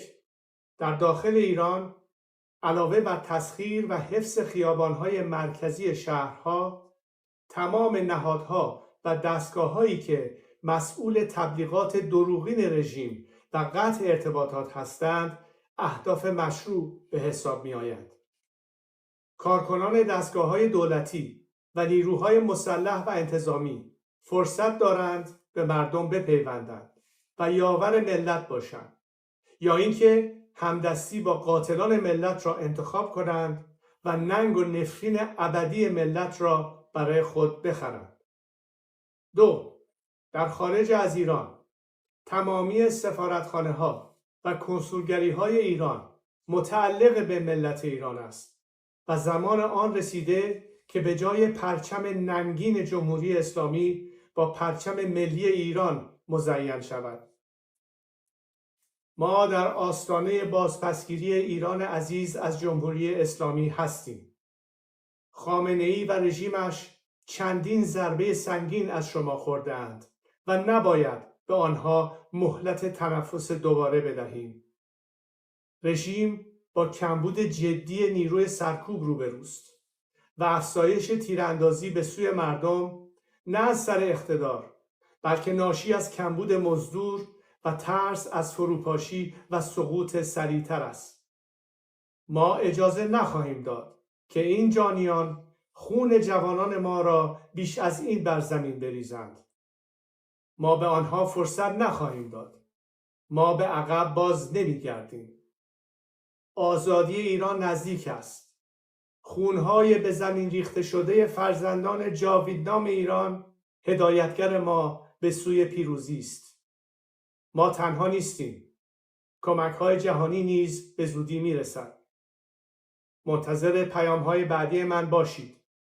ما به زودی ایران عزیز را از جمهوری اسلامی پس خواهیم گرفت و در همه جای ایران جشن آزادی و پیروزی را برپا خواهیم کرد. So someone asked, did I really tell Morandi that we're coming for you? And when we get there, your fingers will be the biggest thing you have left. No.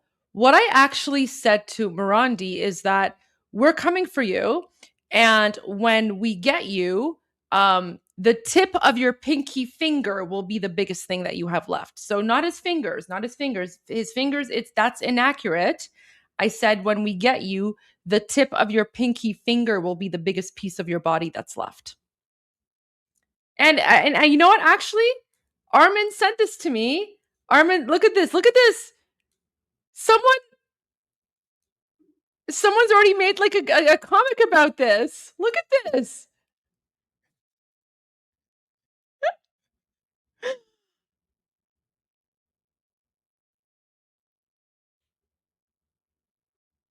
Look at this. And they even have my flag.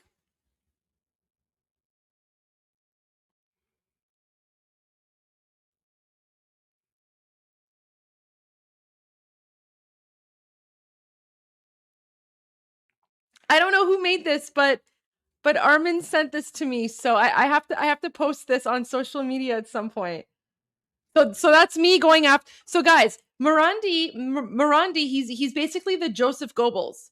He's the Joseph Goebbels of the terrorist Islamic dictatorship, right? So someone made this about me. But you know something? This right here, this is the anger of 90 million Iranians who have been suffering under this brutal Islamic dictatorship, right? Because this guy, he is the mouthpiece for Khamenei. I'll post it. I'll post it on X and on Instagram.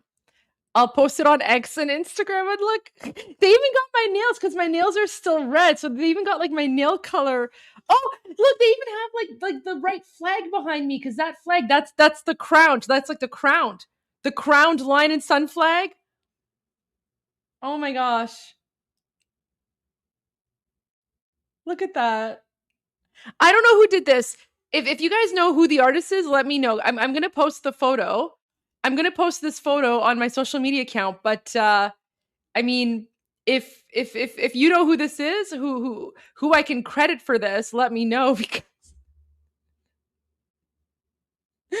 this is so awesome. Okay, all right. Let's continue with the video. Let's continue with the music videos. I need like another like 10 minutes to like finish my dinner, and then we're gonna continue. Guys, we are gonna have a very, very long night tonight because I feel like something is going on. Okay. All right, let's continue. And I'll be back in like 10 minutes.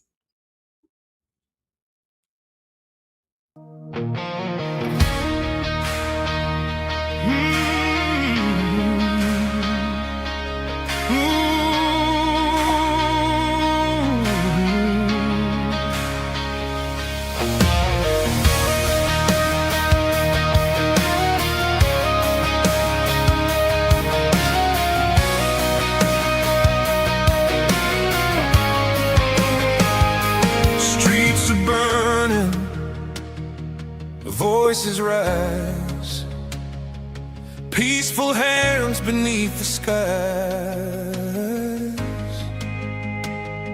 Police in black,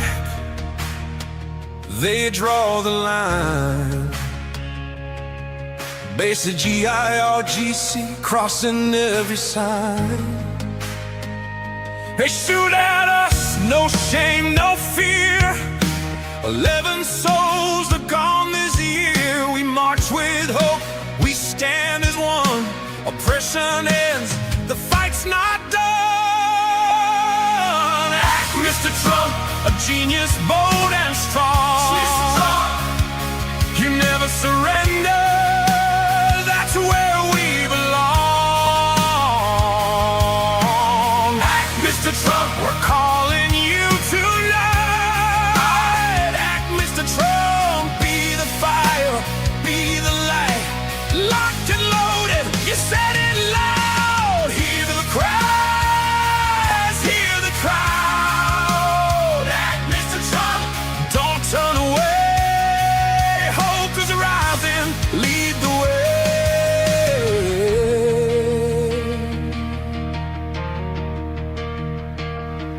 We don't ask for war or change, just freedom breaking. They beat us down, they steal our breath. Khamenei regime survives on fear and death. The world is watching, time is now. History waits for your vow. From Tehran streets to every land, we reach for the steady hand. Don't let Democrats rewrite you out. Don't let them say trap or waste chickens out. Act, Mr. Trump, a genius, bold and strong. You never surrender, that's where we belong. Act, Mr. Trump, we're calling you tonight.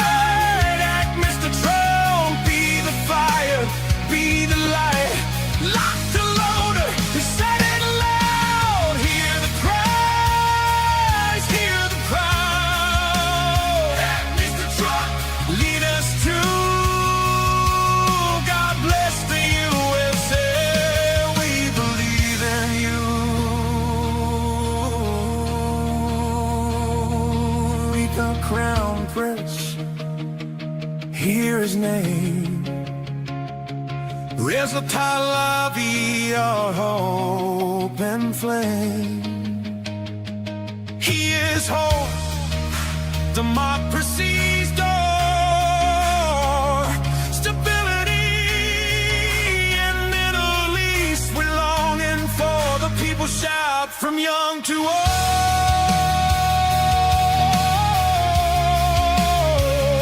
One leader, brave and bold. Friendship, peace, a shirt free. That's the iron we want to see. Breathe life for PB, let him stand. USA's where you're hand in hand. Strength agrees and clear and true. A safer world starts here with you. Iranian, say it loud and proud. We love you, Trump, above the crowd.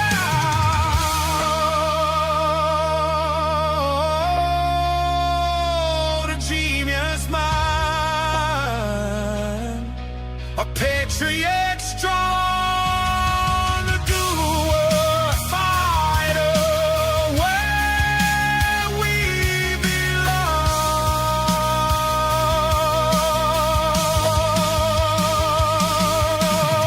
Act, Mr. Trump, history calls your name. Act, Mr. Trump, light the flame from broken streets to freedom strong. The new dawn comes when red, Mr. Trump.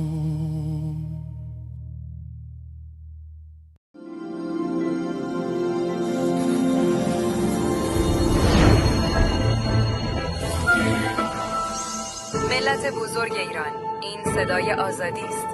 جمهوری اسلامی سقوط کرد.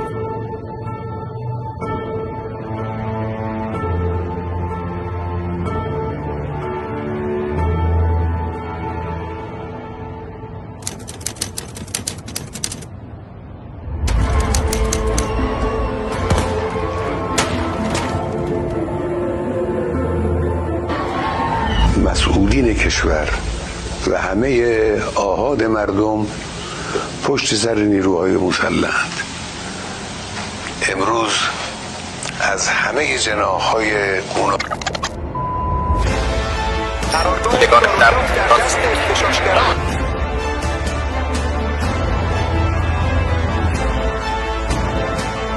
آنچه آغاز شده برگشت ناپذیر است. دستگاه سرکوب رژیم در حال فروپاشی است.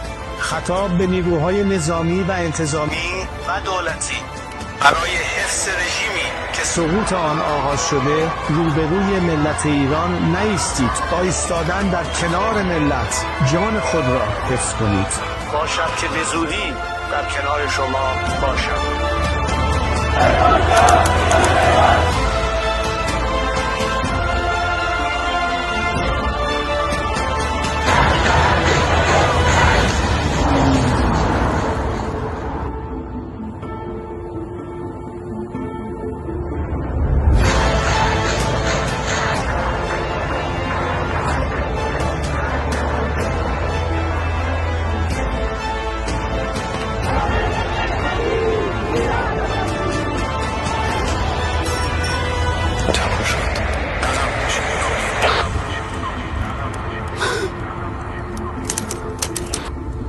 اینجا دیگر صدا و سیمای جمهوری اسلامی نیست.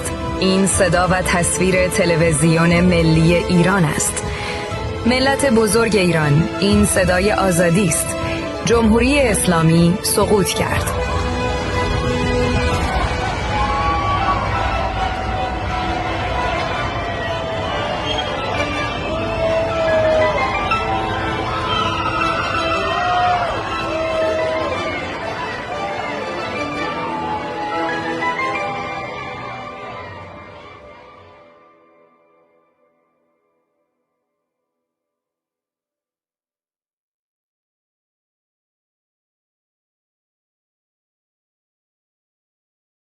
برگشتن پهلوی، وحشت هر اجنبی. بلند بگو همشهری، شاه رضا پهلوی. نظام رسیده پرتگاه، بلند بگو جاوید شاه. برگشت شاه به میهن، دوای درد وطن. این آخرین نبرده، پهلوی برمیگرده. داره میاد پهلوی، زجه بزن صدایی. راه نجات وطن، پهلوی هموطن. ایران میشه گلستان، شاه که بیاد به ایران. ایران که شاه نداره، حساب کتاب نداره. آخون باید گم بشه، توپ تانک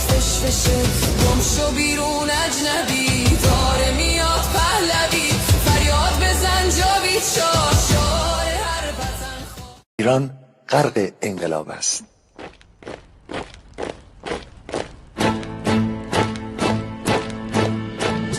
کشور ما، تاریخ ما ترسید گر فرا گرفته، گویی اهورا مستا دوباره در نور خود مرا گرفته. هشتون سرودی سر میدهم باز فارغ از رنج و تشویش، ایران غرق انقلاب است، به پیش به پیش به پیش. ایران غرق انقلاب است، به پیش به پیش به پیش. هن ای پدر هن ای پسر، برخیز و با ما شو همگام، تا درد آن تجربه تلخ ما را نکشیده در آب.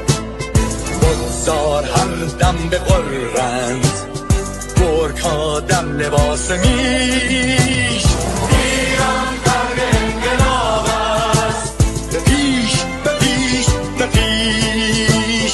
ایران غرق انقلاب است، به پیش به پیش به پیش.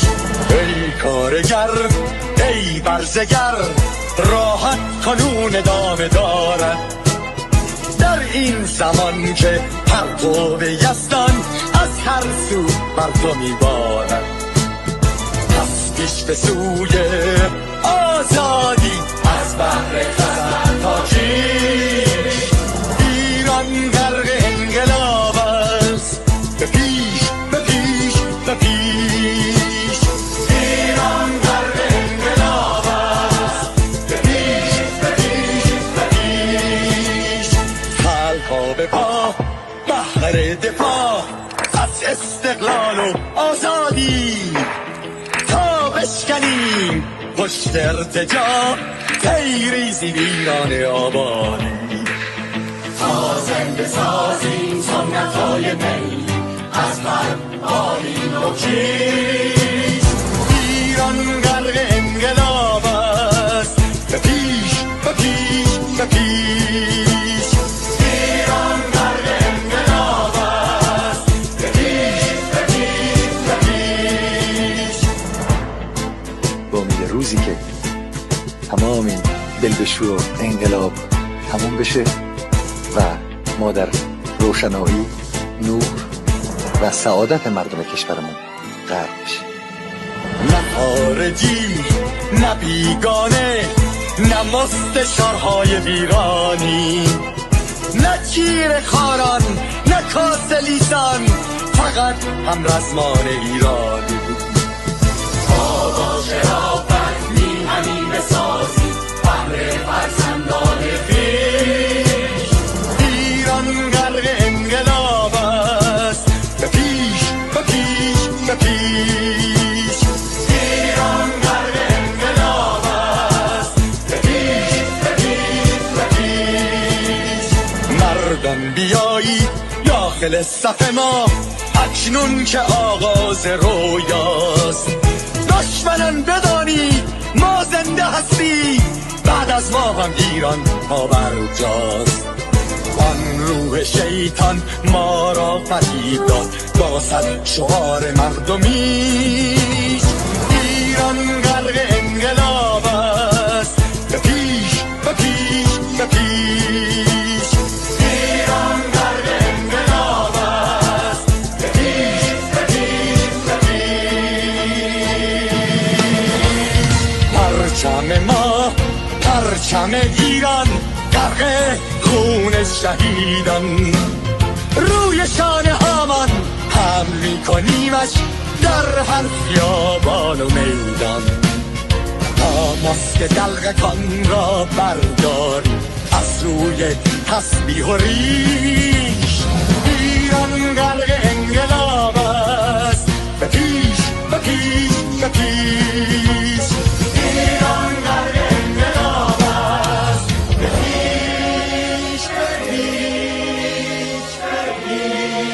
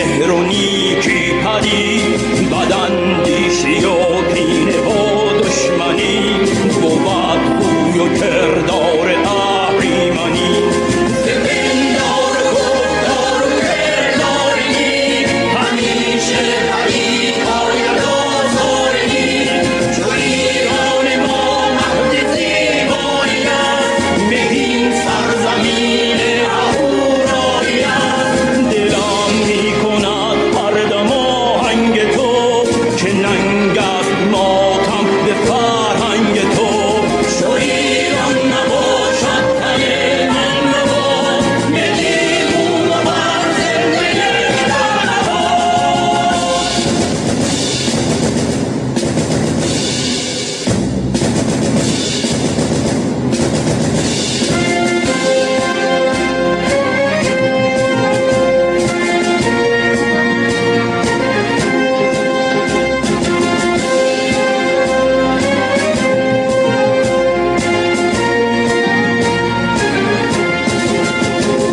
چنین ملت پاک و گردن فراز به یک جنبش تازه بودش نیاز بشد انجمن از دلیران پارس ز پاکان و روشن ضمیران پارس از ایران زداید نشان بدی بر افروزدان پره ایزدی سپربند کند بزم ناپاک را کند بارور از هنر خاک را هنر دانش و رامش و شادی است هماهنگی و صلح و آزادی است چو ایران نباشد تن من مباد یکی بود و بر زنده یکتر نباد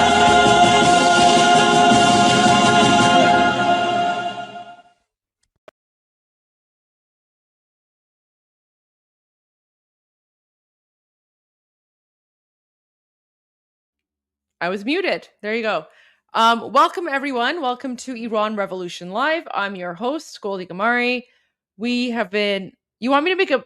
You guys want me to make a playlist of all these songs? Okay. I will. I will work on that. I'll work on that for sure. So we have been live streaming for all day, every day. But we're not going to stop. And I have a feeling, I don't know. I have a feeling something's happening tonight. I don't know. I could be wrong, but there seems to be a lot going on. And can I just say that I'm still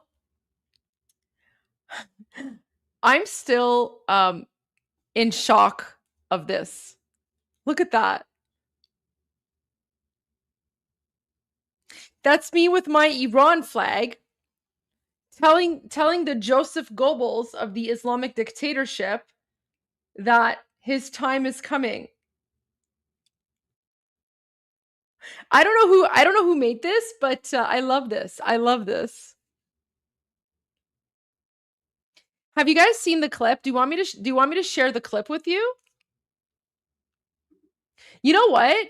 You know what's really interesting? Like Chunky yogurt is going viral, but honestly, like I don't even care about chunky yogurt, right? Like chunky yogurt is like nothing compared to this guy, right? Like this guy has the blood of hundreds. Yes, that's Marandi. That's Marandi. Videosho nadidi. So you want me to show it again? Okay. So he comes on Piers Morgan, and so he basically says that like, so he only agrees to go on Piers Morgan if it's like one-on-one. Oh, he was terrified. Okay. All right. You know what? Let me just play it for you guys. Cause it's, it's so good. And I'm telling you, like Piers Morgan, he's a hero. He's a hero of the Iranian national revolution. Oh my gosh, Raider is here. Raider, I haven't seen you in forever. Thank you for being here, Raider. Thank you for your support. Oh, I haven't seen you in a while. So Piers Morgan is a hero because he actually gave me the once in a lifetime opportunity to call out Marandi. So honestly, like chunky yogurt, I don't even care. And it's really funny because like everyone's going on about like chunky yogurt, but for us Iranians, like no one in Iran knows who chunky yogurt is, right? Like we don't even care. Like he's literally nothing. He's just, you know, chunky yogurt. But this guy, okay? This guy, he is literally, so when I talk about the Islamic regime and when I talk about like the top echelons, like this guy is like the inner circle, like inner circle of the Islamic dictatorship. بله واقعا کیه؟ خب محمد مراندی دیگه. محمد مراندی. Do you not know who he is? Anyways, all Iranians know who he is. So, okay. So let me bring up the video and I'll play it for you guys cuz it's so good. But let me get to the part. Okay. Wait. Cuz like I don't even care about chunky yogurt. Chunky yogurt, most gandide, it means nothing to me. Okay, here we go. Okay, از اینجا شروع میشه. بیشرفه از اینجا میاد. بعد ببین من نمیدونستم که داره میاد. یعنی من فکر میکردم که فقط دارم با چانکی یوگورت مبارزه میکنم. بعد یه دفعه محمد مراندی اومد. All right, so let's watch from here. And supports weight loss throughout the day. Optimum Night helps you relax and get deep, refreshing sleep. They have countless success stories, including from some very familiar faces. England legend Michael Owen, who lost 40 pounds. AFTV's Robbie, who lost more than 100 pounds. To watch their full stories and many more, scan the QR code on your screen or visit oxfordnatural.com/peers. And here's the best part. Use the code PEERS and get 70% off your first order. Yes, 70% off with the code PEERS. I want to just turn now to someone who's been on Uncensored a few times, Mohammad Marandi, professor at Tehran University, a supporter of the regime. Welcome back to Uncensored, Mohammad Marandi. I appreciate you coming on. What is your assessment of what is happening on the ground in Iran? Well, first of all, when you say a supporter of the regime, you're framing it in a certain way. I assume you are a supporter of the British or the American regime. But it's obvious what happened. We had currency manipulation last week. The currency fell 30-40%. It was carried out by the United States, forcing neighboring countries not to cooperate with Iranians over the currency. Then we had peaceful protests among business people. And there were a few thousand people in 2-3 different cities. There was no violence. There were no arrests. Nothing happened. Then the next day, we had more protests, roughly the same size, I guess. I don't remember exactly. Then we had infiltration, and we had violent rioters. And that was the beginning of extreme violence, which peaked on Thursday night. And we know that Pompeo, the former head of the CIA, said that Mossad is on the ground with the rioters. We have Mossad in a Persian statement. They said that they are on the ground. And the most interesting thing of all is that late on Thursday night, during the height of the riots, and roughly 100 officers of the law were murdered. A couple of them burnt alive, beheaded, head smashed. We had a nurse who was burned alive in a clinic. The clinic was burnt down. We had many buses, ambulances, and fire engines destroyed, tens of each. I'm not sure about ambulances, but I know tens of fire engines and public buses and private property. But the point is that late on Thursday night or early in the morning, they cut off the internet and suddenly everything died down. The reason? Because all these groups, these small groups, violent groups that were spread out in different cities and different parts of big cities, they could no longer communicate with their bosses abroad. So if it was really spontaneous, the riots would have continued. But now we've had 4 days of quiet. And yesterday, we had massive anti-riot protests across the country. And I asked your producer to show footage of the protests in Tehran against the rioters. And this is from the middle of the footage. This is Engelab Square. It goes from Imam Hussein Square to Azadi Square, from Engelab Square south to Imam Khomeini Square. That is millions of people. That is huge. Anyone can look on the map or use DeepSeek or some other AI app and check what sort of distance this is. This is a helicopter. But All right, just well, a few hours ago. Just to stop you there, Professor O'May, just to be clear, that's footage you've supplied. We've been unable to independently verify it, so it is what it is. Clearly, there are people, it seems from all the independent reports I've read, who are... Okay, so Goldie, for example, one of our panelists is saying that footage is from 2020. So we don't know what you're showing us there. You accept that? No, that's a dishonest. So basically, so what's happening here? Okay, so when Piers Morgan, totally, I know he's an IRGC mouthpiece. I know.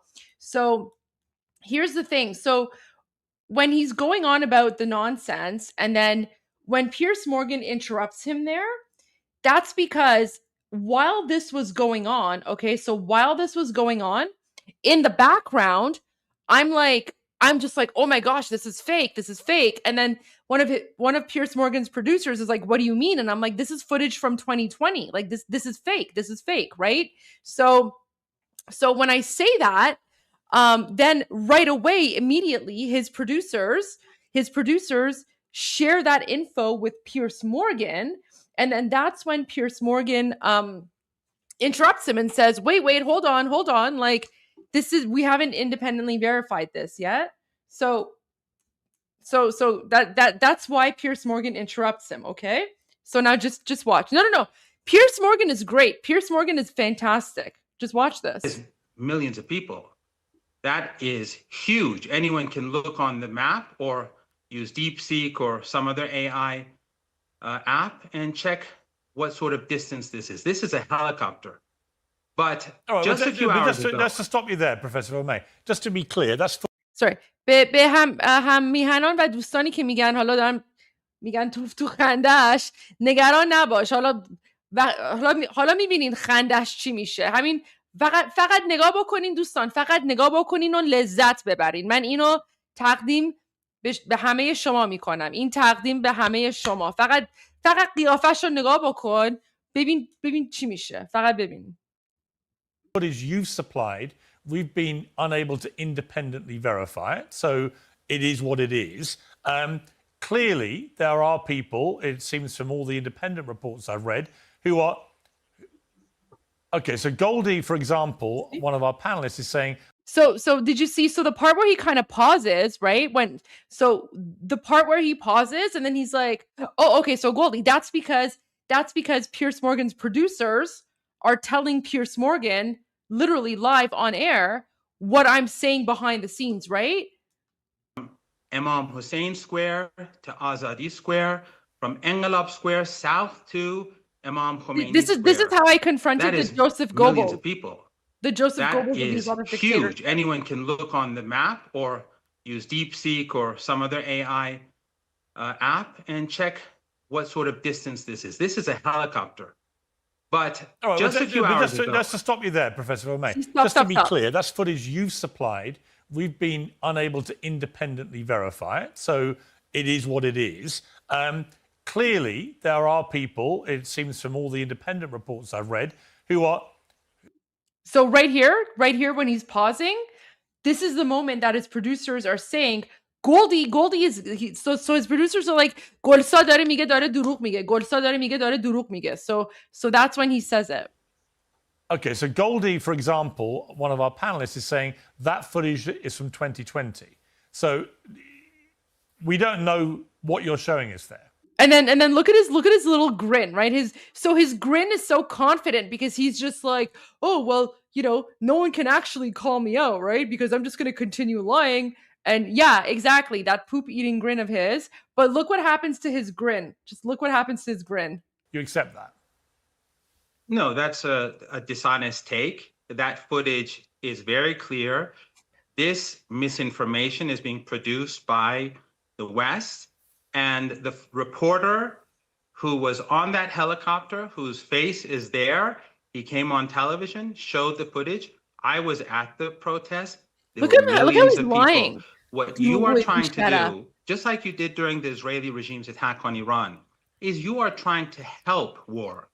Because when the Israeli regime carried out that blitzkrieg attack, as we were negotiating with them, you invited me and started bad-mouthing Iran. Why? Because you and many others like you. No, I didn't bad-mouth Iran. Sorry, just to be clear. Oh, yes, you did. Just to be clear. Hang on. Professor, just to be clear, I never bad-mouthed Iran. I bad-mouthed the Iranian regime, which I think is one of the most malevolent regimes in the world. That's not bad-mouthing the country of Iran or the Iranian people. Now, I want to bring in Goldie Gamari because she wants to directly challenge. Wait, did you see his face? So as soon as Piers Morgan says, I want to bring in Goldie Gamari, ببین یه دفعه خندش اصلا از صورتش اومد بیرون. Like, he was like, he had his like poop eating smirk. And then as soon as he says Goldie, like he panics. Do you see that? نگاه کن. Just watch this. Just watch this. In the world. That's not bad-mouthing the country of Iran or the Iranian people. Now, I want to bring in Goldie Gamari because she wants to directly challenge. She wants to directly challenge what you have said. ببین چجوری دارم میخندم. ببین یه دفعه وحشت کرد. Literally, just my presence is freaking him out, right? And I haven't even said anything yet. So he literally went from his poop eating grin, no one can confront me because I'm lying or whatever. And then as soon as he saw me, he panicked. He freaked out. Let's watch this again because this moment is epic. This moment is epic. Look at him. His face goes from like this smile. And by the way, this man, he is one of the most evil people in the Islamic dictatorship, okay? He is responsible for the deaths of hundreds of thousands of innocent Iranians, okay? Hundreds of thousands of innocent Iranians. He is more evil than I would say even Khamenei. He's even more evil than them. All right, let's continue. I won't interrupt this time, but just look at his expression. In the world. That's not bad-mouthing the country of Iran or the Iranian people. Now, I want to bring in Goldie Gamari because she wants to directly challenge. She wants to directly challenge what you have said. One-on-one. Yes, you said that's it's fine. A one-on-one. That's fine. Your producer, but you've accused her. You did not allow me to continue. Fine, but you have. Your producer said. Producer said yes. It's a one-on-one between you and me. Yes. You're escaping the debate. Hang on, Goldie. Hang on. So I say بی‌شرف از طرف مردم ایران میخوام یه پیام بهت بدم داریم میایم دنبالت. So I'm like honorless. I want to send you a message on behalf of the people of Iran. We're coming for you. Okay? We're coming for you. Goldie, hang on please. Don't all talk at once. And then I say وقتی که گرفتیمت I'm like when we catch you Professor Morandi, let me, Goldie. So that's where I say, وقتی که گرفتیمت نوک انگشت کوچیکت بزرگترین تیکه بدنته, which means when we catch you, the tip of your pinky finger will be the biggest piece of your body left. Yeah, contact the Canadian police. This guy, go for it, please. So all of the Islamists and jihadis, yes, please contact the Canadian police. Go call 911 right now. Call 911. I've actually posted this video on my Instagram, on my Facebook, on my Twitter. Call 911 and tell them that Goldie threatened to, tear apart piece by piece this guy. You know why? And you know why I can get away with it? Because he's an Islamic regime terrorist. He's actually on the IRGC terror list. Okay, so he is in Canadian according to Canadian law, he's already a terrorist. So I can say and do whatever I want because that guy's a terrorist. So good luck with that. Good luck with that. all you savage jihadis, for the last 2 years, you go around and you're like, intifada, right? Intifada. But when we finally stand up to you, when we finally call out your terrorist jihadi nonsense, now all of a sudden you're like, oh, this is against the law, right? Meanwhile, this man is responsible. Over 12,000 Iranians have been slaughtered by these Muslim terrorists just in the last 2 days alone. But now, like, all these like jihadis in the chat are like, call the police, please. لطفاً به police زنگ بزنین. Call the police. All the evidence is there. I'm not hiding it. Call the police and tell them exactly what I did. And in fact, you know what? Let me repeat it so that you can screenshot this and you can send this to the police as well. Because I literally say, when we catch you, the smallest piece of your body will be the tip of your pinky finger.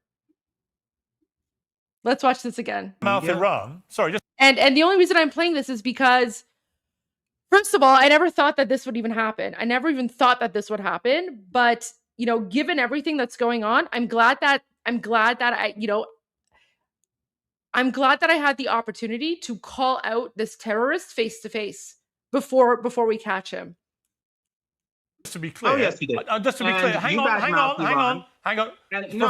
Professor, just to be clear, I never badmouthed Iran. I badmouthed the Iranian regime, which I think is one of the most malevolent regimes in the world. That's not badmouthing the country of Iran or the Iranian people. Now, I want to bring in Goldie Gamari because she wants to directly challenge. She wants to directly challenge what you have said. One-on-one. Yes, you said that's it's fine. A one-on-one. That's fine. Your producer, but you've accused her. You did not allow me to continue. Fine, but you have. Your producer said. Yes. It's a one-on-one between you and me. Yes. You're escaping the debate. Hang on, Goldie. Hang on, Goldie.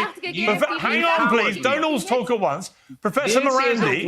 Professor Morandi. You and me. Professor Morandi. Let me. Goldie, please let me handle this. Professor Morandi. Here's why I brought Goldie back into the conversation with you. No, so you're being dishonest. Because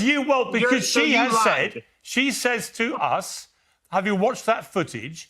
It is actually not what you have said it is. Goldie, tell the professor what you believe that footage is. That footage is from Qasem Soleimani's funeral in 2020. That is not footage from today. That is 100% propaganda. The Islamic regime, they are liars, they are murderers, they are thieves. I don't even know how he has access to the internet right now. The internet is shut off. Where is he communicating from? Okay, now, Pierce, I just want to remind you that your producer said this is a one-on-one. Yeah. And like on previous occasions, you do not abide by what you say you'll do. Well, you made a statement. You made a statement and gave us footage, which one of our panelists has directly challenged. But just to respond, in the General Qasem Soleimani's funeral, the bodies were on trucks, and there are no trucks in this crowd. And the crowd goes from Imam Hussein Square, which is to the top, towards the top. The crowd here goes all the way to Imam Hussein Square. The bodies never went there. The bodies the funeral procession began at the University of Tehran. So the path of the General Soleimani funeral and his companions was not towards Imam Hussein. And here, where are the trucks? Where is the funeral procession? Because it was not just him. There were a number of people who were murdered. Don't pretend. No one can pretend that the rallies yesterday, which took place across Iran, in Mashhad, in Tabriz, in Maran, in Esfahan. The footage rally, all been debunked.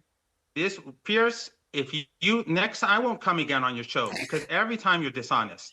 You won't be able to come again on the show because when Iran is free, we're going to get So when he says, I'm never coming on your show again, I respond and I say, yeah, you're never going to come on his show again because when Iran is free, we're going to capture you and you're going to be in jail.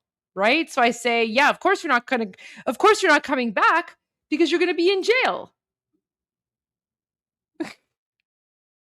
This woman, Pierce, if you next, I won't come again on your show because every time you're dishonest. You won't be able to come again on the show because when Iran is free, we're going to get you. You're going to go to jail. To be fair, let me explain. Let me explain.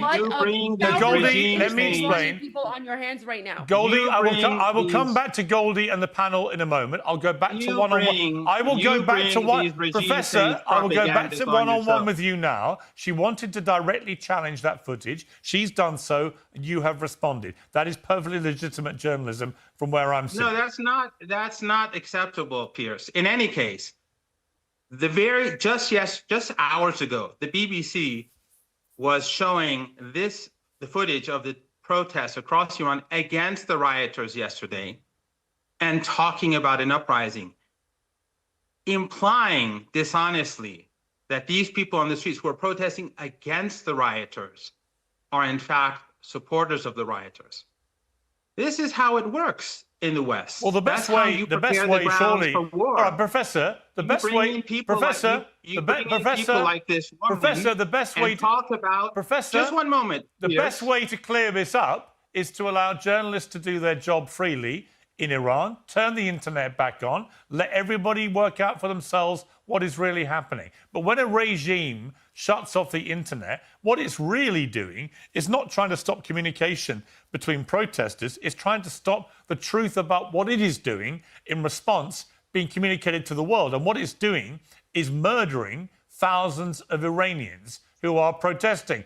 They've admitted killing 2,000. Reports are that it may be as many as 12,000 or more. We're seeing footage here of body bags everywhere. And that is why the regime is turning off the internet. It's not out of some great altruistic, well, we just, don't want these people communicating. It's so that we can kill them and the rest of the world can't see what we're doing. No, Pierce, that is an utterly dishonest take. The numbers are fabricated. The government has not given any numbers. And as I said 2,000. I'm talking, Pierce. You don't want me to talk. Well, you said you're just wrong. You are just like those journalists who are talking about weapons of mass destruction in Iraq and the incubators. And well, I led the campaign against that, as you may remember. Well, you've flipped. So anyway, that was my that was actually even better. Piers Morgan goes after him 100%. But there you go. So now you know where this image comes from. So I honestly don't know who made this, but it's an honor. It's an honor. It's an honor to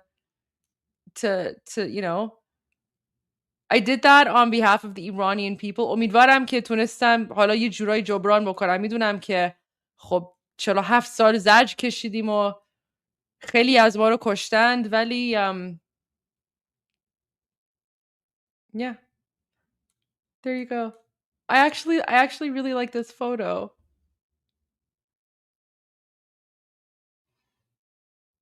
عالی بود.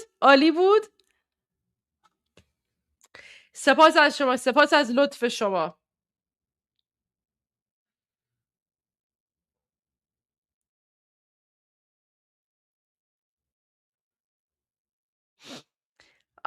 So for non-Iranians, you don't understand how much we hate this man. Like this man, literally the Joseph Goebbels, right? Literally the Joseph Goebbels of the Islamic dictatorship, and he is one of the main mouthpieces of the Islamic dictatorship. And even right now, he's going across various social media channels and he's like spouting all this Islamist jihadi nonsense. And the only person that actually gave Iranians a voice and gave Iranians an opportunity to confront him was Piers Morgan. So there you go. Yeah, and now you know. Oh my gosh, yes, there you go. And now you know. Iranian here, and now you know. So I honestly don't know who made this AI photo, but you know, thank you. Thank you. Like it's such an honor, and yeah, it's just such a nice photo. It really is a nice photo. Um okay. Okay. So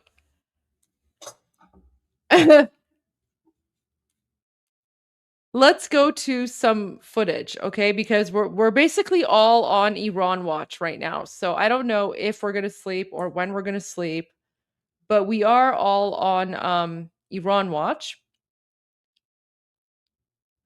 Oh man. Even Morandi is now trending. So I mean chunky yogurt is trending. Chunky yogurt's trending.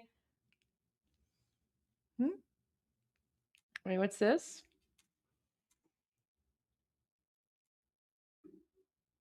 Really? Oh my gosh, that's so cool.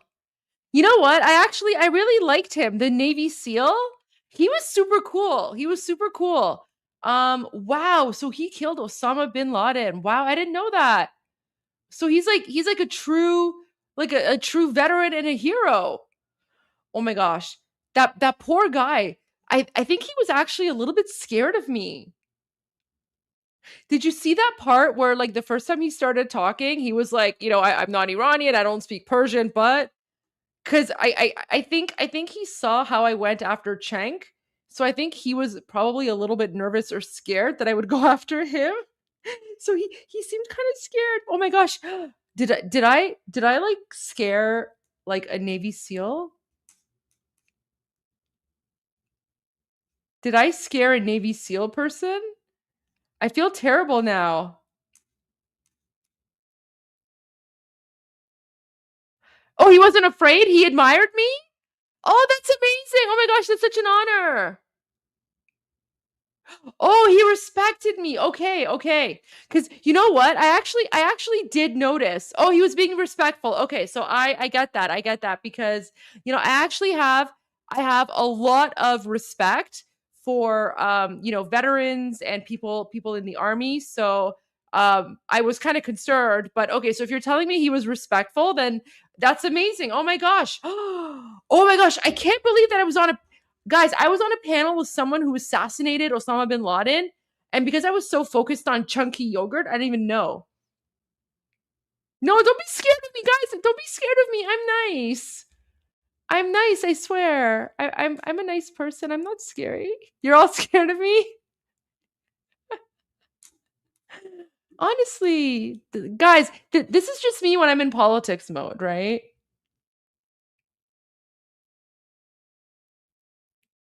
Don't be scared. Don't be scared. I'm nice. I'm not scary. I'm Persian, like the cat. Meow. But okay, so now I get that because I had like a very serious face, right? Here, I'll show you. Here, let me show you. Let me show you. Oh my God. Here, let me show you what I mean. So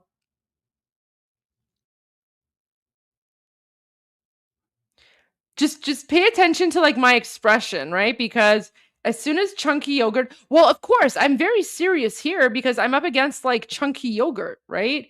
And chunky yogurt just Navy SEAL like Rob O'Neill. So a powerful panel to launch our first show back. Look at my face. Year. Look at my face. Cenk Uygur, Happy New Year. First of all, let's get the pleasantries out of the way. I suspect things are about to turn unpleasant very quickly, so let's be civil to start. Cenk, I thought it was a good time to have a vacation, if I'm completely honest with you. Turned out to be one of the worst times to ever have a week off in history, where basically all hell broke loose everywhere. And as we try and wrestle with this, let's talk primarily, for the purposes of this debate, about Iran first. What do you feel about what's happening there? It does seem significant to me that the German Chancellor is now coming out saying this is the beginning of the end of the regime and it could happen in weeks. Is that your sense, that this, despite a number of repressed attempts at overthrowing this regime that have failed, that this time we might be seeing the hand of history? Yeah, so first of all, Happy New Year back to you and to everybody on the panel. So, Piers, in this case, The most important thing to recognize is that there are two separate issues going on here. One is the Iranian people's battle with the regime. And there we support the Iranian people 100%. I would love for Iran to be a democracy, control its own country, and be a beacon for freedom in the Middle East. Well, that would be amazing. I would hope that everybody would want that. But there's a second issue also going on at the same time, which is that Israel wants regime change in Iran. They've wanted it for 20 years. They've agitated it for this entire time, including through the representatives of Israel like Mike Huckabee. He's not our ambassador, he's the Israeli ambassador. And we know that now because he had a secret meeting with Jonathan Pollard, who's a traitor to America. So he meets with traitors secretly, by the way, behind Trump's back, behind the American people's back. Everything he just said to you was propaganda for Israel. They've wanted this regime change forever.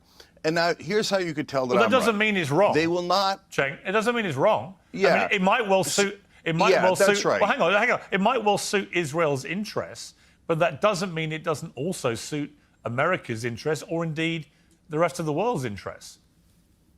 Right. So, Piers, then we get to the issue of, yes, but what is America doing and what should America do? So if you want to accomplish the thing that we all want, which is Iran to be free, the worst possible thing you could do is bomb them. Because if you bomb them, like all countries, they will rally around the flag. If you think there is no one who supports the regime in Iran, you're also wrong about that. I think they're a minority, but they're the minority with the guns, etc. Really good info. And so at this point, the idea that, oh, don't worry, we'll just bomb the Iranians, we'll kill a whole bunch of their civilians. Okay, so apparently Sahar TV is playing me right now. So look at this. Look at this, guys. Wait, I gotta share this, I guess. Wait, where's my screen?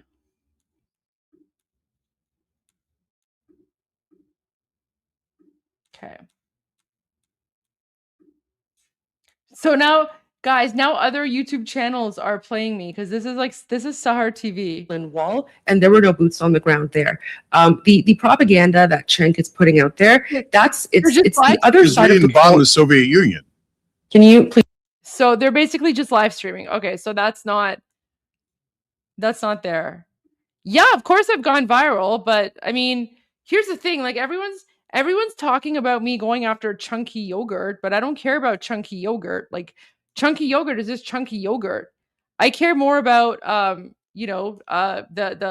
Joseph Goebbels, right? And then we'll be greeted as liberators. But Mike here you go. Huckabee talked about two There you kicks go. of the You can mule. look at my face but there. Except he got the wrong mule. So we got kicked in Iraq in the same exact way. Neocons like Mike Huckabee coming out there and going, oh, this is going to be easy. We're going to liberate the Iraqis, and the Iraqis are going to love us for it, etc. I don't need to get kicked by that mule twice. I guarantee you this will end in disaster if Israel forces us to get involved. If you care about the Iranian people, we should not bomb them. It will be greatly counterproductive. And I guarantee you that both Israel and America does not want democracy in Iran. What they want instead is a puppet leader. So they will bring in the former Shah, a king, a dictator, who will do everything that Israel wants. And then the Iranian people will revolt against him. And then we'll go through this cycle again and again and again. This is literally how we got to the Ayatollah, by us imposing a Shah upon them. So that is a disastrous idea. Do not go into this war. Anti-war means anti-war. War is not peace. George Orwell was a genius. Okay. Goldie Gamara, you were pulling a number of faces there, none of which I would describe as particularly indicating an agreement with what Cenk was saying. So what would you like to say?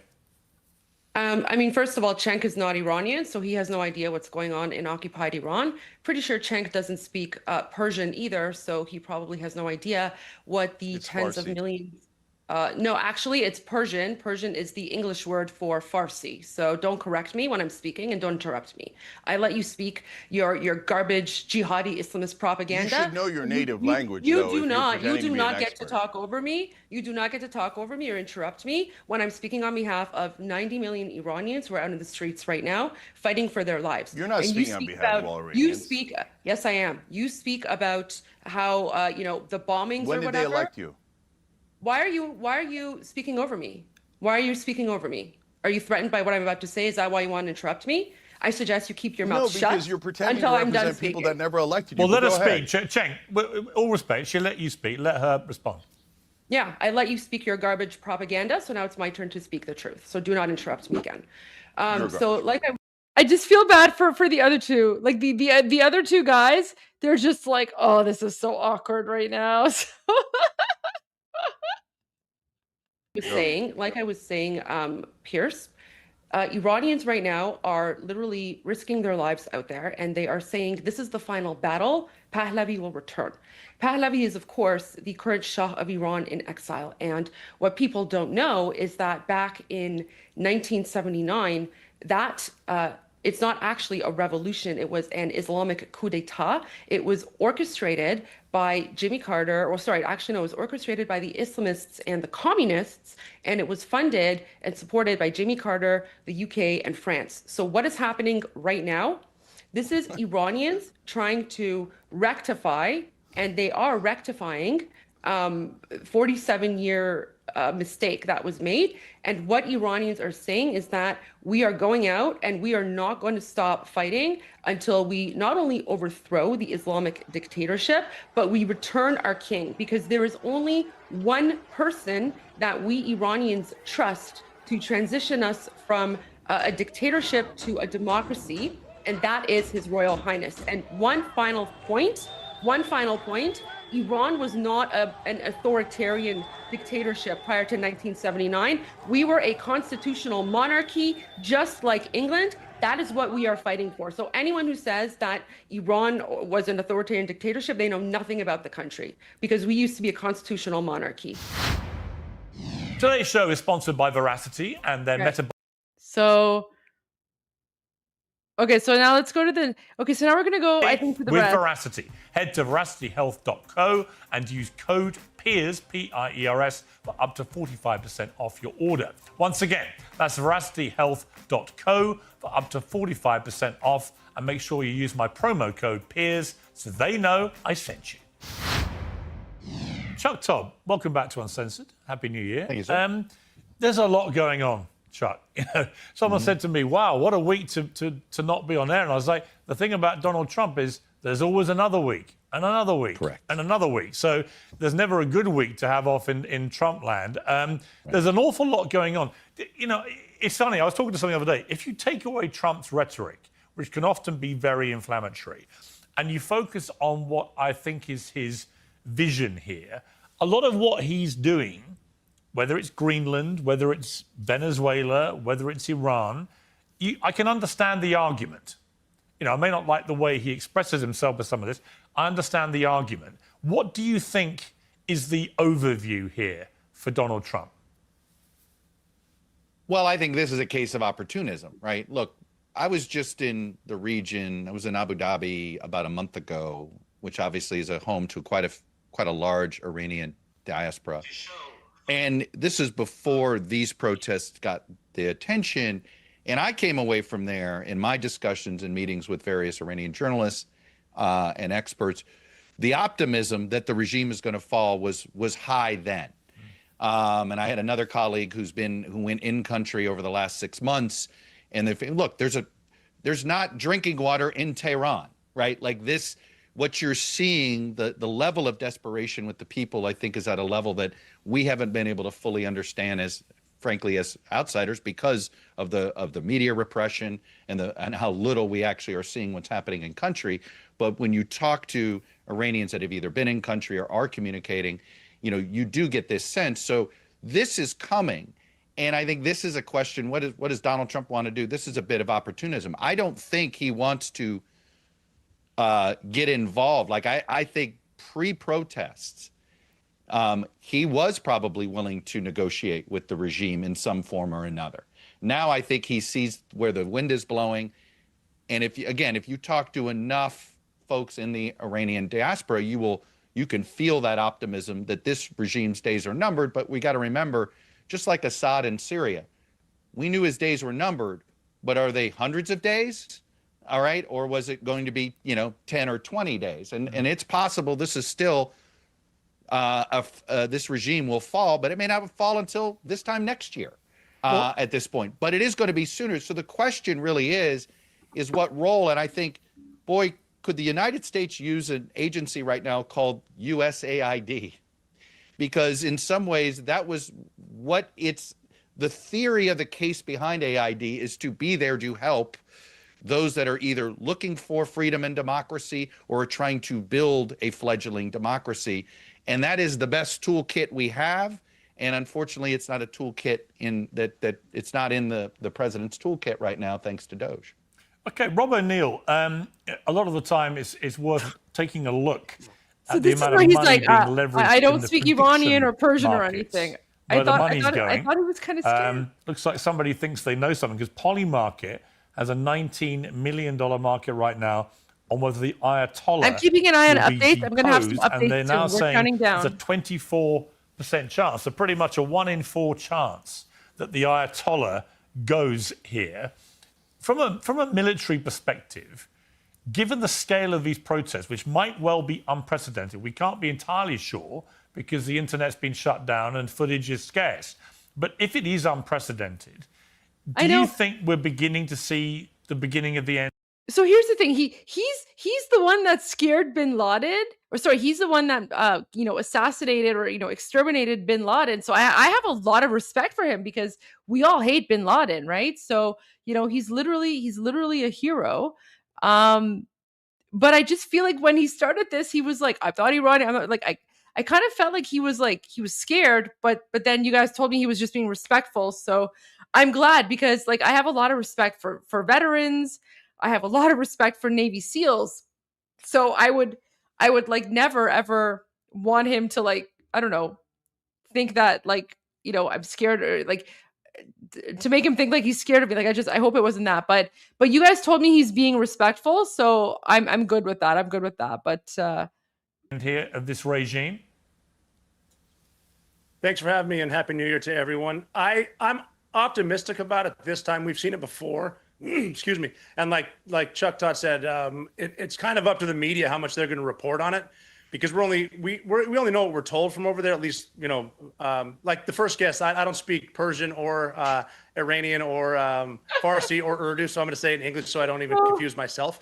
But in the past, when they see the Iranians rising up, when they get to that point, for some reason our media blocks that out, and then it seems to me, because I'm not there, and if I'm not there, I can only go by what I hear or read, then they crack down hard, they kill people, and then it goes back to business as usual. This time, what the Iranians have seen is that we bombed a mountain, we hit them pretty hard, so hopefully, regardless of the media blackout or what our media chooses to say, the Iranian people know that we will support them. Yeah. The biggest problem that we had, you know what? I just want to say, everything that he said, I 100% agree, and he was great. He was great. So I do appreciate that. Yeah, I saw what President Trump said 5 hours ago. I've played it before. I'm happy to play it again. Yeah, so this is me just that's me just I'm just ready to go, right? So there you go.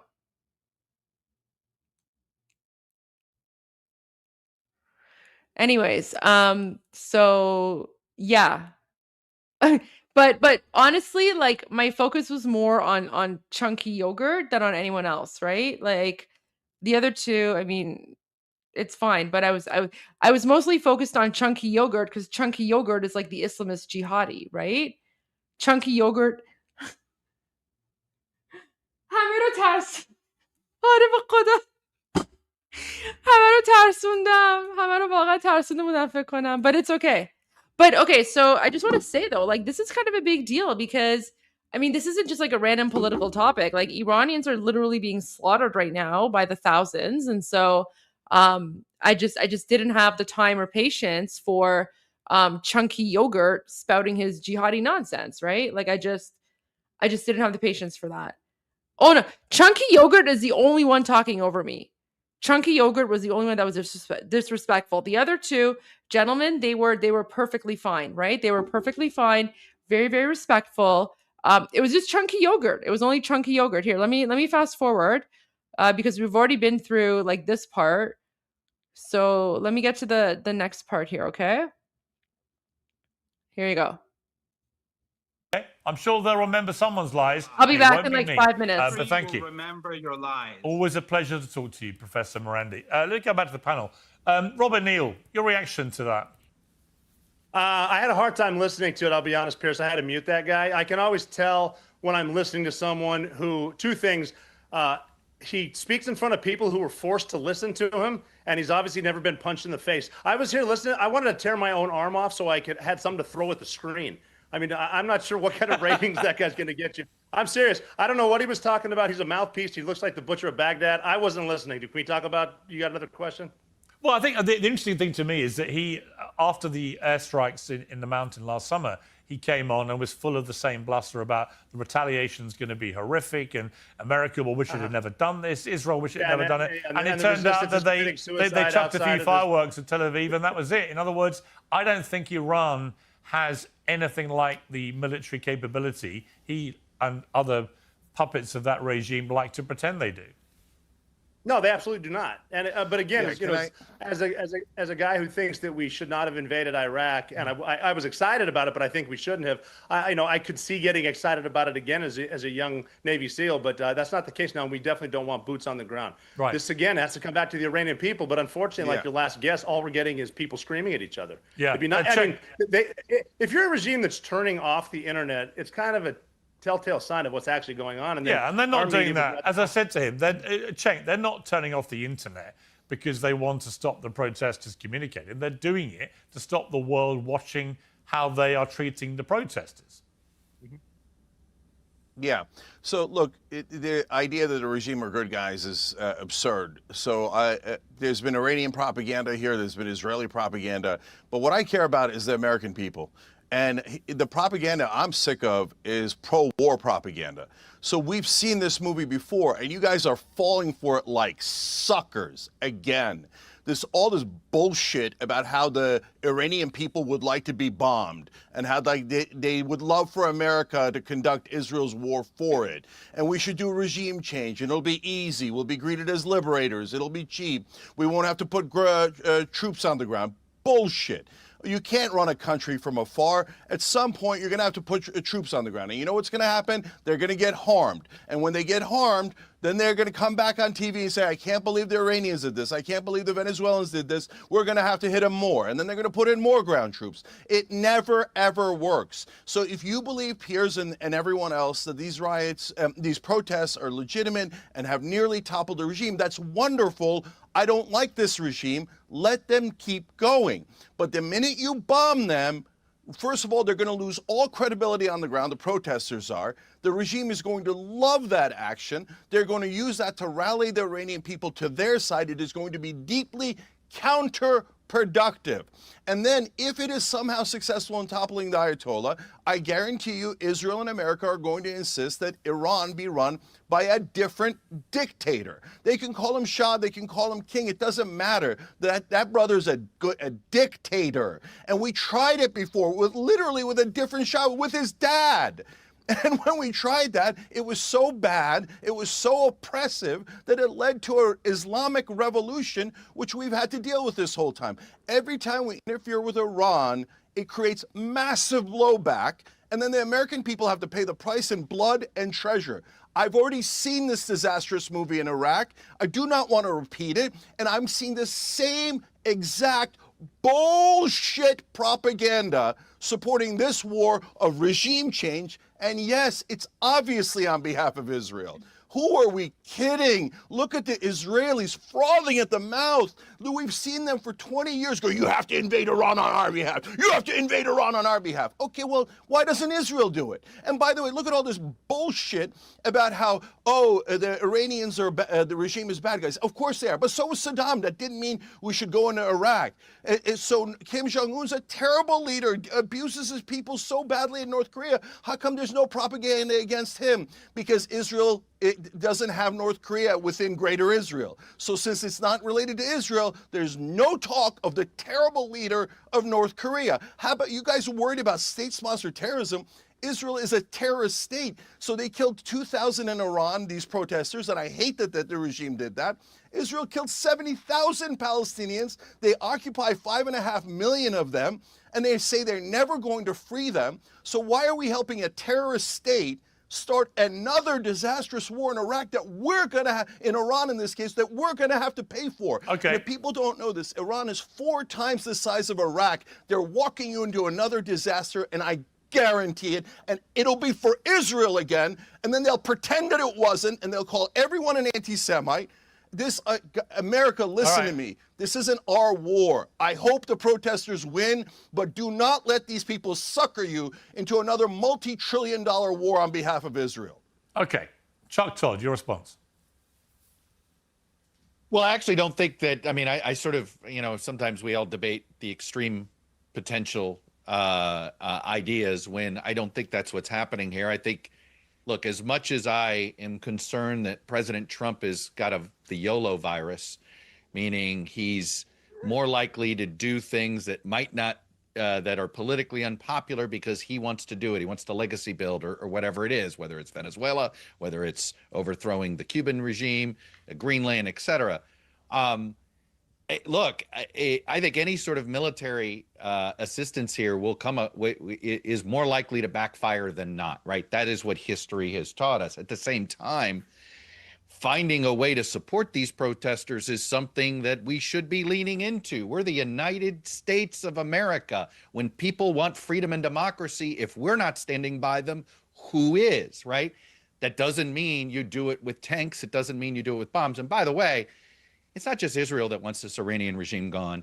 You know who the #1 supplier of drones is to the Russians to kill innocent Ukrainians? It's Iran. You know who else would like to see Iran gone? Pretty much the entire Gulf Peninsula, that regime gone. So this, in fairness, this is not about Israel. So what? Not everything is about Israel. When it comes to the Middle East, there's certainly, protecting Israel has been a priority of this country for a long time. I understand that. But in this case, this is about the Iranian regime. Who are you kidding, of course, Chuck? I'm not going to die. But the Iranian regime here is been a bad actor to a lot of people, not just the state of Israel. Yeah. Goldie, let me bring you in here. You were born in Iran. Do you feel this is different to previous uprisings? Yes, absolutely. This is different. This time around, the stars have aligned, Pierce. So this isn't the first time that we have tried to overthrow the Islamic dictatorship. We've been trying for the last 47 years, in fact. But this time, we have a leader. We have His Royal Highness King Reza Pahlavi, who has he's heeded the call of the Iranian people. He is going to be stepping in as a transitional leader. He's going to be taking our country from a brutal Islamic dictatorship into a functioning secular democracy. Now, what type of democracy that's going to be, that's going to be based on a national referendum that the Iranian people will vote for. So whether they want a constitutional monarchy or whether they want a republic, we Iranians are going to determine that. And that plan is actually available online. It's on a website called Iran Prosperity Project. It's been online for over 6 months. I can't think of any other revolution, in fact, where the transitional plan for the emergency government has already been published and peer-reviewed and is also available in English online. There are also a number of other factors here. So Elon Musk providing Starlink and Starlink devices, that is huge because that has allowed us to continue receiving messages from people in occupied Iran despite the mass slaughter. The other really important factor as well is that President Trump is now giving his support to the Iranian people. And we're not asking for boots on the ground, nothing like that. But when you look at President Ronald Reagan's support for the oppressed people is what led to the fall of the Berlin Wall, and there were no boots on the ground there. The propaganda that Cenk is putting out there, it's the other side of the coin. Because we didn't bomb the Soviet Union. Can you please don't interrupt me? I did not interrupt you when you were spouting your garbage. So as I was saying, the propaganda that Cenk is putting out there, that's the other side of the coin of the Islamic dictatorship. So there, it's meant to put fear into Americans by saying, oh, well, let's go bomb Iran. Well, no one's going to go bomb Iran. Israel and the United States, back in the 12-day war, they targeted Islamic regime bases. They never targeted civilians. And in the 12-day war, yes, there were civilian casualties, 200 200 Iranian civilians lost their lives in the 12-day war. But in the past 2 days alone, the Islamic dictatorship has slaughtered over 12,000 Iranians. And that's at a minimum right now for what we know. So what Iranians are saying is that they will fight until the very end, because they know that at this point it's either liberty or death. And so they are still going out, they are still fighting. And the one person that has mobilized us Iranians around the world to rise up and overthrow the Islamic dictatorship is His Royal Highness King Reza Pahlavi. So, you know, people like Cenk can complain and bark all they want, but ultimately their opinion is irrelevant. We Iranians, we've already decided what we want, and self-determination is our right. Okay. I've got to leave it there for the panel. Thank you. What are you talking about? No. Can I just say, she keeps pretending to speak for the Persian people. There's been no vote. She doesn't represent any of them. So some do like the Shah. I don't dispute that. I think that they're very, very mistaken in that. There's some earnest people who believe that. And then there's people who work for Israel who say, yeah, he's a perfect puppet for Israel and he should be. And then Chuck says, oh, well, the UAE also wants him gone and Turkey wants Iran gone. Why do I care about those countries? I don't care about those countries. I care about us. Can I ask Rob one last question? Rob, you're military. You were Navy SEAL Team 6. No one even in Iran knows how many military? Hold on. Let me ask Rob a question. Hey, is Israeli puppet? Hold on a second. Can I ask Rob a question? Don't talk over each other. Israeli puppet. Don't talk over each other, please. Hey, Rob, when you do enough military exercise, look, it was what we did in Iran was tactically amazing. What we did in Venezuela was tactically amazing. That isn't strategy. That's tactics. But if you take enough risks, Rob, at some point, aren't you going to lose someone? Goldie, let him finish, please. A plane is going to get knocked down. You're going to lose some members of a Delta force, etc. And at that point, people are going to get mad, and then they're going to want bigger war and bigger retaliation, and we're going to get sucked in. Maybe I don't understand it, Rob. Rob, has the U.S. military become perfect, and we can never lose anyone? There's no risk, or are we taking significant risk here? Yeah, Cenk, I like what you're saying as far as we're thinking outside of the box, because what happened in Venezuela was not an anomaly. It's something we can do, but with no one getting killed, no helo getting shot down, we had birds get hit. If one goes down, like you said, yes, we'll probably lose people. If one of the birds that got hit, like in Venezuela, goes down, we've had it before with Extortion 17 and Turbine 33, everyone on board dies. And then you got to go recover the body of the aircraft, and then you get the sentiment of, yes, we want to go and take more action. It's very, very dangerous. My biggest concern with Iran is I don't want the United States of Halliburton to get their boots on the ground again. And you're really towing a very, very dangerous line. Once we start sending these, we flew in with 2 stealth birds, came back with 1. One went down. We had to blow it up. We're outside all of a sudden with the locals in Abbottabad, Pakistan. Very dangerous. They don't know why we're there. The local police that are there don't know why we're there. We don't want to kill local police because we're in their country. There's so many complications that can potentially happen. That's why hopefully we can do something. The worst thing we can say that we've done, as history repeats itself, is say, well, this is the way we've always done it. Then we're going to end up with another bad war and another panel of people like us who obviously know more than everyone else solving all the problems. I think we can do something simpler. I think it obviously starts with talking with the people, negotiating, hopefully listening to other people, and we can, because nobody's perfectly right and nobody's perfectly wrong, but I think we all need to agree the Iranian people need to get a much better way of life they've been living for the past 47 years. You know what? Let's end on that note of common sense and nuance. What a pleasure to hear a bit of nuance about a complex situation. Thank you to my panel. I appreciate it all very much. I'm joined now by the British-Iranian comedian and actor Omid Jalili. Omid, welcome back to... How are you feeling after all that? Take a breath. Are you okay? Do you know what? It was nice to end with somebody taking a slightly more nuanced view of what is a very complicated story. As it is with Venezuela, as it is with Greenland, as it is with the ICE protester who got shot. None of these things are black and white, bang, bang. And yet everyone is so tribal now. They want to immediately make it a tribal, intransigent, there is only one way to look at this story. Yeah, that is the problem. So actually, what I told him in Persian, what I said to him is, don't worry, when the Islamic regime falls, we're coming after you next because you're a mouthpiece of the Islamic regime, and we're going to come after you next for your crimes. That's what I said. That's what I said in Persian. I was like, don't worry, we're coming after you next. We're coming after you next. We're coming after you too. So There you go. Okay. I haven't actually seen this part of like where Omid Jalili talks, so let's see what he has to say. Yeah, well, that's what I said to him in Persian. I was like, don't worry, we're coming after you too. I was like, don't worry. We're coming after you too. Twam Hasti. There you go.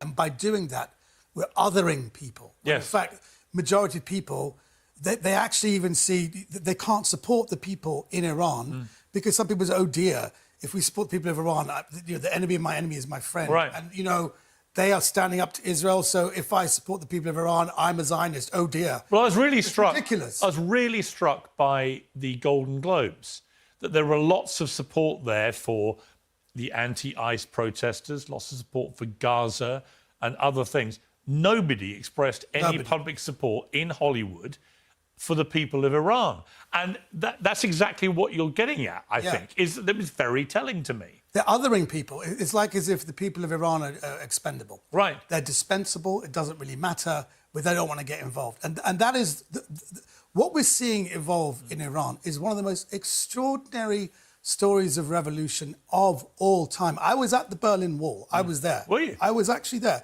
knocking bits of it down because I thought it was a real moment in history. Were you really? I was actually there. I was 24 years old. Well, you happened to be there, or you went out? I went there because there was a Velvet Revolution in Czechoslovakia. I actually ended up living in Czechoslovakia from 1990 to 1995. I was very excited by this time in history, and I wanted to be part of it.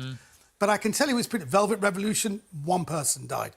Berlin Wall, pretty much peaceful.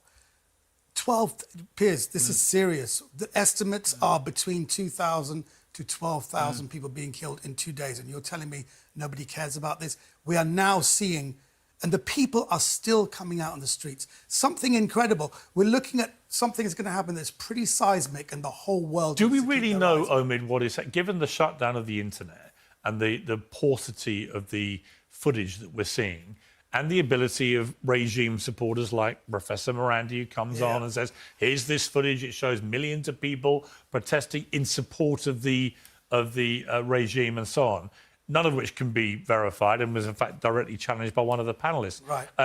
But given this sort of fog of unverifiable claim and counterclaim, because there is no internet there at the moment, 5 days of it now. Yeah, so what can we really believe? Have you spoken to anyone in Iran? Are you getting a feel for what's really happening? A friend of mine, a brother was killed, and it's very difficult to even get information, but they said to get the body, you've got to pay what is equivalent to $5,000, which is unpayable. But very, very significantly, they had to sign a piece of paper to say that the body belonged to the security forces and he was killed by protesters. So it's that kind of propaganda that is being pushed. And I think at the end of the day, we're seeing videos. Look, I'm not the kind of person to share those kind of gory videos. I've seen them. I've hardly slept, Piers, in the last 2 weeks because I'm so invested. I should tell you, not as an Iranian, but as a human being, watching other human beings stand up to repression that's been going on for years. And frankly, this narrative that it's Israeli-led or that it's American-led, this misinformed, patronizing a narrative which is so offensive to Iranians that we've had these uprisings for years when Israel and America would have nothing to gain. This is the narrative that is pushing people to kill protesters. So I'm all for free speech, but when you're pushing this narrative, and it's why you're getting people killed. Right, and it's why the Hollywood stars didn't want to put their head over the parapet and support Iranian people, because they have bought into a narrative that's being put out there very forcefully. This is all at the behest of Israel. And the point I made to Cenk Uygur is, well, it might be in Israel's interest, clearly. They would love to see the Ayatollah deposed and the regime got rid of. So would America. Yeah. But so would many, many other people and countries around the world. This is a despicable regime. But everybody knows that. And this moment, I would say, when we say all eyes on Iran, it's more significant than Ukraine, Russia, Venezuela, all of it put together. Short of an alien invasion and contact with aliens, this is the moment of history where if something changes here, it could change the whole landscape. Why? Because we have a regime that funds terrorism. And this is something that people who are listening need to hear this very, very clearly. And all the people who are saying, oh, but Iran stands up to Israel. Bear in mind there was a football match, and we're big football fans, and after October 7th, there was a football match between two of the big rivals in Iran, and a regime person came on, was waving a Palestinian flag. The football fans of Iran started singing, "Shove that Palestinian flag up your backside." And everyone said, this is so offensive to the people of Palestine. But no, I went on and I explained what they're shouting at is the regime official, because football fans knew their support of the Palestinian cause is non-existent. Their whole modus operandi and aim is to destroy Israel and what is in the IRGC constitution to kill all Jews everywhere. And that's fact. And that's what Iranians know, and that's the thing that we are pushing back against. What do you think is going to happen here? Because we have seen a number of uprisings that got repelled and quashed in ruthless, violent manner by the Ayatollahs. We've seen the German Chancellor come out and say he believes this is the beginning of the end. Yes. And it could take just a few weeks. Do you share that optimism? Yes, I do, because we have intelligence from people who are in the know, people like Tom Tugendhat, who is the former Minister for Security. He seems to have intelligence that the regime are actually over. These are the final death pangs of a regime. And I think that, look, at the end of the day, will it be this week? Will it be next week? Will it be up until March even? We don't know. But mullahs have been seen leaving the country. The economy is unsavable. There is no way this regime can survive. So it's a question of not if, but absolutely when. And the people have said there's the most incredible war of attrition going on. You keep killing us, but we ain't moving. No. You're going to have to. We've seen Telegram messages today. We need some help because they're literally going to slaughter all of us. Is the answer Reza Pahlavi, the Crown Prince? Because as people have pointed out, the Shah, his father, was overthrown himself in 1979. That precipitated the mullahs taking over. Is that the answer for Iran to go back to a constitutional monarchy with the Crown Prince? I think that that particular revolution had something to do with 1953 and the coup with Mossadegh, and people in Iran were upset with American interference. So in a sense, the Iranians don't mind if Trump get involved because it might be righting the wrongs of the past. Even Obama said jihadi, he should have done something in 2009 with the Green Movement. But oh my gosh. But Reza Pahlavi, all I can tell you is he seems educated. He seems to be talking a big game with regards to transitioning Iran to a secular democracy and a democratically elected government, possibly a constitutional monarchy like Britain that is next to a secular government. And at the end of the day, the Iranian people are saying we have agency and we will decide. And I think that's the most important thing. What Chuck Todd, former NBC anchor, was on just now saying. Look at this, guys. Look at this. Let me share this with you.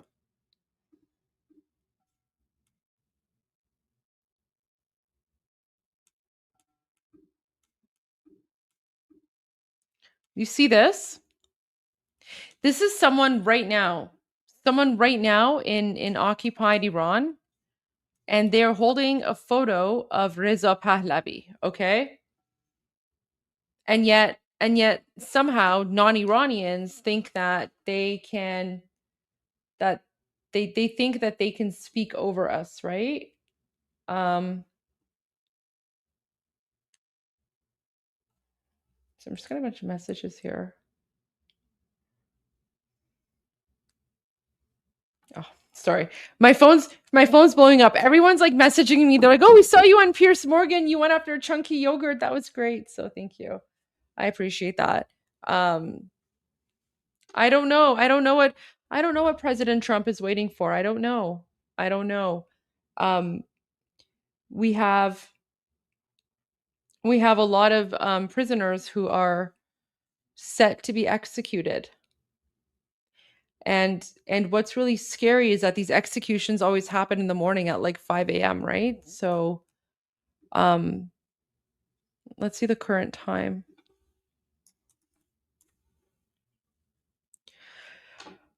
Current time is 7:18 a.m. So we don't know. Like many of those prisoners might have already been executed. We don't know.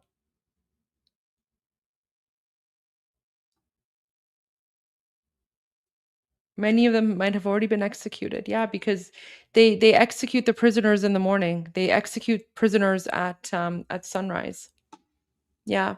So It's already sunrise, and we haven't received any news, so we don't know.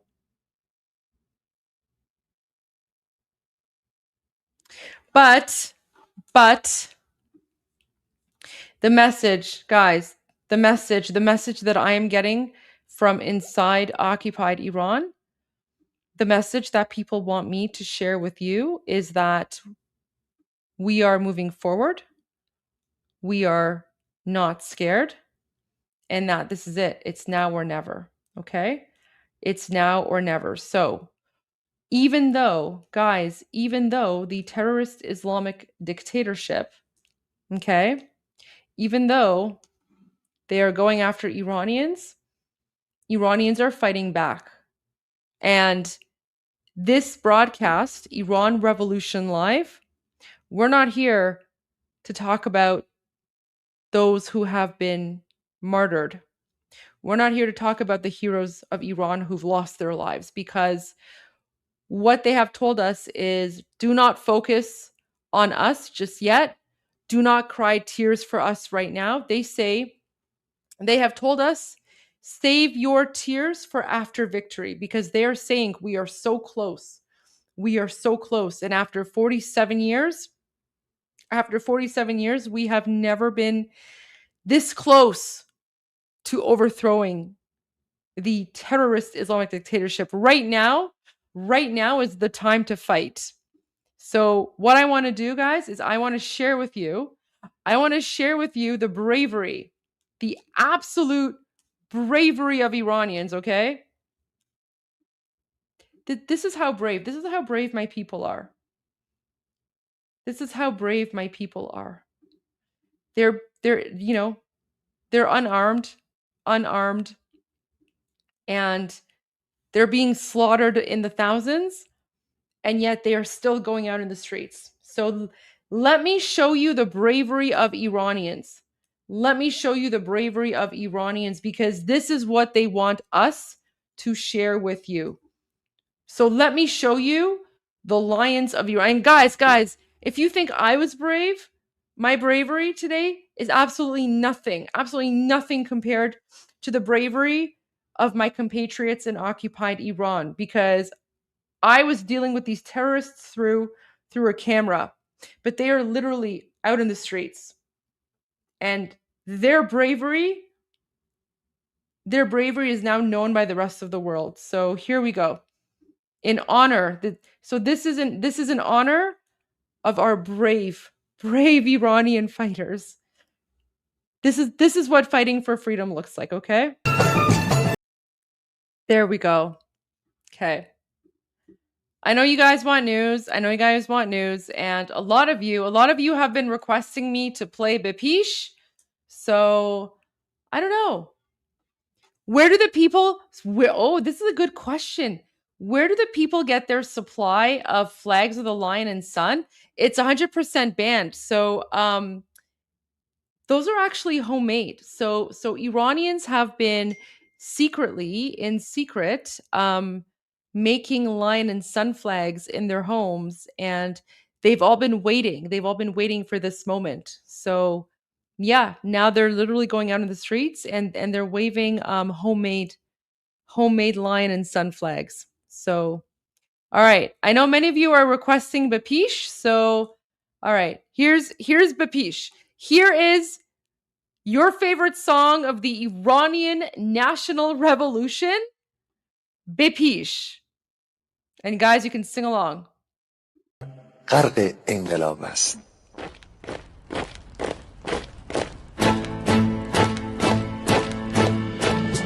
کشور ما، تاریخ ما در سیدگر فرا گرفته، گویی اهورا مستا دوباره در نور خود مرا گرفته. اکنون سرودی سر میدهم باز فارغ از رنج و تشویش، ایران غرق انقلاب است، به پیش به پیش به پیش. ایران غرق انقلاب است، به پیش به پیش به پیش. هن ای پدر، هن ای پسر، برخیز خیز و باماش و هنگام تا درد آن تجربه تلخ ما را نکشیده در خواب بگذار هر دم ببرند گرگ‌ها دم لباس میش ایران غرق انقلاب است به پیش به پیش به پیش ایران غرق انقلاب است به پیش به پیش به پیش ای کارگر ای برزگر راحت کنون ادامه دارد در این زمان که پرتو یزدان از هر سو بر تو میبارد پس پیش به سوی آزادی از بحر خزر تا کیش ایران غرق انقلاب است به پیش به پیش به پیش ایران غرق انقلاب است به پیش به پیش به پیش خلقا به پا بحر دفاع از استقلال و آزادی تا بشکنیم پشت ارتجاع تیریزی ویران آبادی تا زنده سازیم سنت‌های می از من بالین و کیش ایران غرق انقلاب است به پیش به پیش به پیش ایران غرق انقلاب است به پیش به پیش به پیش با امید روزی که تمام این دلبشو و انقلاب تموم بشه و ما در روشنایی نور و سعادت مردم کشورمون غرق بشیم نه خارجی نه بیگانه نه مستشارهای ویرانی نه چیر خاران نه کاسه لیسان فقط هم رزمان ایرانی تا با شرافت میهنی بسازی بهر فرزندان خویش ایران غرق انقلاب است به پیش به پیش به پیش ایران غرق انقلاب است به پیش به پیش به پیش مردان بیایی داخل صف ما اکنون که آغاز رویاست دشمنان بدانید ما زنده هستی بعد از ما هم ایران پابرجاست آن روح شیطان ما را فریب داد با صد شعار مردمیش ایران غرق انقلاب است به پیش به پیش به پیش ایران غرق انقلاب است به پیش به پیش به پیش پرچم ما پرچم ایران غرق خون شهیدان روی شانه هامان حمل میکنیمش در هر خیابان و میدان تا ماسک دلغکان را برداریم از روی تسبیح و ریش ایران غرق انقلاب است به پیش به پیش به پیش ایران غرق انقلاب است به پیش به پیش به پیش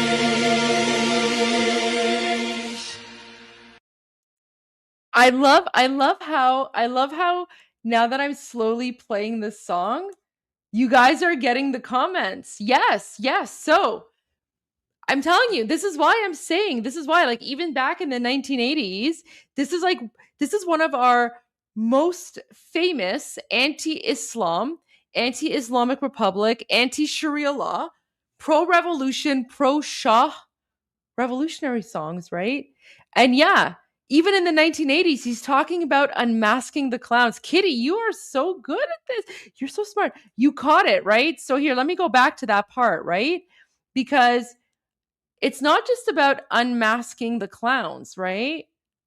Let me bring it up. Where's the part where he says unmasking the clowns?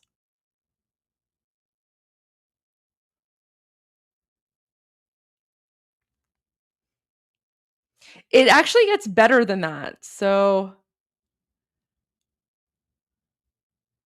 wait, I think it's here. Let me.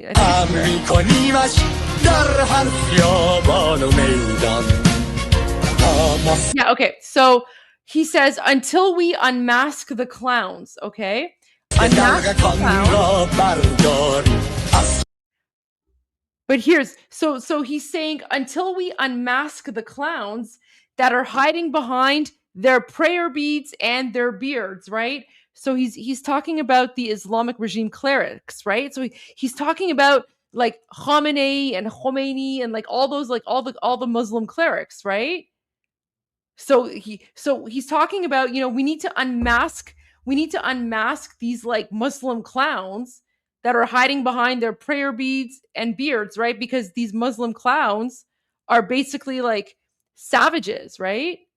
So we're going to unmask them because they're just, you know, they're terrorists. So Kitty, you're good. Kitty, you're the first one who noticed that. I have been playing this song for several days. You're the first one who noticed that lyric about unmasking the clowns. Yeah.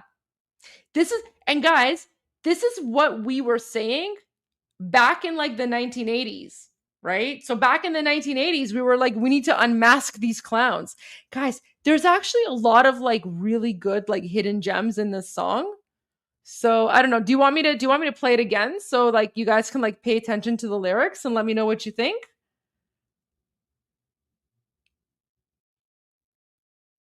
Yeah, you want me? Yes.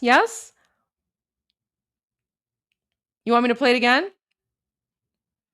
Again? Oh my gosh. Okay, so can I tell you guys? So the name of this singer is Feridun Farrokhzad, and we Iranians, we love. Wait, let me see what this says here. Yeah. So we love Feridun Farrokhzad. And he was an activist, and yes, he was killed. He was killed in the 1980s. He was in France, and the terrorist Islamic dictatorship murdered him in the 1980s in France. And the reason they murdered him is because they felt threatened by him, and the government of France basically decided to cover it up. But he actually wrote this. So this song that he wrote, okay, this song, Bipish. Let me just say something in Persian. دوستان میدونم که اسم آهنگ انقلابه، ولی خب به زبان انگلیسی همه غیر ایرانی‌ها دیگه این آهنگو به اسم بپیش میشناسن و بپیش هم خب از انقلاب راحت تره ترجمهش. So it's the Bepish song. It is what it is. So Feridun Farrokhzad, Armin's probably in bed. Armin had to go deal with some things. I don't think he's coming back for the rest of the night, so you're stuck with me. Sorry guys. So Feridun Farrokhzad wrote this song. Was it Germany? Okay, my apologies. Germany. Yeah. He was assassinated 1992 in Germany. Yes. You're right. Sorry. It's been yeah, it's been a long day. So he was assassinated by the Islamic regime in 1992 in Germany, and he was assassinated because the Islamic Republic was threatened by him. They were threatened by his voice. They were threatened by his music. And so they murdered him. They murdered him. Just like how they are. No, it's not true. YouTube hasn't demonetized me. YouTube demonetized a few of my videos, but it's all good, guys. I'm not demonetized, so I'm not demonetized. But anyways, so Feridun Farrokhzad actually wrote this song back in the 1980s because even though Iranians weren't fighting back against the Islamic regime then, he knew that at some point in the future, Iranians would go after the Islamic dictatorship. And he knew that Iranians would fight back. And so when he wrote this song, he wrote it with the hope and the dream that when the Iranian national revolution finally happens, that we would play this song. Okay. So he wrote this song like 30, 40 years ago, hoping that whenever we Iranians rise up, that we will use this song. And again, like, we Iranians, we love him, we love all his songs, but what I can tell you is that I don't think he ever thought in his wildest dreams that his revolution song would go viral and that people all around the world would like his song. So I just want to thank all of you. I want to thank all of you for not only supporting the Iranian people. I want to, not only thank all of you for supporting our revolution, but I also want to thank you for liking this song, because I know he's looking down on us from heaven, and he's smiling. And he's I'm sure he's happy that it's not just Iranians playing this song, but it's everyone around the world who is enjoying this song. And guys, Bapish has gone viral.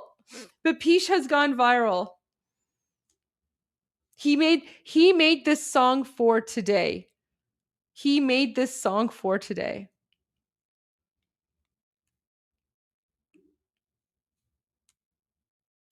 President Trump is live? Okay. All right. Okay, let me go to the White House. Give me a moment. If President Trump is live, it'll be on the White House and we can play it from the beginning. So let me search this. Where's he live? Okay, you can't just say President Trump is live. Where's he live?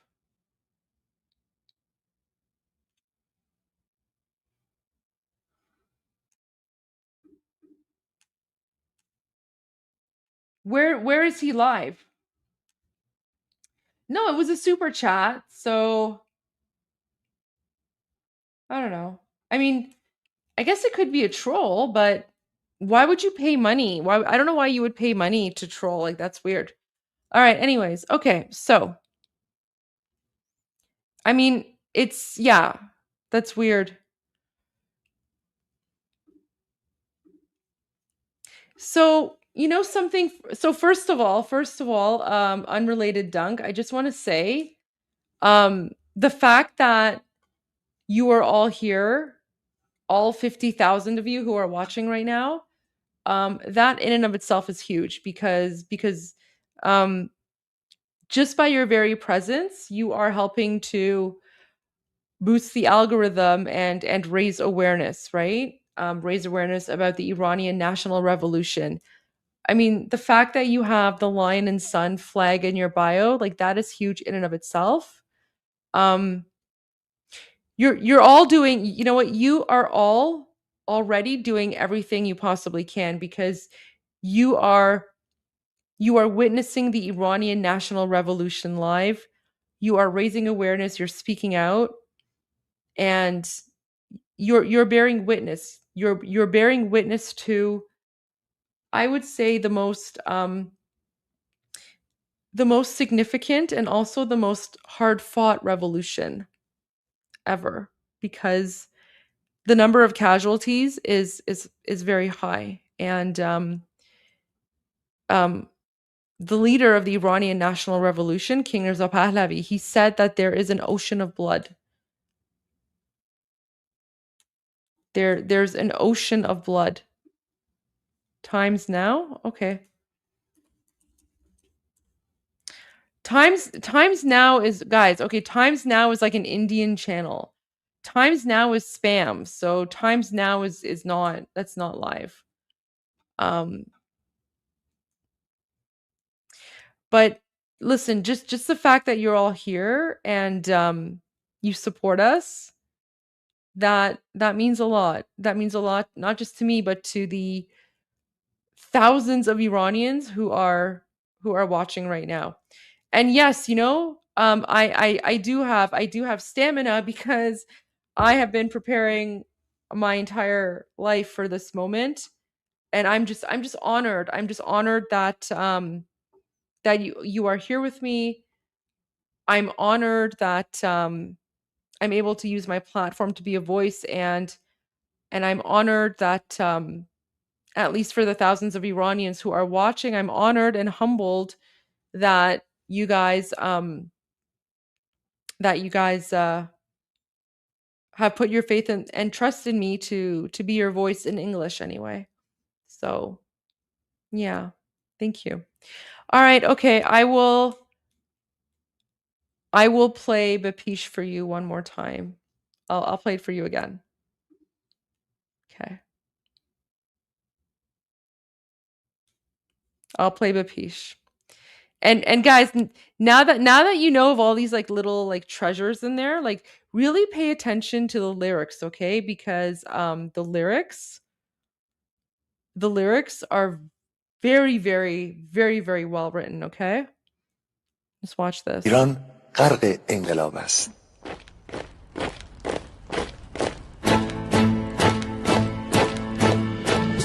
کشور ما تاریخ ما در سینگر فرا گرفته گویی اهورا مستا دوباره در نور خود مرا گرفته اکنون سرودی سر میدهم باز کار رنج و تشویش. Wait. Sorry. This was too much of a good comment. I totally unmasked at least 2 clowns today, 100%. The unmasking of the clowns is just beginning. All right. Okay. No more interruptions. I'm sorry. ایران غرق انقلاب است.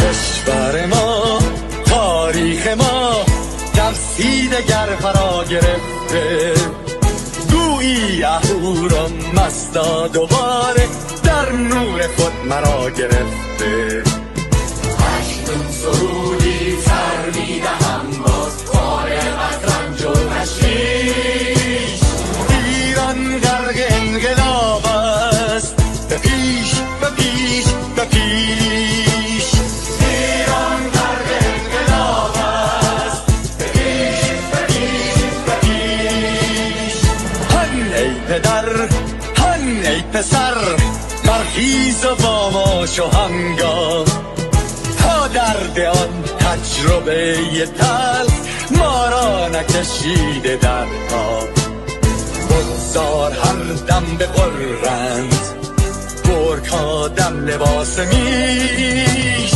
ایران غرق انقلاب است به پیش به پیش به پیش ایران غرق انقلاب است به پیش به پیش به پیش. Wait, I want to teach you guys a new word, okay? So this is a very, very, very important word, and he actually says this in the song, okay? So this is a very important word that everyone needs to learn, okay? Azadi. Azadi means freedom. Ahura Mazda. So Ahura Mazda is the Zoroastrian god, okay? So when he says, we're praying to Ahura Mazda, that in and of itself is a rejection of Islam because, we're Persian, like we're the Iranian civilization, okay? We're the Iranian civilization. We used to be Zoroastrians. Many of us are now converting back to Zoroastrianism, right? So when he speaks about let's pray to God or whatever, he's not saying Allah, he's saying Ahura Mazda because Ahura Mazda is the Zoroastrian god. But here's the word that you need to learn, Azadi. Azadi. It's also one of the chants of the Iranian national revolution, right? So one of the chants is Azadi, Azadi, Azadi, Begu. So guys, in the past few days, you've learned a few words. Yes. No, you could say Kotak for Azadi. Because if you say Kotak Azadi, that means you're beating up freedom. But you can say Kotak for Azadi, which means, you're beating up people for freedom. So there you go. But yeah, Azadi, that's your word for tonight, Azadi. And he actually says it in the song, okay? So you're going to hear him in these subtitles, when you see freedom, the word freedom in Persian, we pronounce it Azadi. Okay, so that's your word for tonight, Azadi. When Armin joins us again tomorrow, I want you all to be like Azadi, like surprise him. That would actually make him feel really good. It would make him feel really good to know that people have learned Azadi. Yeah, Azadi means freedom. All right, there you go. Azadi. Yeah. All right, let's continue. ای کارگر ای برزگر راحت کنون ادامه دارد در این زمان که پرتو یزدان از هر سو بر تو میبارد پس پیش به سوی آزادی از بحر خزر تا کیش ایران غرق انقلاب است به پیش به پیش به پیش ایران غرق انقلاب است به پیش به پیش به پیش خلقا به پا بحر دفاع از استقلال و آزادی تا بشکنیم پشت ارتجاع تیریزی ویران آبادی تا زنده سازیم سنت. All right, now, so those are the two times that he says Azadi. Okay, so now you know Azadi. You know what that means. All right, let's go back, and you guys can sing along to the Azadi. پیش به سوی آزادی از بحر خزر به پیش به پیش ای کارگر ای برزگر راحت کنون ادامه دارد در این زمان که پرتو یزدان از هر سو بر تو میبارد پس پیش به سوی آزادی از بحر خزر تا کیش ایران غرق انقلاب است به پیش به پیش به پیش ایران غرق انقلاب است به پیش به پیش به پیش خلقا به پا بحر دفاع از استقلال و آزادی تا بشکنیم پشت ارتجاع تیریزی ویران آبادی تا زنده سازیم سنت‌های می از من آیین و کیش ایران غرق انقلاب است به پیش به پیش به پیش ایران غرق انقلاب است به پیش به پیش به پیش با امید روزی که تمام این دلبشو انقلاب تموم بشه و ما در روشنایی، نور و سعادت مردم کشورمون غرق بشیم. Can I just point out, like, how beautiful is this, right? Like, this is a revolution song where we're literally fighting against the most brutal, evil Muslim savages who are literally slaughtering us, right? But listen to what he says. In the song, like, the song is nothing, there's nothing about hatred. There's nothing about, like, revenge. Like, there's nothing about, like, intifada. Like, there's no, like, Allahu Akbar, whatever, Muhammad jihad nonsense, right? Like, there's none of that, right? But look at this. He says, until the day this revolution is complete. And look at this part. This is so poetic. And then he says, and we bathe in the light and happiness of our nation's people. So he's saying, until the day the revolution is complete, and we can bathe in the light and happiness of the Iranian people. How beautiful is that, right? Yeah, you're right. There's no Allah Akbar. There's no like intifada. Like there's no calls for violence. Like the entire song is about, let's restore our national identity. Let's restore let's rebuild Iran for our children, right? It's just such a beautiful song. Such a beautiful song, right? And like this is the Iranian culture. All of our songs, right? Not just this one, but any other song that I play for you. I mean, if you want, I can try to find some other songs that have subtitles and play them for you. But literally, wait.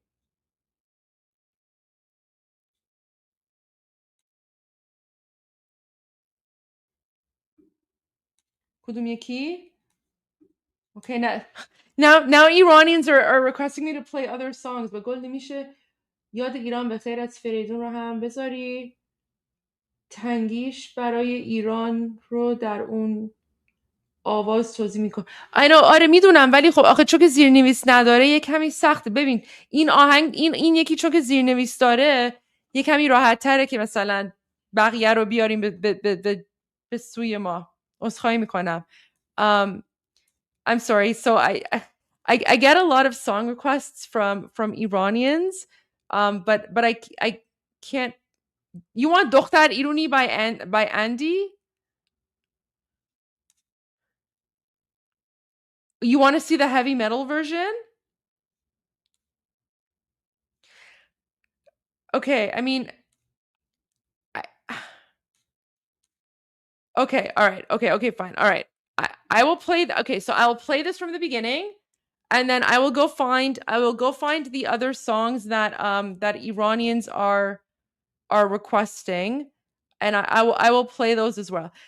See, this is what I mean. Like guys. So for those of you who aren't for all of all of our non-Iranian friends and allies here, I'm telling you, like Feridun Farrokhzad, whenever we play his songs, it brings tears to our eyes. And so we always we could just spend hours listening to his music, but like this one I provided subtitles, but okay. I will find the rock version of this song. I think it's like a cover or something, but all right, let's see what I can do. I haven't heard that one, but there you go. All right. So, but guys, now you know Bepish is push on, and now you know Azadi. Azadi is freedom, okay? ایران غرق انقلاب است.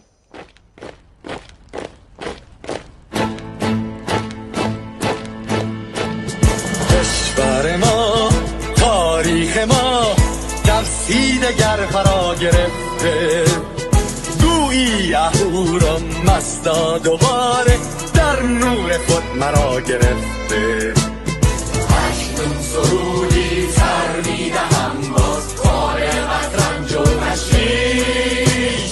ایران غرق انقلاب است، به پیش به پیش به پیش. ایران غرق انقلاب است، به پیش به پیش به پیش. هن ای پدر هن ای پسر، برخیز و با ما شهنگاه، تا درد آن تجربه تلخ ما را نکشیده در پا. بگذار هر دم ببرند گرگ‌ها در لباس میش. ایران غرق انقلاب است، به پیش به پیش به پیش. ایران غرق انقلاب است، به پیش به پیش به پیش. ای کارگر ای برزگر، راحت کنون ادامه دارد در این زمان که پرتو یزدان از هر سو بر تو میبارد. پس پیش به سوی آزادی از بحر خزر تا کیش. ایران غرق انقلاب است، به پیش به پیش به پیش. ایران غرق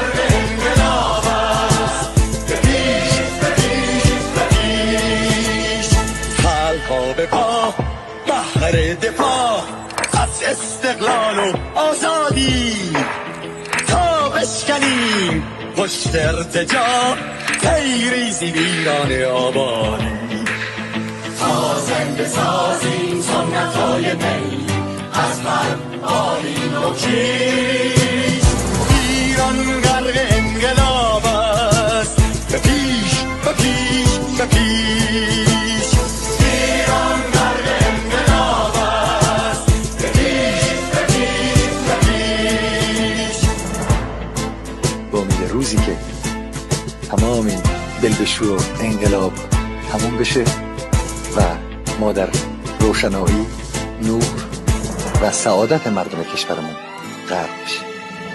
نه خارجی نه بیگانه نه مستشارهای ویرانی نه چیر خاران نه کاسلیسان فقط هم رزمان ایرانی تا با شرافت میهنی بسازی بهر فرزندان خویش ایران غرق انقلاب است به پیش به پیش به پیش ایران غرق انقلاب است به پیش به پیش به پیش مردم بیایی داخل صف ما اکنون که آغاز رویاست دشمنان بدانید ما زنده هستیم بعد از ما هم ایران پابرجاست آن روح شیطان ما را فریب داد با صد شعار مردمیش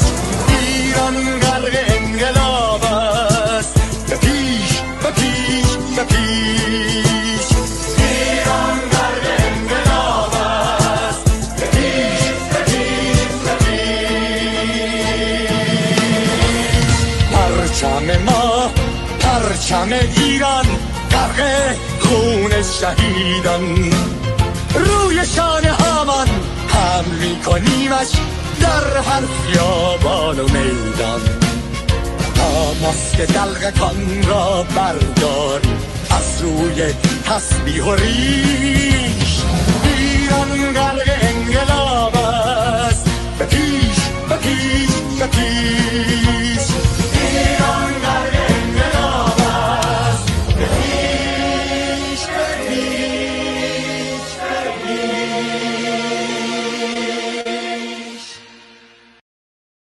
Can I just say I love all of your comments? Like, you know, when you type things like Bepish, Azadi, Kotak, I love it. I absolutely love it. It's fantastic. Like it just it gives me so much energy, but not just me. It gives, you know, all of the thousands of Iranians who are watching right now. It's giving all of us energy, right? Right.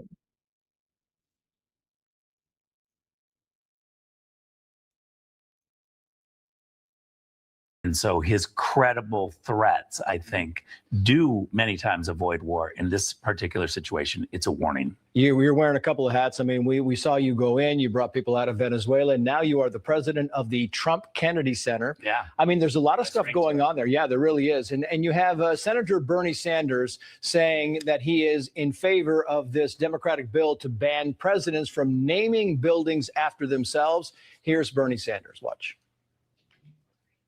Oh, it's a full screen. And he says, for Trump to put his name on federal buildings is arrogant and it is illegal. We must put an end to this narcissism. And that's what this bill does. What do you think about that? Well, first of all, let's be really clear about the facts, because that's not factual. The board put President Trump forward because President Trump saved the Kennedy Center. Mm-hmm. We have for decades watched the Kennedy Center be ignored by the very people now who are standing up and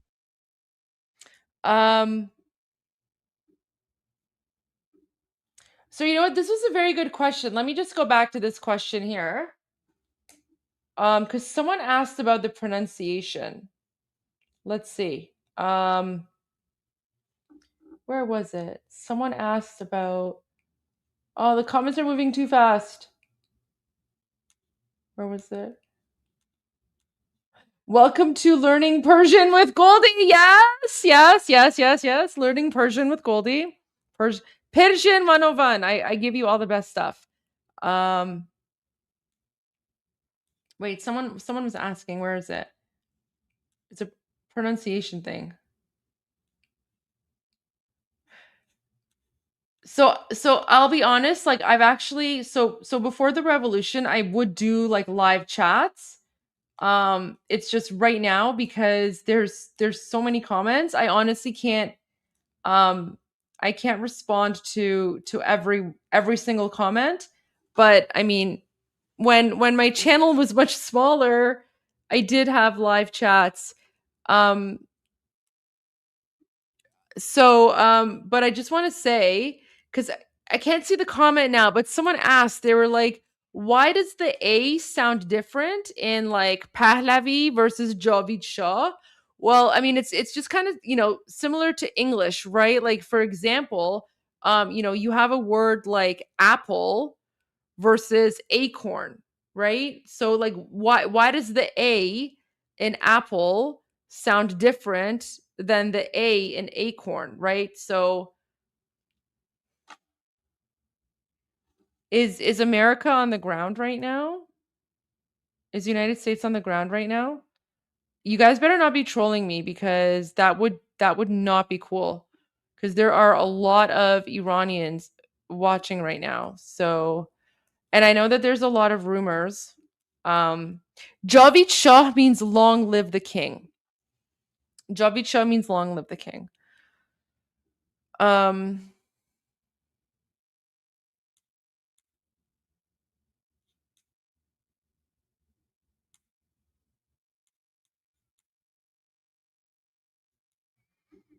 Here, look at this one. This is new. So this is really important. This person, so Said Qasemi Nejad, he is part of King Reza Pahlavi's team. Okay, so look at this. So in that song, so in the Bepish song, okay, so in the Bepish song, at one point, Feridun Farrokhzad says no foreigners. Okay, so when he says no foreigners, right, that he's not referring to like, people coming to like travel to Iran and visit and stuff like that. What he's referring to is it's the foreigners who have occupied Iran, because the Islamic dictatorship, they're not actually, yeah, exactly. He means the Arab invaders 100%. So sorry, this is, where is it? This one, where's the comment? Sorry.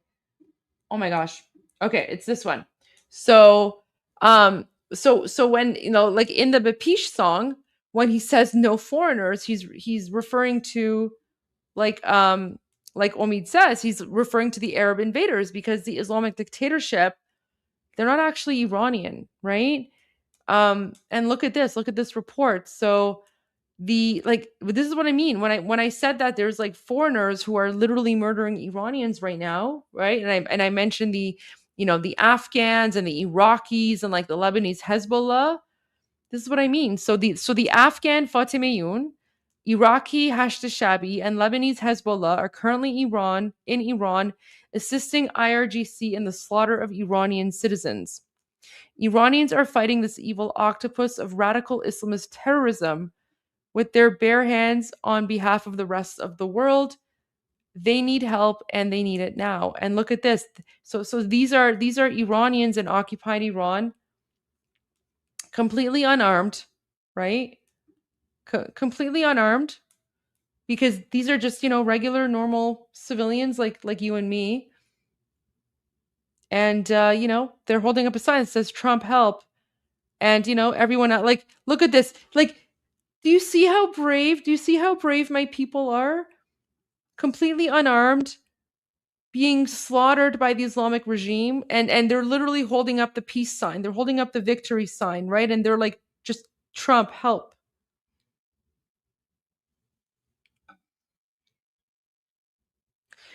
How are they printing out the signs? Well, I mean, we have printers. Like Iran is not like a third world hellhole like Afghanistan, right? Like, so there is still some electricity here and there. And Iranians, we're actually pretty educated, so Iranians actually speak English. But there you go. Literally unarmed, literally being the reason that I remain positive is, again, because we are a very proud people. We are one of the oldest. We're one of the oldest civilizations in the world. We've existed for thousands of years, and we will continue to exist for thousands of years to come. And so we have a lot of pride. We have a lot of pride in our identity. And so one of the things that Iranians in occupied Iran have told us, those of us who are outside of occupied Iran, they've said to us that do not cry, do not talk about the dead, because they've said to us there will be time for tears after the revolution, after victory. So that's why right now we're only focusing on the positive. And this image, this is what Iranians want you to see, okay? But we are keeping track. We are keeping track of every single one of these murderers. Why is Iran not called Persia? Because Persia is the Greek word for Iran. Iran is actually the original name of the country. Iran has nothing to do with Islam, right? So Iran is actually the original name of the country. So that's why we call ourselves Iran and Iranians. And I know there's like a lot of like misinformation out there, because some people are like, oh, like we should rename it Persia. But Persia is the Greek word for Iran. The original name of our country is Iran, and we're all Iranian. So that's why. And it was only when the Islamic dictatorship took over our country that, Iran became associated with terrorism. So we are right now reclaiming our identity. We're reclaiming our name, and moving forward from this day forward, no longer will Iran be associated with terrorism.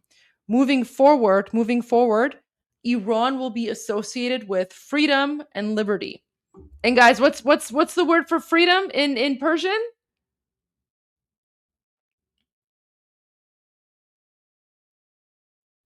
What's the word for freedom in Persian? Azadi, remember? There you go, Azadi. You guys got it. Yeah. So moving forward, Iran will be associated with freedom and liberty, and no longer with terrorism, because we are not terrorists. It's Islam, it's Islamic dictatorship. They're the terrorists, not us. They're the ones who've been occupying us. Okay. Let me see what else I can find. Yeah, people are posting images of body bags. I'm not going to show that.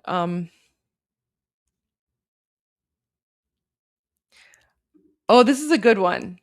Here, let me share this one.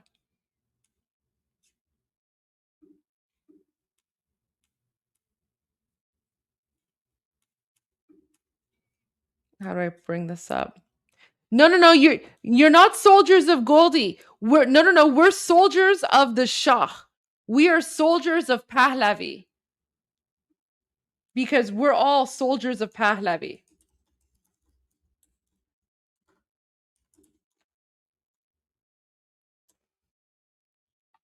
There you go. We are soldiers of Pahlavi. That's who we are, because I am just another soldier of the Shah. We are all part of the Shah's army, okay? Yes, we are all Savak. We are all Savak. But we are soldiers of Pahlavi. No, you're not soldiers of me. You're not soldiers of me. We're all soldiers of Pahlavi. That's what we're doing here. Because that's what Iranian people want. They want us to support the Shah. Yes, soldiers of Azadi. I love that. Soldiers of Pahlavi, soldiers of Azadi. There you go. That's who we are. All right, let's watch this video here, because this one looks pretty good. Where is it? So I have so many like things here. Oh, I got to reshare it. Okay.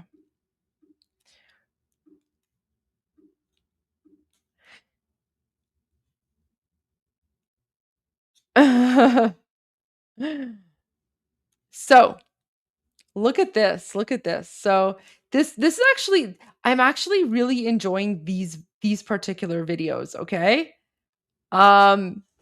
So one of the things that His Royal Highness said a few days ago was to go and reclaim all of the embassies. Okay. So he said,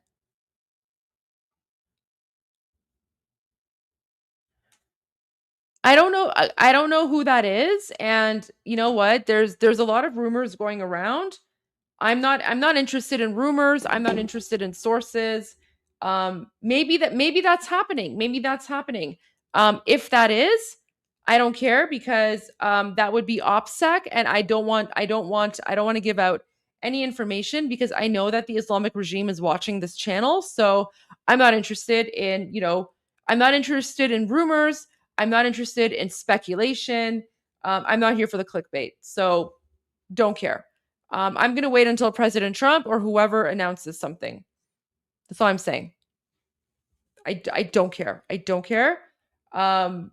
There's too much at stake to deal with, rumors about, they're plus, quite frankly, I think it's like garbage. Quite frankly, I think it's I think it's absolute nonsense that some random YouTuber would have contacts on the ground claim they have contacts on the ground in Iran with Israeli and American soldiers, and they want to talk about it. I think that's utter garbage. And I actually think that is, I think it's disgusting to play with the emotions of Iranians like that, because there is no way in hell that if there was an operation happening right now, that, one of those Israeli or American soldiers would be communicating with some random YouTuber, right? So no, I'm not gonna it's I think it's ridiculous. And guys, let's not forget, right? Let's not forget when President Trump went after Fordo, right? No one knew about it. No one knew about it until President Trump posted it on his Truth Social. So there you go. And by the way, even if the source is reputable, I'm not going to break OPSEC, because whatever's happening, that's way more important. And we're not here to break OPSEC. So I think that's absolutely ridiculous. And I actually think it's kind of trashy.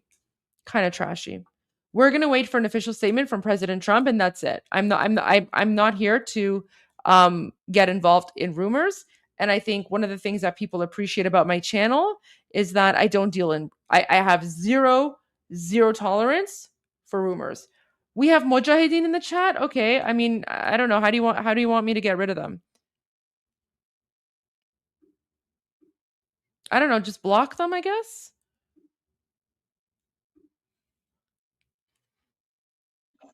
Wait.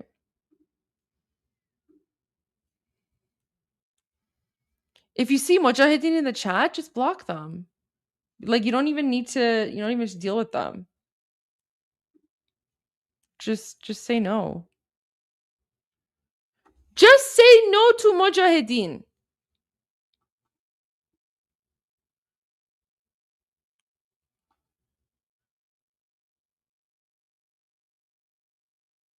You want me to play music again? Oh, they're gone now? Okay, there you go. Oh, there we go. I see one of them. I see one of them. All right. I mean, you can just block them, but okay, here, I'll block this person. خیلی مجاهدین بیشرفه، میدونی؟ خیلی بیشرفن.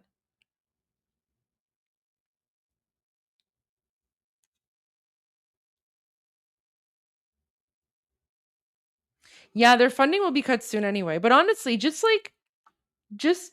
you can just block the mujahideen, right? So, oh, you just watched me on Uncensored. Thank you. Okay, you want me? Okay, fine. Okay, I will play the rock version of Bipish. Okay, fine. I will do that right now. Here you go. Okay. Per your request, here is the rock version of Bipish. I actually haven't heard it yet. So let's see how we go. Let's see how it is. That was pretty good. But I have to say, I like the original better. I prefer the original better. It's just like the original has just more like heart and soul, right? I don't know. I just feel like the original, like, this is good. And you know, like, I'm actually someone, I love rock, I love heavy metal. So like, this kind of music is my jam, right? Like, this is actually the kind of music that I generally listen to. And I really do like it. Like, I really do like this version, but just the original version, that just sits better with me because I don't know, like Feridun Farrokhzad, he's just like, he's the OG, like, he's the man, right? He's the man. So there you go. I think someone asked if Iranians eat pork. I mean, yeah, like, so I'll put it this way, like, I mean, I don't like buy pork chops or something, and like, because I don't know, like, it's not a thing for me. But like, you know, I'll have like pepperoni on pizza. You know, I love bacon. Like bacon is amazing. Yeah. So yeah, Iranians. I think you know, especially Iranians outside of Iran. But like, there's actually there's no like pork or bacon in occupied Iran. But I would also say that like even just like just culturally, we don't eat bacon, right? So like, it's not really in our culture to eat bacon. Like Iranians, we eat mostly like lamb. Lamb is really big, right? Yes, the protests are still ongoing. So you know, lamb is really big. Of course, you know, beef, chicken, lamb, beef, and chicken would be like the big ones, right? We don't have like domesticated pigs in occupied Iran. There's wild boar, right? But it's not really in our culture right now. So even like non-Muslim Iranians, which of course the vast majority of us we're not Muslim, we don't really eat like pork just because it's not really a thing. But like, I love bacon, I love pepperoni. So I mean, you know, and then like, you know, oh, prosciutto, I love prosciutto. So I don't know, I can like handle pork if it's like, you know, in like small thin slices. But it's not like, you know, like for Christmas, for example, like if we're doing like, you know, if I'm doing a Christmas dinner with my family, we're not gonna have like a giant piece of ham or something. You know, we usually just go for like, you know, turkey or lamb or something like that. We like, it's just not a thing.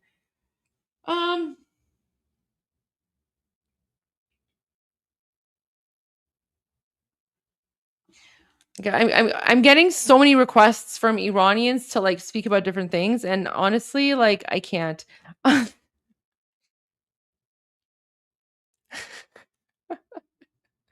Please get some sleep. We love you and bacon. I love bacon too. I actually probably should go buy some bacon because I'm all out of bacon. I don't know. Bacon's really good. No bacon? That's oh yeah, absolutely. No bacon. That's definitely reason enough to rebel. I agree. Okay. Bacon protest, yes.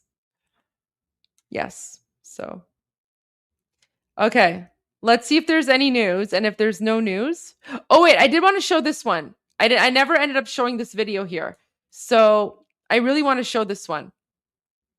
So what Iranians are now doing. So because His Royal Highness King Reza Pahlavi, a few days ago, he put out a message and he said to all Iranians outside of Iran, it is now your responsibility. It is now your responsibility to go to every single embassy of the Islamic dictatorship, and you have to take down their flag, and you have to replace it with the flag of the lion and sun, right? So right now, literally every single embassy of the Islamic dictatorship is under attack by millions and millions of Iranians, right? So look at this, for example. This is so amazing. Here we go. Watch this.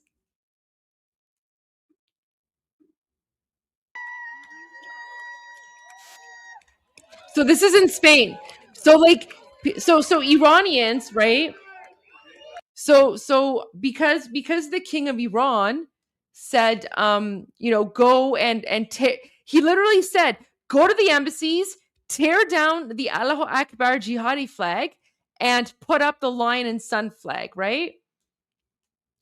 And so that's what they're doing. Like this Iranian, he's literally climbing the walls. He's climbing the walls of the embassy, and he's tearing down the jihad flag, and he's putting up the lion and sun flag by order of the king, right? So again, when people say, oh, well, the king has no support or authority, literally every single embassy in the world right now, right? Iranians are tearing down the jihad flag. They're putting up the lion and sun flag. That's because the king of Iran of Iran said that. Look at this.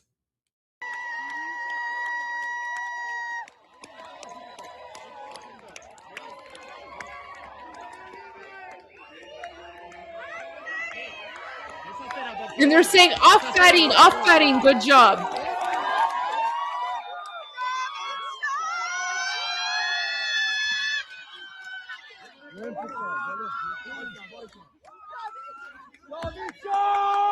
Javid Shah.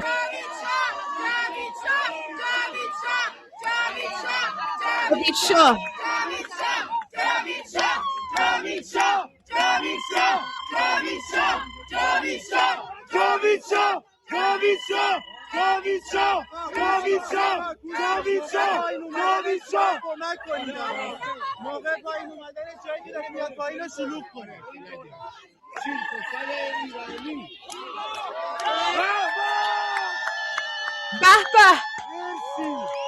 Merci.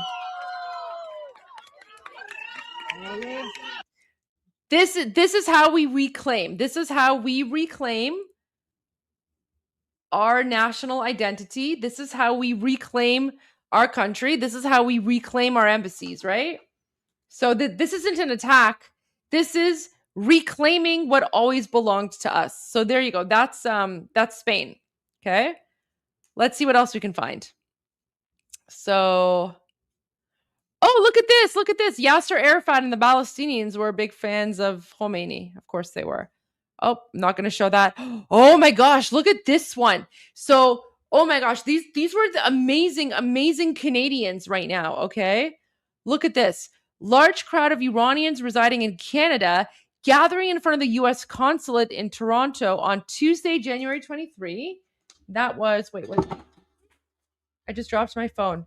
That was yesterday. That was today because it's just midnight now. So, gathering in front of the U.S. consulate in Toronto on Tuesday, January 23, and demanding U.S. support for the people's protest. Look at all these Iranians. Look at here. And by the way, look how peaceful everyone is, right? So this isn't like they're not going there to like attack or like burn American flags or anything like that, right? Like they're basically going there to just say, you know, America, we love you. Please support.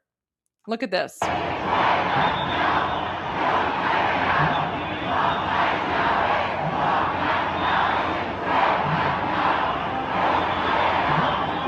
look at that.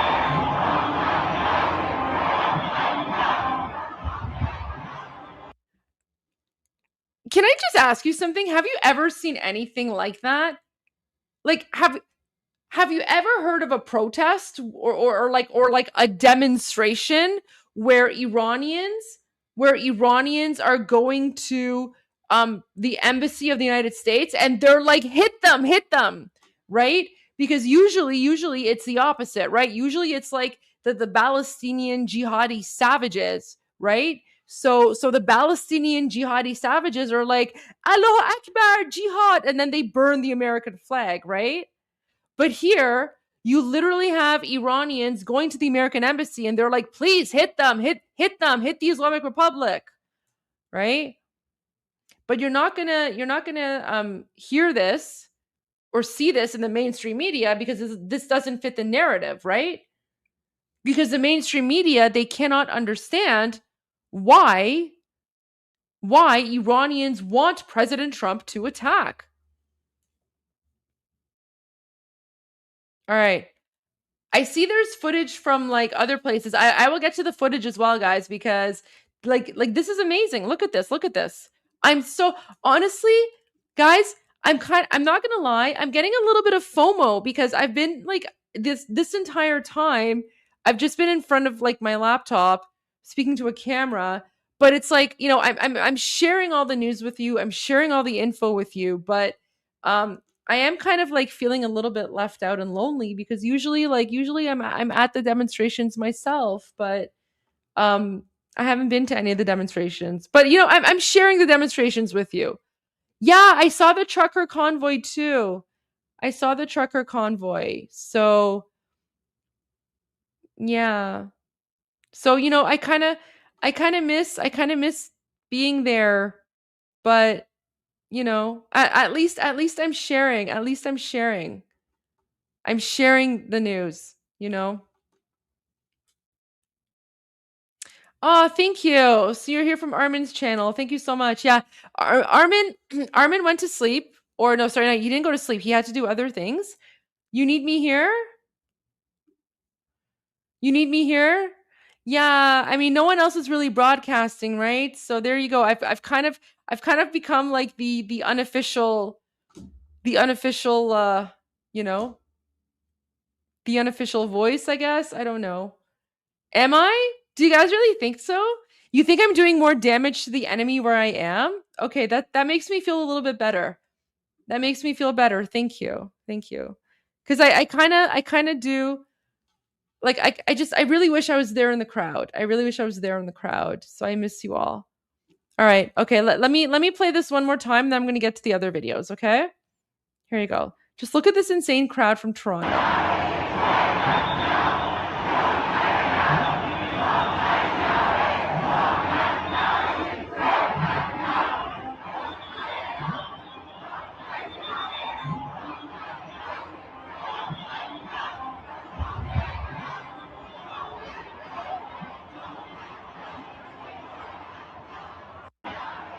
There you go. And they're I think they're all yelling like Javid Shah, right? Okay, look at this one. Where's this from? So this is Germany. Okay, so this is Germany. So again, following a call. What's this? Goldie, a good soldier knows where to be most lethal. Please look at IRGC Bank failing. Yeah, we've heard of the IRGC banks failing for a while. The economy is pretty much collapsing. So, yeah, I wouldn't be surprised about that. Okay, so let's go to this one. So this is Iranians in Germany, and this is Tuesday, January 23, following a call by Prince Reza Pahlavi, and in support of the people of Iran, gathered in front of U.S. consulate in Hamburg and demanded U.S. support. So again, right? So all the Iranians are going to all the U.S. consulates and they're like, please support Iranians, like go after them, like bomb them, right? And then do you see, this is also what I want to point out. So even though they're going in front of the U.S. consulates, right? They're not angry. Like we're not angry people. We're not burning the American flag. We're not like, you know, yelling death to America. Like we're not a bunch of like savage Islamic jihadis, right? So you can see, like, even in this demonstration at the bottom, Iranians are waving the flag of America and Israel because, you know, they're our allies. Look at this.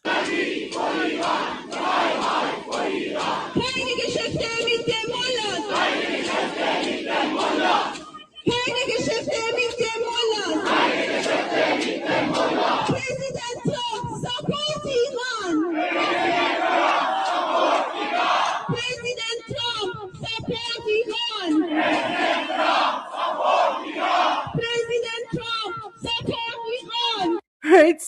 So they're saying President Trump support Iran, right? So they're saying like go like get the Islamic regime, right? So the reason it says 23, that's because that's the Iranian calendar. So in the Iranian calendar, it's Bisose Day. So because we use a different no, this is Hamburg, this is Germany. So yeah, that's why it says 23, because we use the Iranian calendar, not the Gregorian calendar. So that's why there's a difference in dates.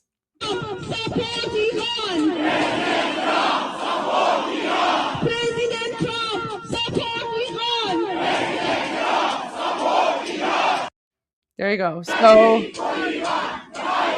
there you go. So, you know, literally, no Allahu Akbars, no like, you know, death to Americas. It's literally President Trump support Iran. There you go. These are the real Iranians, right? Real Iranians right here. All right, let's see what we can find next. Oh,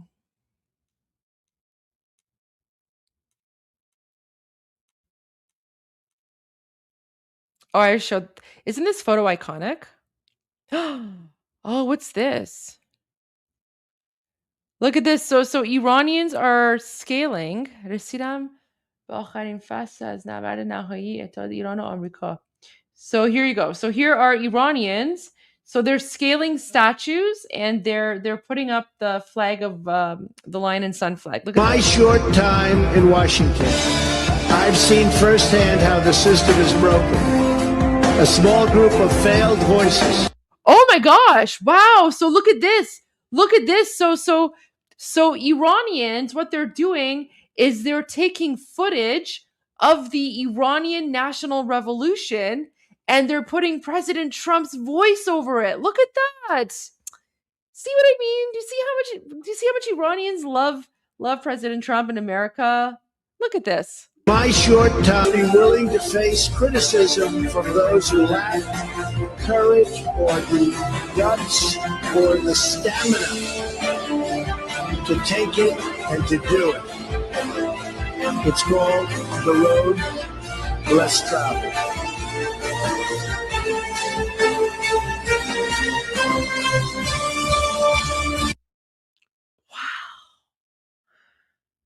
I was not expecting that. That was actually really, really cool.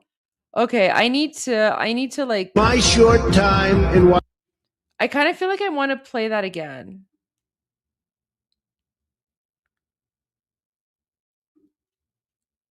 I kind of feel like I want to play that again. Wow. Should I play that again?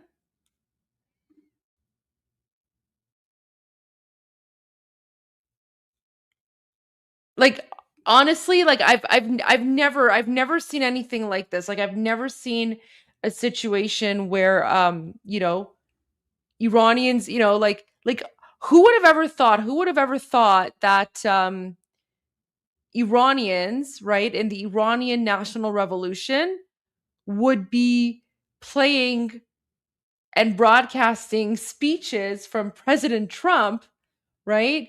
Because what President Trump is saying, it's almost like it's matching the Iranian national revolution, right?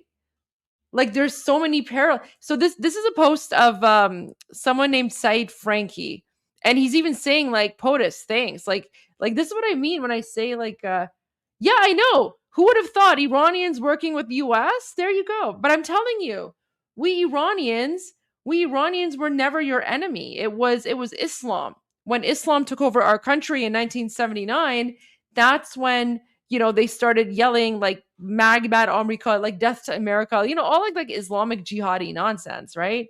Like we Iranians were normal peaceful people. And prior to 1979, Iran was actually Iran. So here's the thing: before 1979, Iran had the 5th most powerful military in the world, and Iran was a huge ally of the United States. Right? It was only when Islam took over that they brought their jihad. Oh, you want me to play again? All right, okay, I will play it again. So I will play it again for all the Americans here. This is so cool. Look at this. My short time willing to face criticism from those who lack courage or the guts or the stamina to take it and to do it. It's called the road less traveled.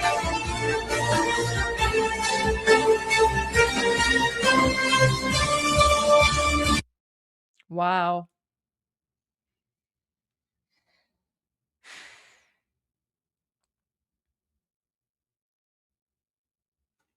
I think that's a good place to I think that's a very good place to end the live stream tonight, because we've been going since 10 a.m.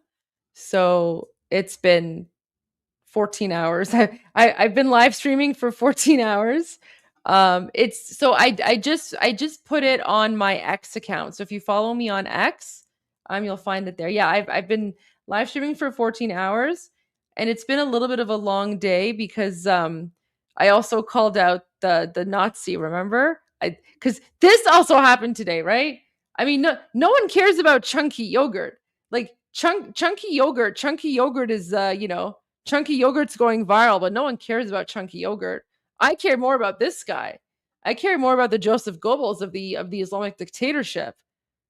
This was more fun, right? And look, there's a cartoon about me now, so that's kind of cool. It's me pointing my finger at him. So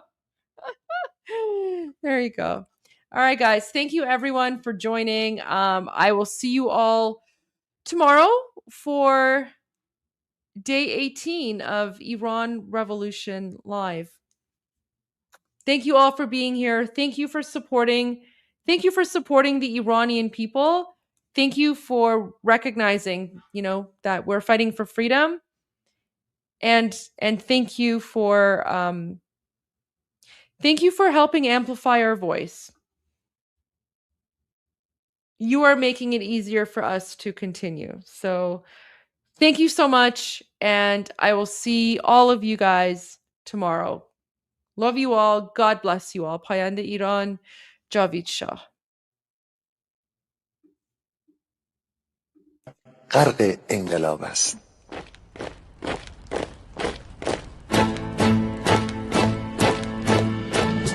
کشور ما، تاریخ ما درسی دگر فرا گرفته، گویی اهورا مستا دوباره در نور خود مرا گرفته. هشتم سرودی سر میدهم باز فارغ از رنج و تشویش، ایران غرق انقلاب است، به پیش به پیش به پیش. ایران غرق انقلاب است، به پیش به پیش به پیش. هن ای پدر هن ای پسر، برخیز و با ما شو همگام، تا درد آن تجربه تلخ ما را نکشیده در خواب. بگذار هر دم بغرند گرگ‌ها دم لباس میش. ایران غرق انقلاب است، به پیش به پیش به پیش. ایران غرق انقلاب است، به پیش به پیش به پیش.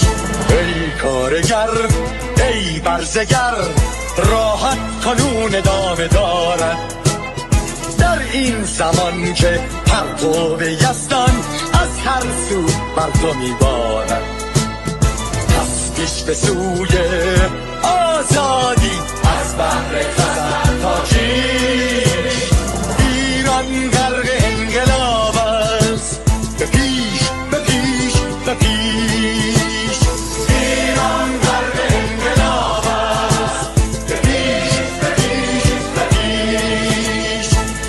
پا به پا بهر دفاع از استقلال و آزادی تا بشکنیم پشت ارتجاع تیریزی ایران آبادی تا زنده سازیم سنت‌های می از آیین و کیش ایران غرق انقلاب است به پیش به پیش به پیش ایران غرق انقلاب است به پیش به پیش به پیش با امید روزی که تمام این دلبشور انقلاب تموم بشه و ما در روشنایی، نور و سعادت مردم کشورمون غرق بشیم. نه خارجی نه بیگانه نه مستشارهای ویرانی نه چیر خاران نه کاسلیسان فقط هم رزمان ایرانی تا با شرافت میهنی بسازی بهر فرزندان خویش ایران غرق انقلاب است به پیش به پیش به پیش ایران غرق انقلاب است به پیش به پیش به پیش مردان بیایید داخل صف ما اکنون که آغاز رویاست دشمنان بدانید ما زنده هستیم بعد از ما هم ایران پابرجاست آن روح شیطان ما را فریب داد با صد شعار مردمیش ایران غرق انقلاب است به پیش به پیش به پیش ایران غرق انقلاب است به پیش به پیش به پیش پرچم ما پرچم ایران غرق خون شهیدان روی شانه هامان هم میکنیمش در هر خیابان و میدان تا ماسک دلغکان را برداریم از روی تسبیح و ریش ایران غرق